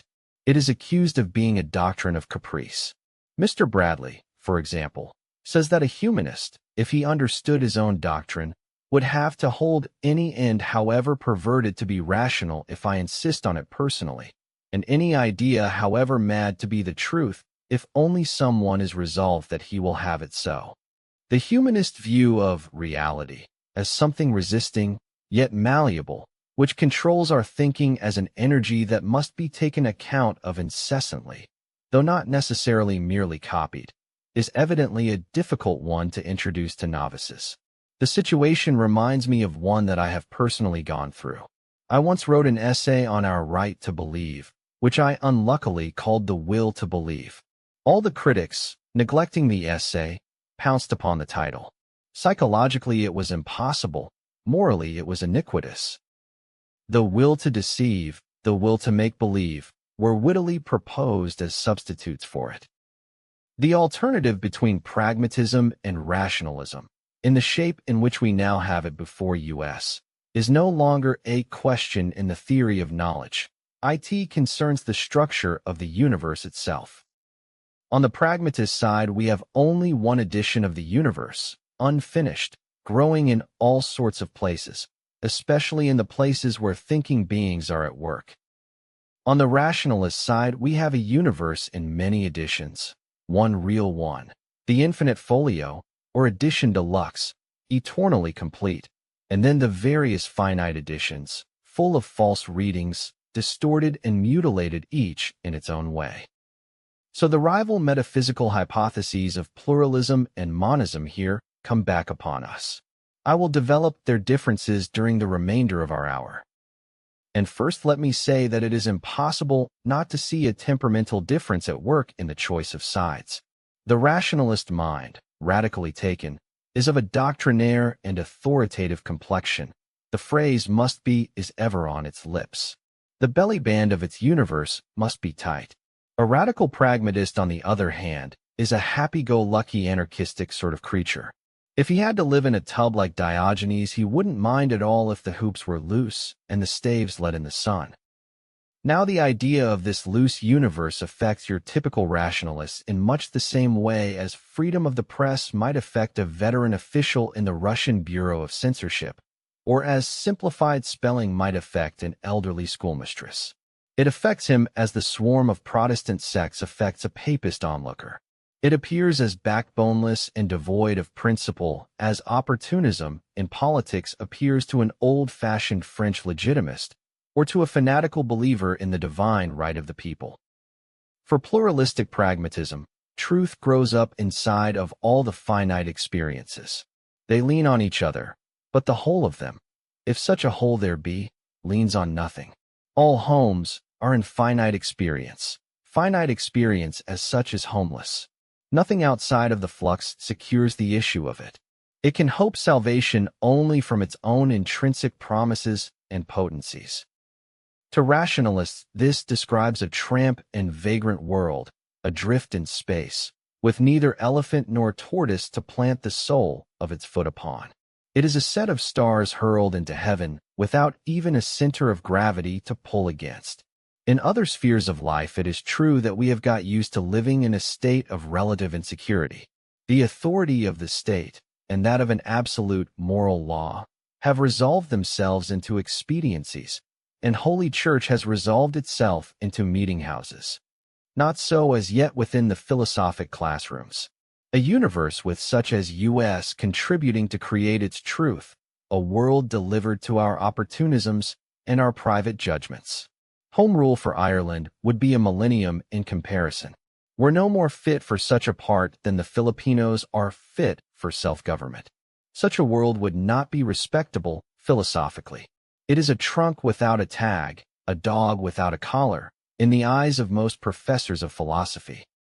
What then would tighten this loose universe, according to the professors? Something to support the finite many, to tie it to unify and anchor it. Something unexposed to accident, something eternal and unalterable. The mutable in experience must be founded on immutability. Behind our de facto world, our world in act, there must be a de jure duplicate fixed and previous, with all that can happen here already there in posse, every drop of blood, every smallest item, appointed and provided, stamped and branded, without chance of variation. The negatives that haunt our ideals here below must be themselves negated in the absolutely real. This alone makes the universe solid. This is the resting deep. We live upon the stormy surface, but with this our anchor holds, for it grapples rocky bottom. This is Wordsworth's central piece subsisting at the heart of endless agitation. This is Vivekananda's mystical one of which I read to you.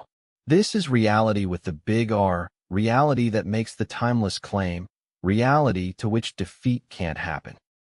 This is what the men of principles, and in general all the men whom I called tender-minded in my first lecture, think themselves obliged to postulate.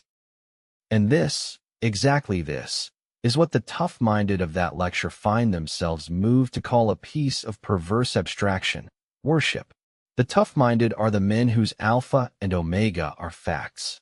Behind the bare phenomenal facts, as my tough-minded old friend Chauncey Wright, the great Harvard empiricist of my youth, used to say, there is nothing. When a rationalist insists that behind the facts there is the ground of the facts, the possibility of the facts, the tougher empiricists accuse him of taking the mere name and nature of a fact and clapping it behind the fact as a duplicate entity to make it possible. That such sham grounds are often invoked is notorious. At a surgical operation, I heard a bystander ask a doctor why the patient breathed so deeply. Because ether is a respiratory stimulant, the doctor answered. Ah, said the questioner, as if relieved by the explanation. But this is like saying that cyanide of potassium kills because it is a poison, or that it is so cold tonight because it is winter, or that we have 5 fingers because we are penadactyls. These are but names for the facts, taken from the facts, and then treated as previous and explanatory. The tender-minded notion of an absolute reality is, according to the radically tough-minded, framed on just this pattern. It is but our summarizing name for the whole spread out and strung along mass of phenomena, treated as if it were a different entity, both one and previous. You see how differently people take things. The world we live in exists diffused and distributed, in the form of an indefinitely numerous lot of eachs, coherent in all sorts of ways and degrees, and the tough-minded are perfectly willing to keep them at that valuation. They can stand that kind of world, their temper being well adapted to its insecurity. Not so the tender-minded party.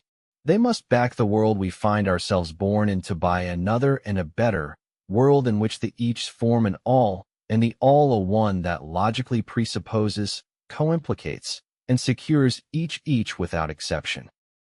Must we as pragmatists be radically tough-minded, or can we treat the absolute addition of the world as a legitimate hypothesis? It is certainly legitimate, for it is thinkable, whether we take it in its abstract or in its concrete shape. By taking it abstractly, I mean placing it behind our finite life as we place the word winter behind tonight's cold weather. Winter is only the name for a certain number of days which we find generally characterized by cold weather, but it guarantees nothing in that line, for our thermometer tomorrow may soar into the 70s.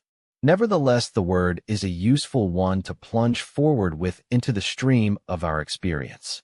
It cuts off certain probabilities and sets up others. You can put away your straw hats. You can unpack your Arctics. It is a summary of things to look for. It names a part of nature's habits and gets you ready for their continuation. It is a definite instrument abstracted from experience, a conceptual reality that you must take account of and which reflects you totally back into sensible realities. The pragmatist is the last person to deny the reality of such abstractions. They are so much past experience funded. But taking the absolute addition of the world concretely means a different hypothesis. Rationalists take it concretely and oppose it to the world's finite additions. They give it a particular nature. It is perfect, finished. Everything known there is known along with everything else. Here, where ignorance reigns, far otherwise. If there is want there also is the satisfaction provided. Here all is process. That world is timeless. Possibilities obtain in our world, in the absolute world, where all that is not is from eternity impossible, and all that is necessary. The category of possibility has no application. In this world, crimes and horrors are regrettable. In that totalized world, regret obtains not. For the existence of ill in the temporal order is the very condition of the perfection of the eternal order. Once more, either hypothesis is legitimate in pragmatist eyes, for either has its uses. Abstractly, or taken like the word winter, as a memorandum of past experience that orients us towards the future, the notion of the absolute world is indispensable. Concretely taken, it is also indispensable, at least to certain minds, for it determines them religiously, being often a thing to change their lives by, and by changing their lives, to change whatever in the outer order depends on them. We cannot therefore methodically join the tough minds in their rejection of the whole notion of a world beyond our finite experience. One misunderstanding of pragmatism is to identify it with positivistic tough-mindedness, to suppose that it scorns every rationalistic notion as so much jabber and gesticulation, that it loves intellectual anarchy as such and prefers a sort of wolf world absolutely unpent and wild, and without a master or a collar to any philosophic classroom product whatsoever. I have said so much in these lectures against the over-tender forms of rationalism that I am prepared for some misunderstanding here, but I confess that the amount of it that I have found in this very audience surprises me, for I have simultaneously defended rationalistic hypotheses so far as these redirect you fruitfully into experience. For instance, I received this morning this question on a postcard.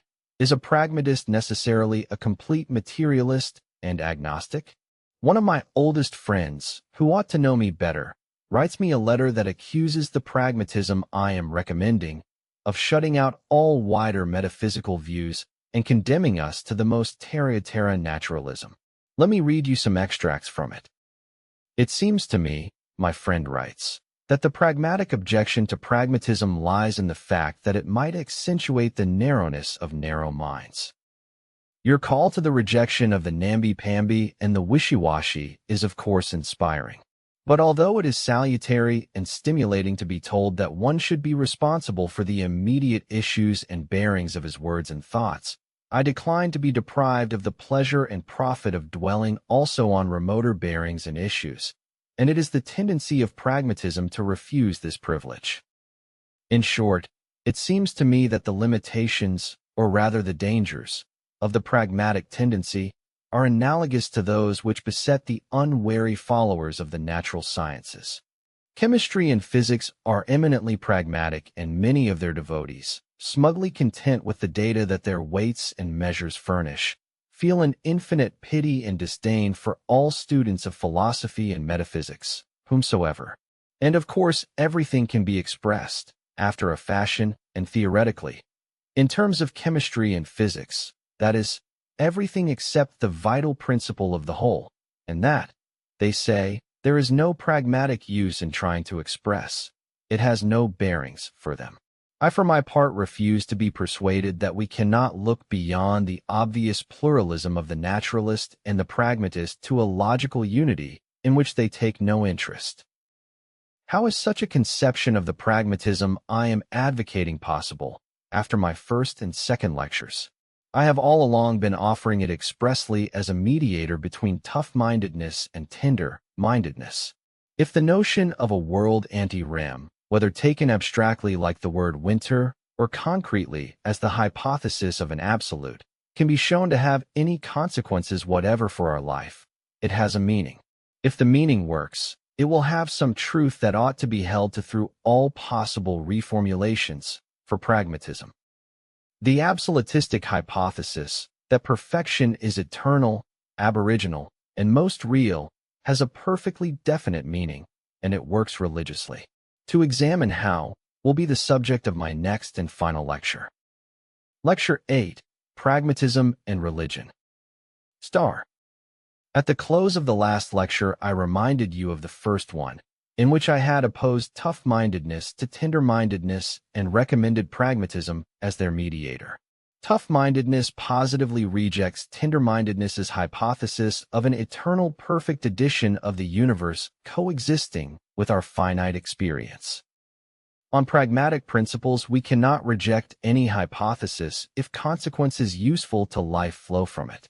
Universal conceptions, as things to take account of, may be as real for pragmatism as particular sensations are. They have indeed no meaning and no reality if they have no use. But if they have any use, they have that amount of meaning. And the meaning will be true if the use squares well with life's other uses. Well, the use of the absolute is proved by the whole course of men's religious history. The eternal arms are then beneath. Remember Vivekananda's use of the Atman. It is indeed not a scientific use, for we can make no particular deductions from it. It is emotional and spiritual altogether. It is always best to discuss things by the help of concrete examples. Let me read therefore some of those verses entitled "To You" by Walt Whitman. You, of course, meaning the reader or hearer of the poem, whosoever he or she may be. Whoever you are, now I place my hand upon you, that you be my poem. I whisper with my lips close to your ear. I have loved many women and men, but I love none better than you. Oh, I have been dilatory and dumb. I should have made my way straight to you long ago. I should have blabbed nothing but you. I should have chanted nothing but you. I will leave all, and come and make the hymns of you. None have understood you, but I understand you. None have done justice to you. You have not done justice to yourself. None but have found you imperfect. I only find no imperfection in you. Oh, I could sing such grandeurs and glories about you. You have not known what you are. You have slumbered upon yourself all your life. What you have done returns already in mockeries. But the mockeries are not you. Underneath them, and within them, I see you lurk. I pursue you where none else has pursued you. Silence, the desk, the flippant expression, the night, the accustomed routine. If these conceal you from others, or from yourself, they do not conceal you from me. the shaved face, the unsteady eye, the impure complexion. If these balk others, they do not balk me. The pert apparel, the deformed attitude, drunkenness, greed, premature death, all these I part aside. There is no endowment in man or woman that is not tallied in you. There is no virtue, no beauty in man or woman, but as good as in you. No pluck, no endurance in others, but as good as in you. No pleasure waiting for others, but an equal pleasure waits for you. Whoever you are, claim your own at any hazard. These shows of the East and West are tame, compared to you. These immense meadows, these interminable rivers. You are immense and interminable as they. You are he or she who is master or mistress over them. Master or mistress in your own right over nature, elements, pain, passion, dissolution. The hopples fall from your ankles. You find an unfailing sufficiency, old or young, male or female, rude, low, rejected by the rest. Whatever you are promulgates itself. Through birth, life, death, burial, the means are provided, nothing is scant. Through angers, losses, ambition, ignorance, ennui, what you are picks its way. Verily a fine and moving poem, in any case, but there are two ways of taking it, both useful.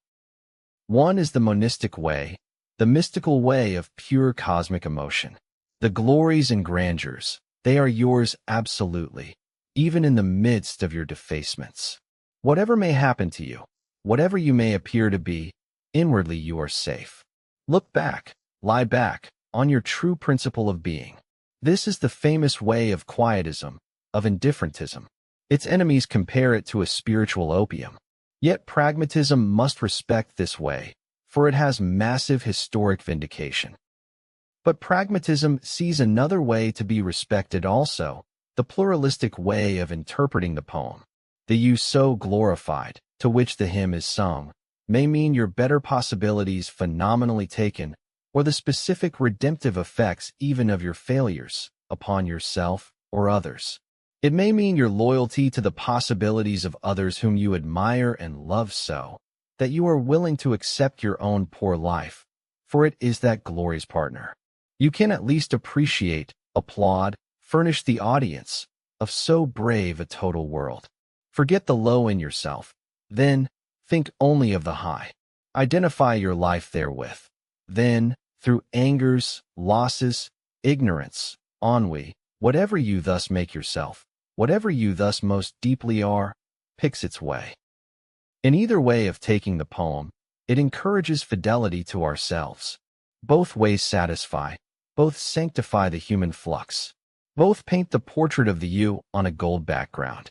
But the background of the first way is the static one, while in the second way it means possibles in the plural, genuine possibles, and it has all the restlessness of that conception. Noble enough is either way of reading the poem, but plainly the pluralistic way agrees with the pragmatic temper best, for it immediately suggests an infinitely larger number of the details of future experience to our mind. It sets definite activities in us at work. Although this second way seems prosaic and earthborn in comparison with the first way, yet no one can accuse it of tough-mindedness in any brutal sense of the term. Yet if, as pragmatists, you should positively set up the second way against the first way, you would very likely be misunderstood. You would be accused of denying nobler conceptions, and of being an ally of tough-mindedness in the worst sense. You remember the letter from a member of this audience from which I read some extracts at our previous meeting. Let me read you an additional extract now. It shows a vagueness in realizing the alternatives before us which I think is very widespread. I believe, writes my friend and correspondent, in pluralism. I believe that in our search for truth we leap from one floating cake of ice to another, on an infinite sea, and that by each of our acts we make new truths possible and old ones impossible. I believe that each man is responsible for making the universe better, and that if he does not do this it will be in so far left undone. Yet at the same time I am willing to endure that my children should be incurably sick and suffering, as they are not, and I myself stupid, and yet with brains enough to see my stupidity, only on one condition, namely, that through the construction, in imagination and by reasoning, of a rational unity of all things, I can conceive my acts and my thoughts and my troubles as supplemented by all the other phenomena of the world, and as forming, when thus supplemented, a scheme which I approve and adopt as my own. And for my part, one refuse to be persuaded that we cannot look beyond the obvious pluralism of the naturalist and pragmatist to a logical unity in which they take no interest or stock. Such a fine expression of personal faith warms the heart of the hearer. But how much does it clear his philosophic head? Does the writer consistently favor the monistic or the pluralistic interpretation of the world's poem? His troubles become atoned for when thus supplemented.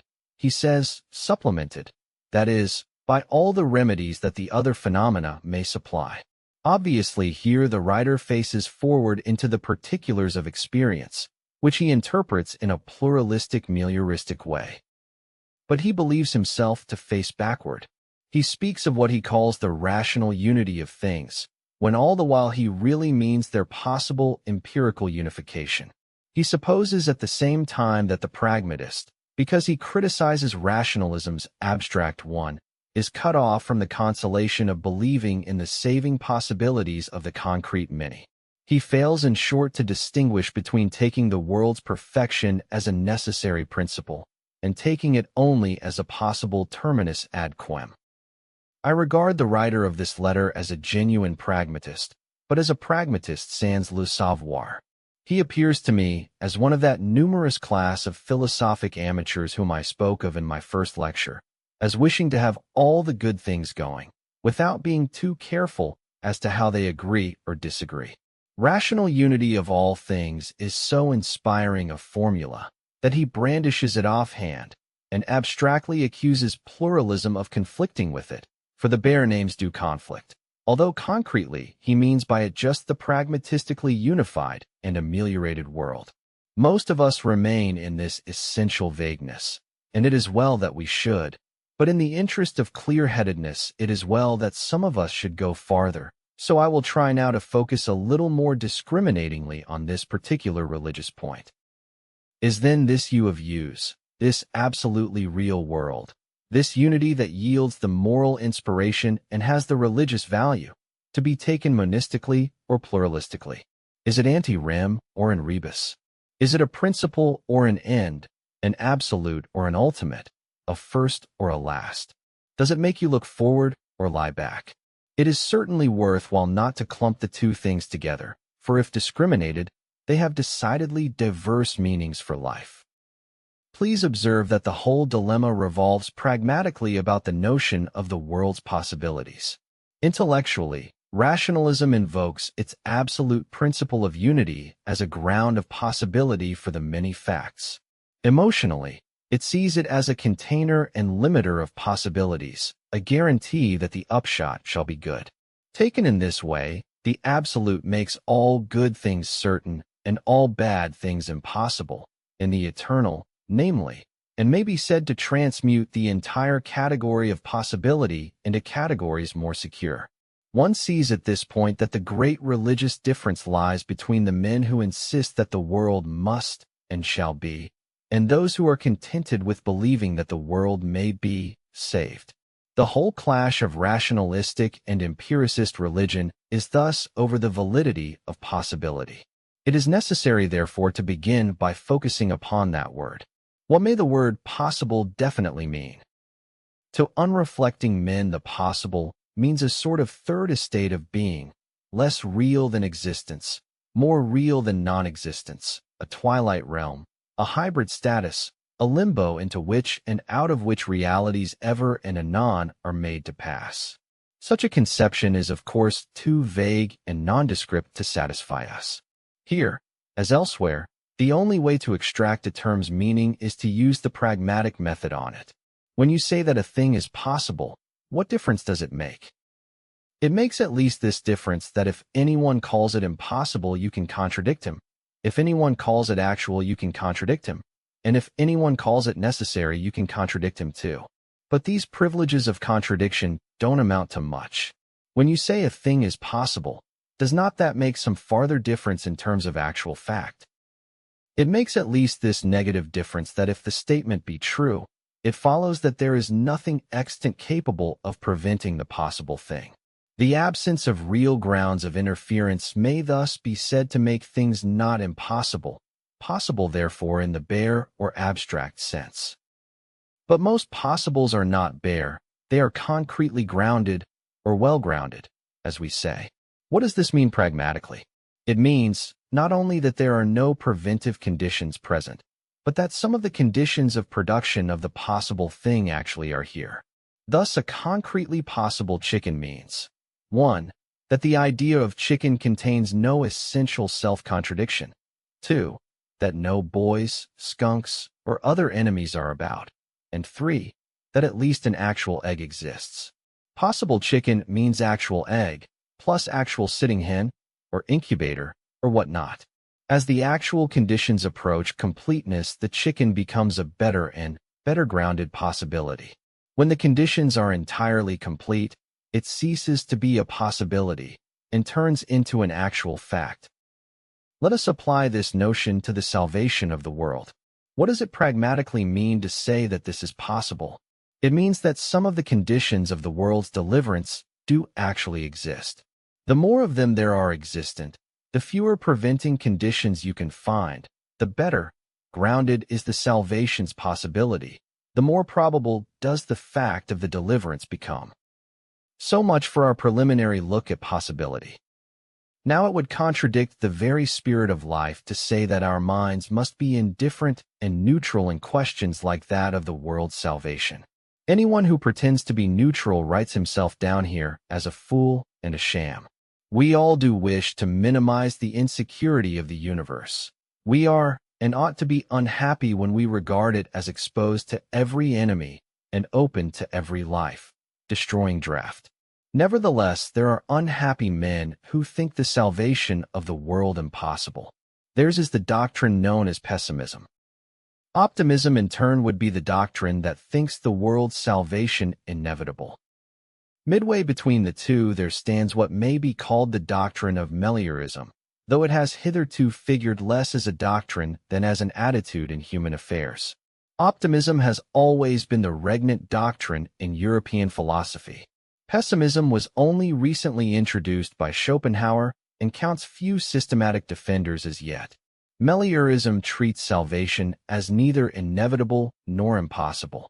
It treats it as a possibility, which becomes more and more of a probability the more numerous the actual conditions of salvation become. It is clear that pragmatism must incline towards meliorism. Some conditions of the world's salvation are actually extant, and she cannot possibly close her eyes to this fact. And should the residual conditions come, salvation would become an accomplished reality. Naturally, the terms I use here are exceedingly summary. You may interpret the word salvation in any way you like, and make it as diffuse and distributive, or as climacteric and integral a phenomenon as you please. Take, for example, any one of us in this room with the ideals which he cherishes and is willing to live and work for. Every such ideal realized will be one moment in the world's salvation. But these particular ideals are not bare abstract possibilities. They are grounded. They are live possibilities, for we are their live champions and pledges, and if the complementary conditions come and add themselves, our ideals will become actual things. What now are the complementary conditions? They are first such a mixture of things as will in the fullness of time give us a chance, a gap that we can spring into, and, finally, our ACT. Does our act then create the world's salvation so far as it makes room for itself? So far as it leaps into the gap? Does it create, not the whole world's salvation, of course, but just so much of this as itself covers of the world's extent? Here I take the bull by the horns, and in spite of the whole crew of rationalists and monists, of whatever brand they be, I ask why not? Our acts, our turning places, where we seem to ourselves to make ourselves and grow, are the parts of the world to which we are closest the parts of which our knowledge is the most intimate and complete. Why should we not take them at their face value? Why may they not be the actual turning places and growing places which they seem to be of the world? Why not the workshop of being, where we catch fact in the making, so that nowhere may the world grow in any other kind of way than this? Irrational, we are told. How can new being come in local spots and patches which add themselves or stay away at random, independently of the rest? There must be a reason for our acts, and where in the last resort can any reason be looked for save in the material pressure or the logical compulsion of the total nature of the world? There can be but one real agent of growth, or seeming growth, anywhere, and that agent is the integral world itself. It may grow all over, if growth there be, but that single parts should grow per se is irrational. But if one talks of rationality and of reasons for things, and insists that they can't just come in spots, what kind of a reason can there ultimately be why anything should come at all? Talk of logic and necessity and categories and the absolute and the contents of the whole philosophical machine shop as you will. The only real reason I can think of why anything should ever come is that someone wishes it to be here. It is demanded, it may be, to give relief to no matter how small a fraction of the world's mass. This is living reason, and compared with it material causes and logical necessities are spectral things. In short, the only fully rational world would be the world of wishing caps, the world of telepathy, where every desire is fulfilled instanter, without having to consider or placate surrounding or intermediate powers. This is the Absolute's own world. He calls upon the phenomenal world to be, and it is, exactly as he calls for it, no other condition being required. In our world, the wishes of the individual are only one condition.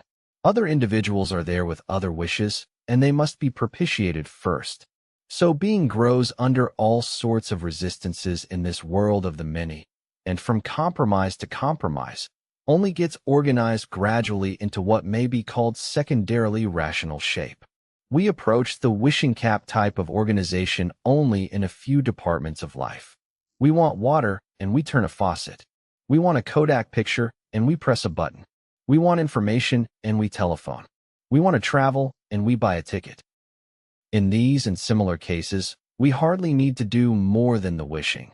The world is rationally organized to do the rest. But this talk of rationality is a parenthesis and a digression. What we were discussing was the idea of a world growing not integrally, but piecemeal by the contributions of its several parts. Take the hypothesis seriously and as a live one. Suppose that the world's author put the case to you before creation, saying, I am going to make a world not certain to be saved, a world the perfection of which shall be conditional merely, the condition being that each several agent does its own level best. I offer you the chance of taking part in such a world. Its safety, you see, is unwarranted. It is a real adventure, with real danger, yet it may win through. It is a social scheme of cooperative work genuinely to be done. Will you join the procession? Will you trust yourself and trust the other agents enough to face the risk? Should you, in all seriousness, if participation in such a world were proposed to you, feel bound to reject it as not safe enough? Would you say that, rather than be part and parcel of so fundamentally pluralistic and irrational a universe, you preferred to relapse into the slumber of nonentity from which you had been momentarily aroused by the tempter's voice? Of course, if you are normally constituted, you would do nothing of the sort. There is a healthy-minded buoyancy in most of us which such a universe would exactly fit. We would therefore accept the offer. Top. You and die Schlag auf Schlag. It would be just like the world we practically live in, and loyalty to our old nurse nature would forbid us to say no. The world proposed would seem rational to us in the most living way. Most of us, I say, would therefore welcome the proposition and add our fiat to the fiat of the Creator. Yet perhaps some would not, for there are morbid minds in every human collection, and to them the prospect of a universe with only a fighting chance of safety would probably make no appeal. There are moments of discouragement in us all, When we are sick of self and tired of vainly striving, our own life breaks down, and we fall into the attitude of the prodigal son. We mistrust the chances of things. We want a universe where we can just give up, fall on our Father's neck, and be absorbed into the absolute life as a drop of water melts into the river or the sea. The peace and rest, the security desiderate at such moments is security against the bewildering accidents of so much finite experience. Nirvana means safety from this everlasting round of adventures of which the world of sense consists. The Hindu and the Buddhist, for this is essentially their attitude, are simply afraid of more experience, afraid of life. And to men of this complexion, religious monism comes with its consoling words. All is needed and essential, even you with your sick soul and heart. All are one with God, and with God all is well. The everlasting arms are beneath, whether in the world of finite appearances you seem to fail or to succeed.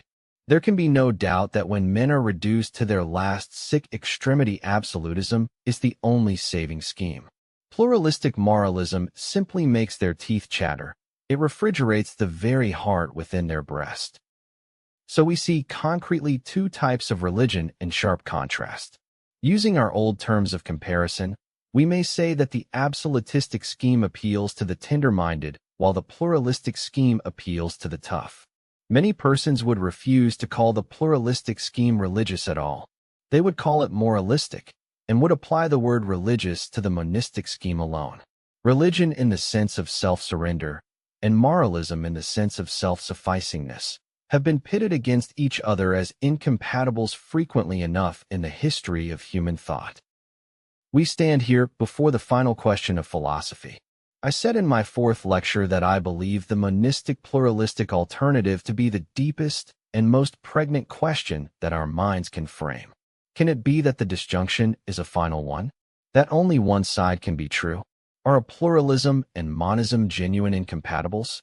So that, if the world were really pluralistically constituted, if it really existed distributively and were made up of a lot of eachs, it could only be saved piecemeal and de facto as the result of their behavior, and its epic history in no wise short-circuited by some essential oneness in which the severalness were already taken up beforehand and eternally overcome. If this were so, we should have to choose one philosophy or the other. We could not say yes to both alternatives. There would have to be a no in our relations with the possible. We should confess an ultimate disappointment. We could not remain healthy-minded and sick-minded in one indivisible act.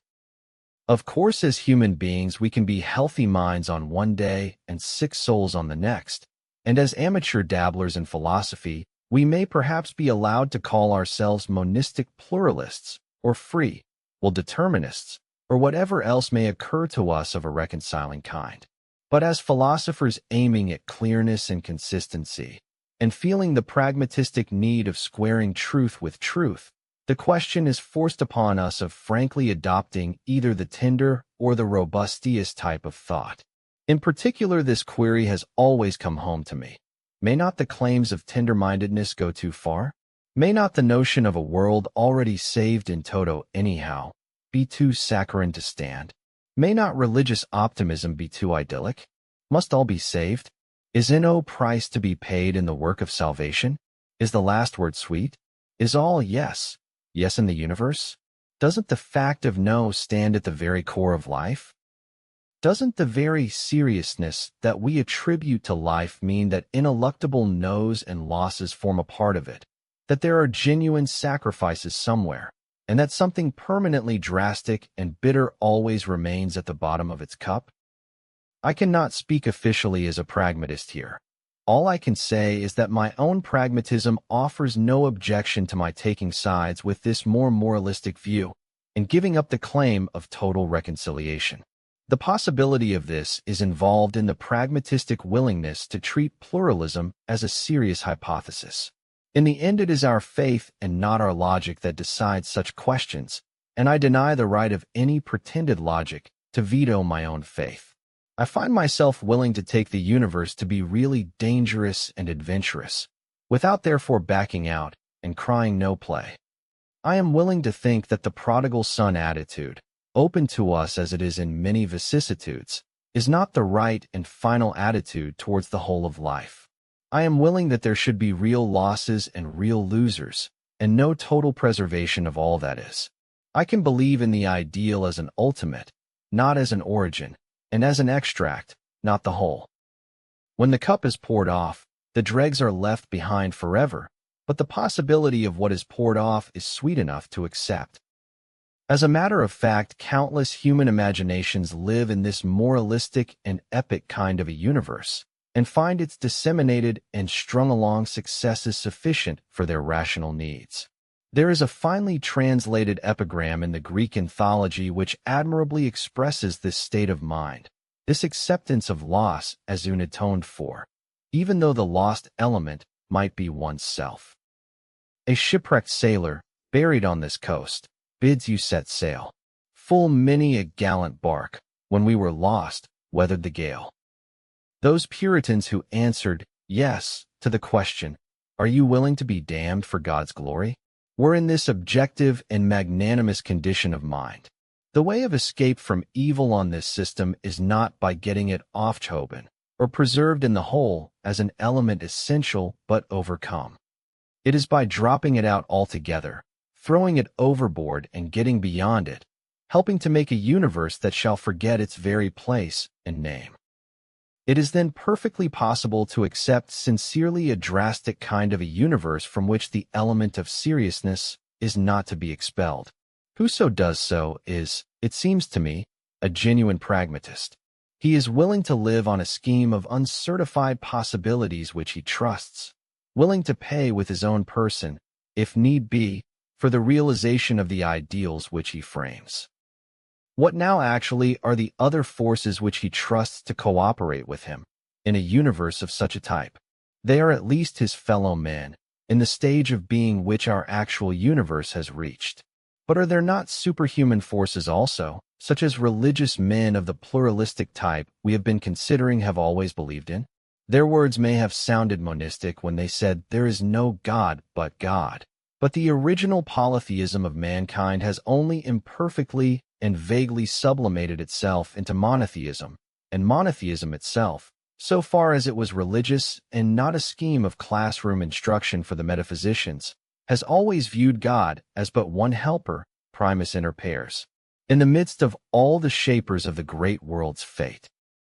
I fear that my previous lectures, confined as they have been to human and humanistic aspects, may have left the impression on many of you that pragmatism means methodically to leave the superhuman out. I have shown small respect indeed for the absolute, and I have until this moment spoken of no other superhuman hypothesis but that. But I trust that you see sufficiently that the absolute has nothing but its superhumanness in common with the theistic God. On pragmatistic principles, if the hypothesis of God works satisfactorily in the widest sense of the word, it is true. Now, whatever its residual difficulties may be, experience shows that it certainly does work, and that the problem is to build it out and determine it, so that it will combine satisfactorily with all the other working truths. I cannot start upon a whole theology at the end of this last lecture. But when I tell you that I have written a book on men's religious experience, which on the whole has been regarded as making for the reality of God, you will perhaps exempt my own pragmatism from the charge of being an atheistic system. I firmly disbelieve, myself, that our human experience is the highest form of experience extant in the universe. I believe rather that we stand in much the same relation to the whole of the universe as our canine and feline pets do to the whole of human life. They inhabit our drawing rooms and libraries. They take part in scenes of whose significance they have no inkling. They are merely tangent to curves of history, the beginnings and ends and forms of which pass wholly beyond their ken. So we are tangents to the wider life of things.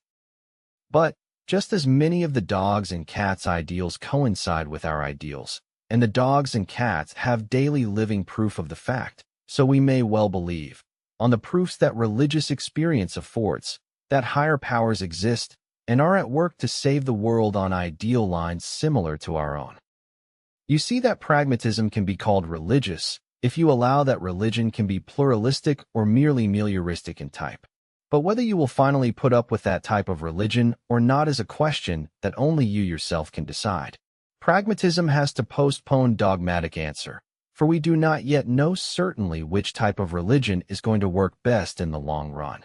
The various overbeliefs of men, their several faith ventures, are in fact what are needed to bring the evidence in. You will probably make your own ventures severally. If radically tough, the hurly-burly of the sensible facts of nature will be enough for you, and you will need no religion at all. If radically tender, you will take up with the more monistic form of religion, the pluralistic form, with its reliance on possibilities that are not necessities, will not seem to afford you security enough. But if you are neither tough nor tender in an extreme and radical sense, but mixed as most of us are, it may seem to you that the type of pluralistic and moralistic religion that I have offered is as good a religious synthesis as you are likely to find. Between the two extremes of crude naturalism on the one hand and transcendental absolutism on the other, you may find that what I take the liberty of calling the pragmatistic or melioristic type of theism is exactly what you require. The end. About the author. William James, 1842–1910, was an American philosopher, psychologist, and educator, widely regarded as one of the founders of modern psychology and one of the leading figures in the development of pragmatism. Born in New York City, James pursued studies in medicine before turning his attention to philosophy and psychology, fields in which he would leave an enduring legacy. As a professor at Harvard University, James helped establish psychology as an independent scientific discipline while making significant contributions to philosophy, education, and the study of religion. His writings combined scientific observation with philosophical insight, emphasizing the richness and complexity of human experience. Among his most influential works are The Principles of Psychology, The Will to Believe, Pragmatism, The Varieties of Religious Experience, and The Meaning of Truth. James's philosophy emphasized that ideas should be evaluated according to their practical effects and their capacity to illuminate human experience. His work influenced generations of philosophers, psychologists, educators, and social scientists, including John Dewey and Charles Sanders Peirce, helping to establish pragmatism as one of the most significant philosophical traditions of the modern era. Today, William James is remembered as one of the greatest thinkers in American history. Through pragmatism, he offered a powerful vision of philosophy as a practical guide to understanding the world, one that continues to inspire readers to approach truth with curiosity, openness, and a willingness to learn from experience. Production credits. This audiobook was produced by Pigeon Publishing House, dedicated to the preservation of timeless literature. Copyright 2026, Pigeon Publishing House. All rights to the narration and audio production are reserved. Unauthorized reproduction or distribution is prohibited. Pigeon Publishing House is an independent label dedicated to public domain works. Public domain text used with attribution. Pigeon Publishing House presented. Pragmatism. Author, William James. Narrated by Henry Wells. Thank you for listening to this audiobook. We hope you enjoyed it.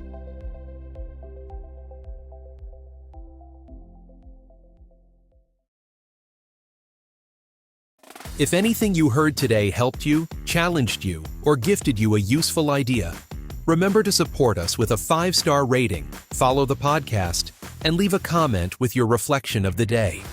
And if you want to keep growing, we'll be waiting for you in our other compilations: Pigeon Audiobooks Philosophy, Pigeon Audiobooks Finance, Pigeon Audiobooks Classics, Pigeon Audiobooks Poetry, Pigeon Audiobooks Top 100 Best-Selling, and our new collection, Pigeon Audiobooks Novels. There you'll find a complete library to elevate your mind and your results. See you in the next episode. And never forget, knowledge is the greatest act of rebellion against the system.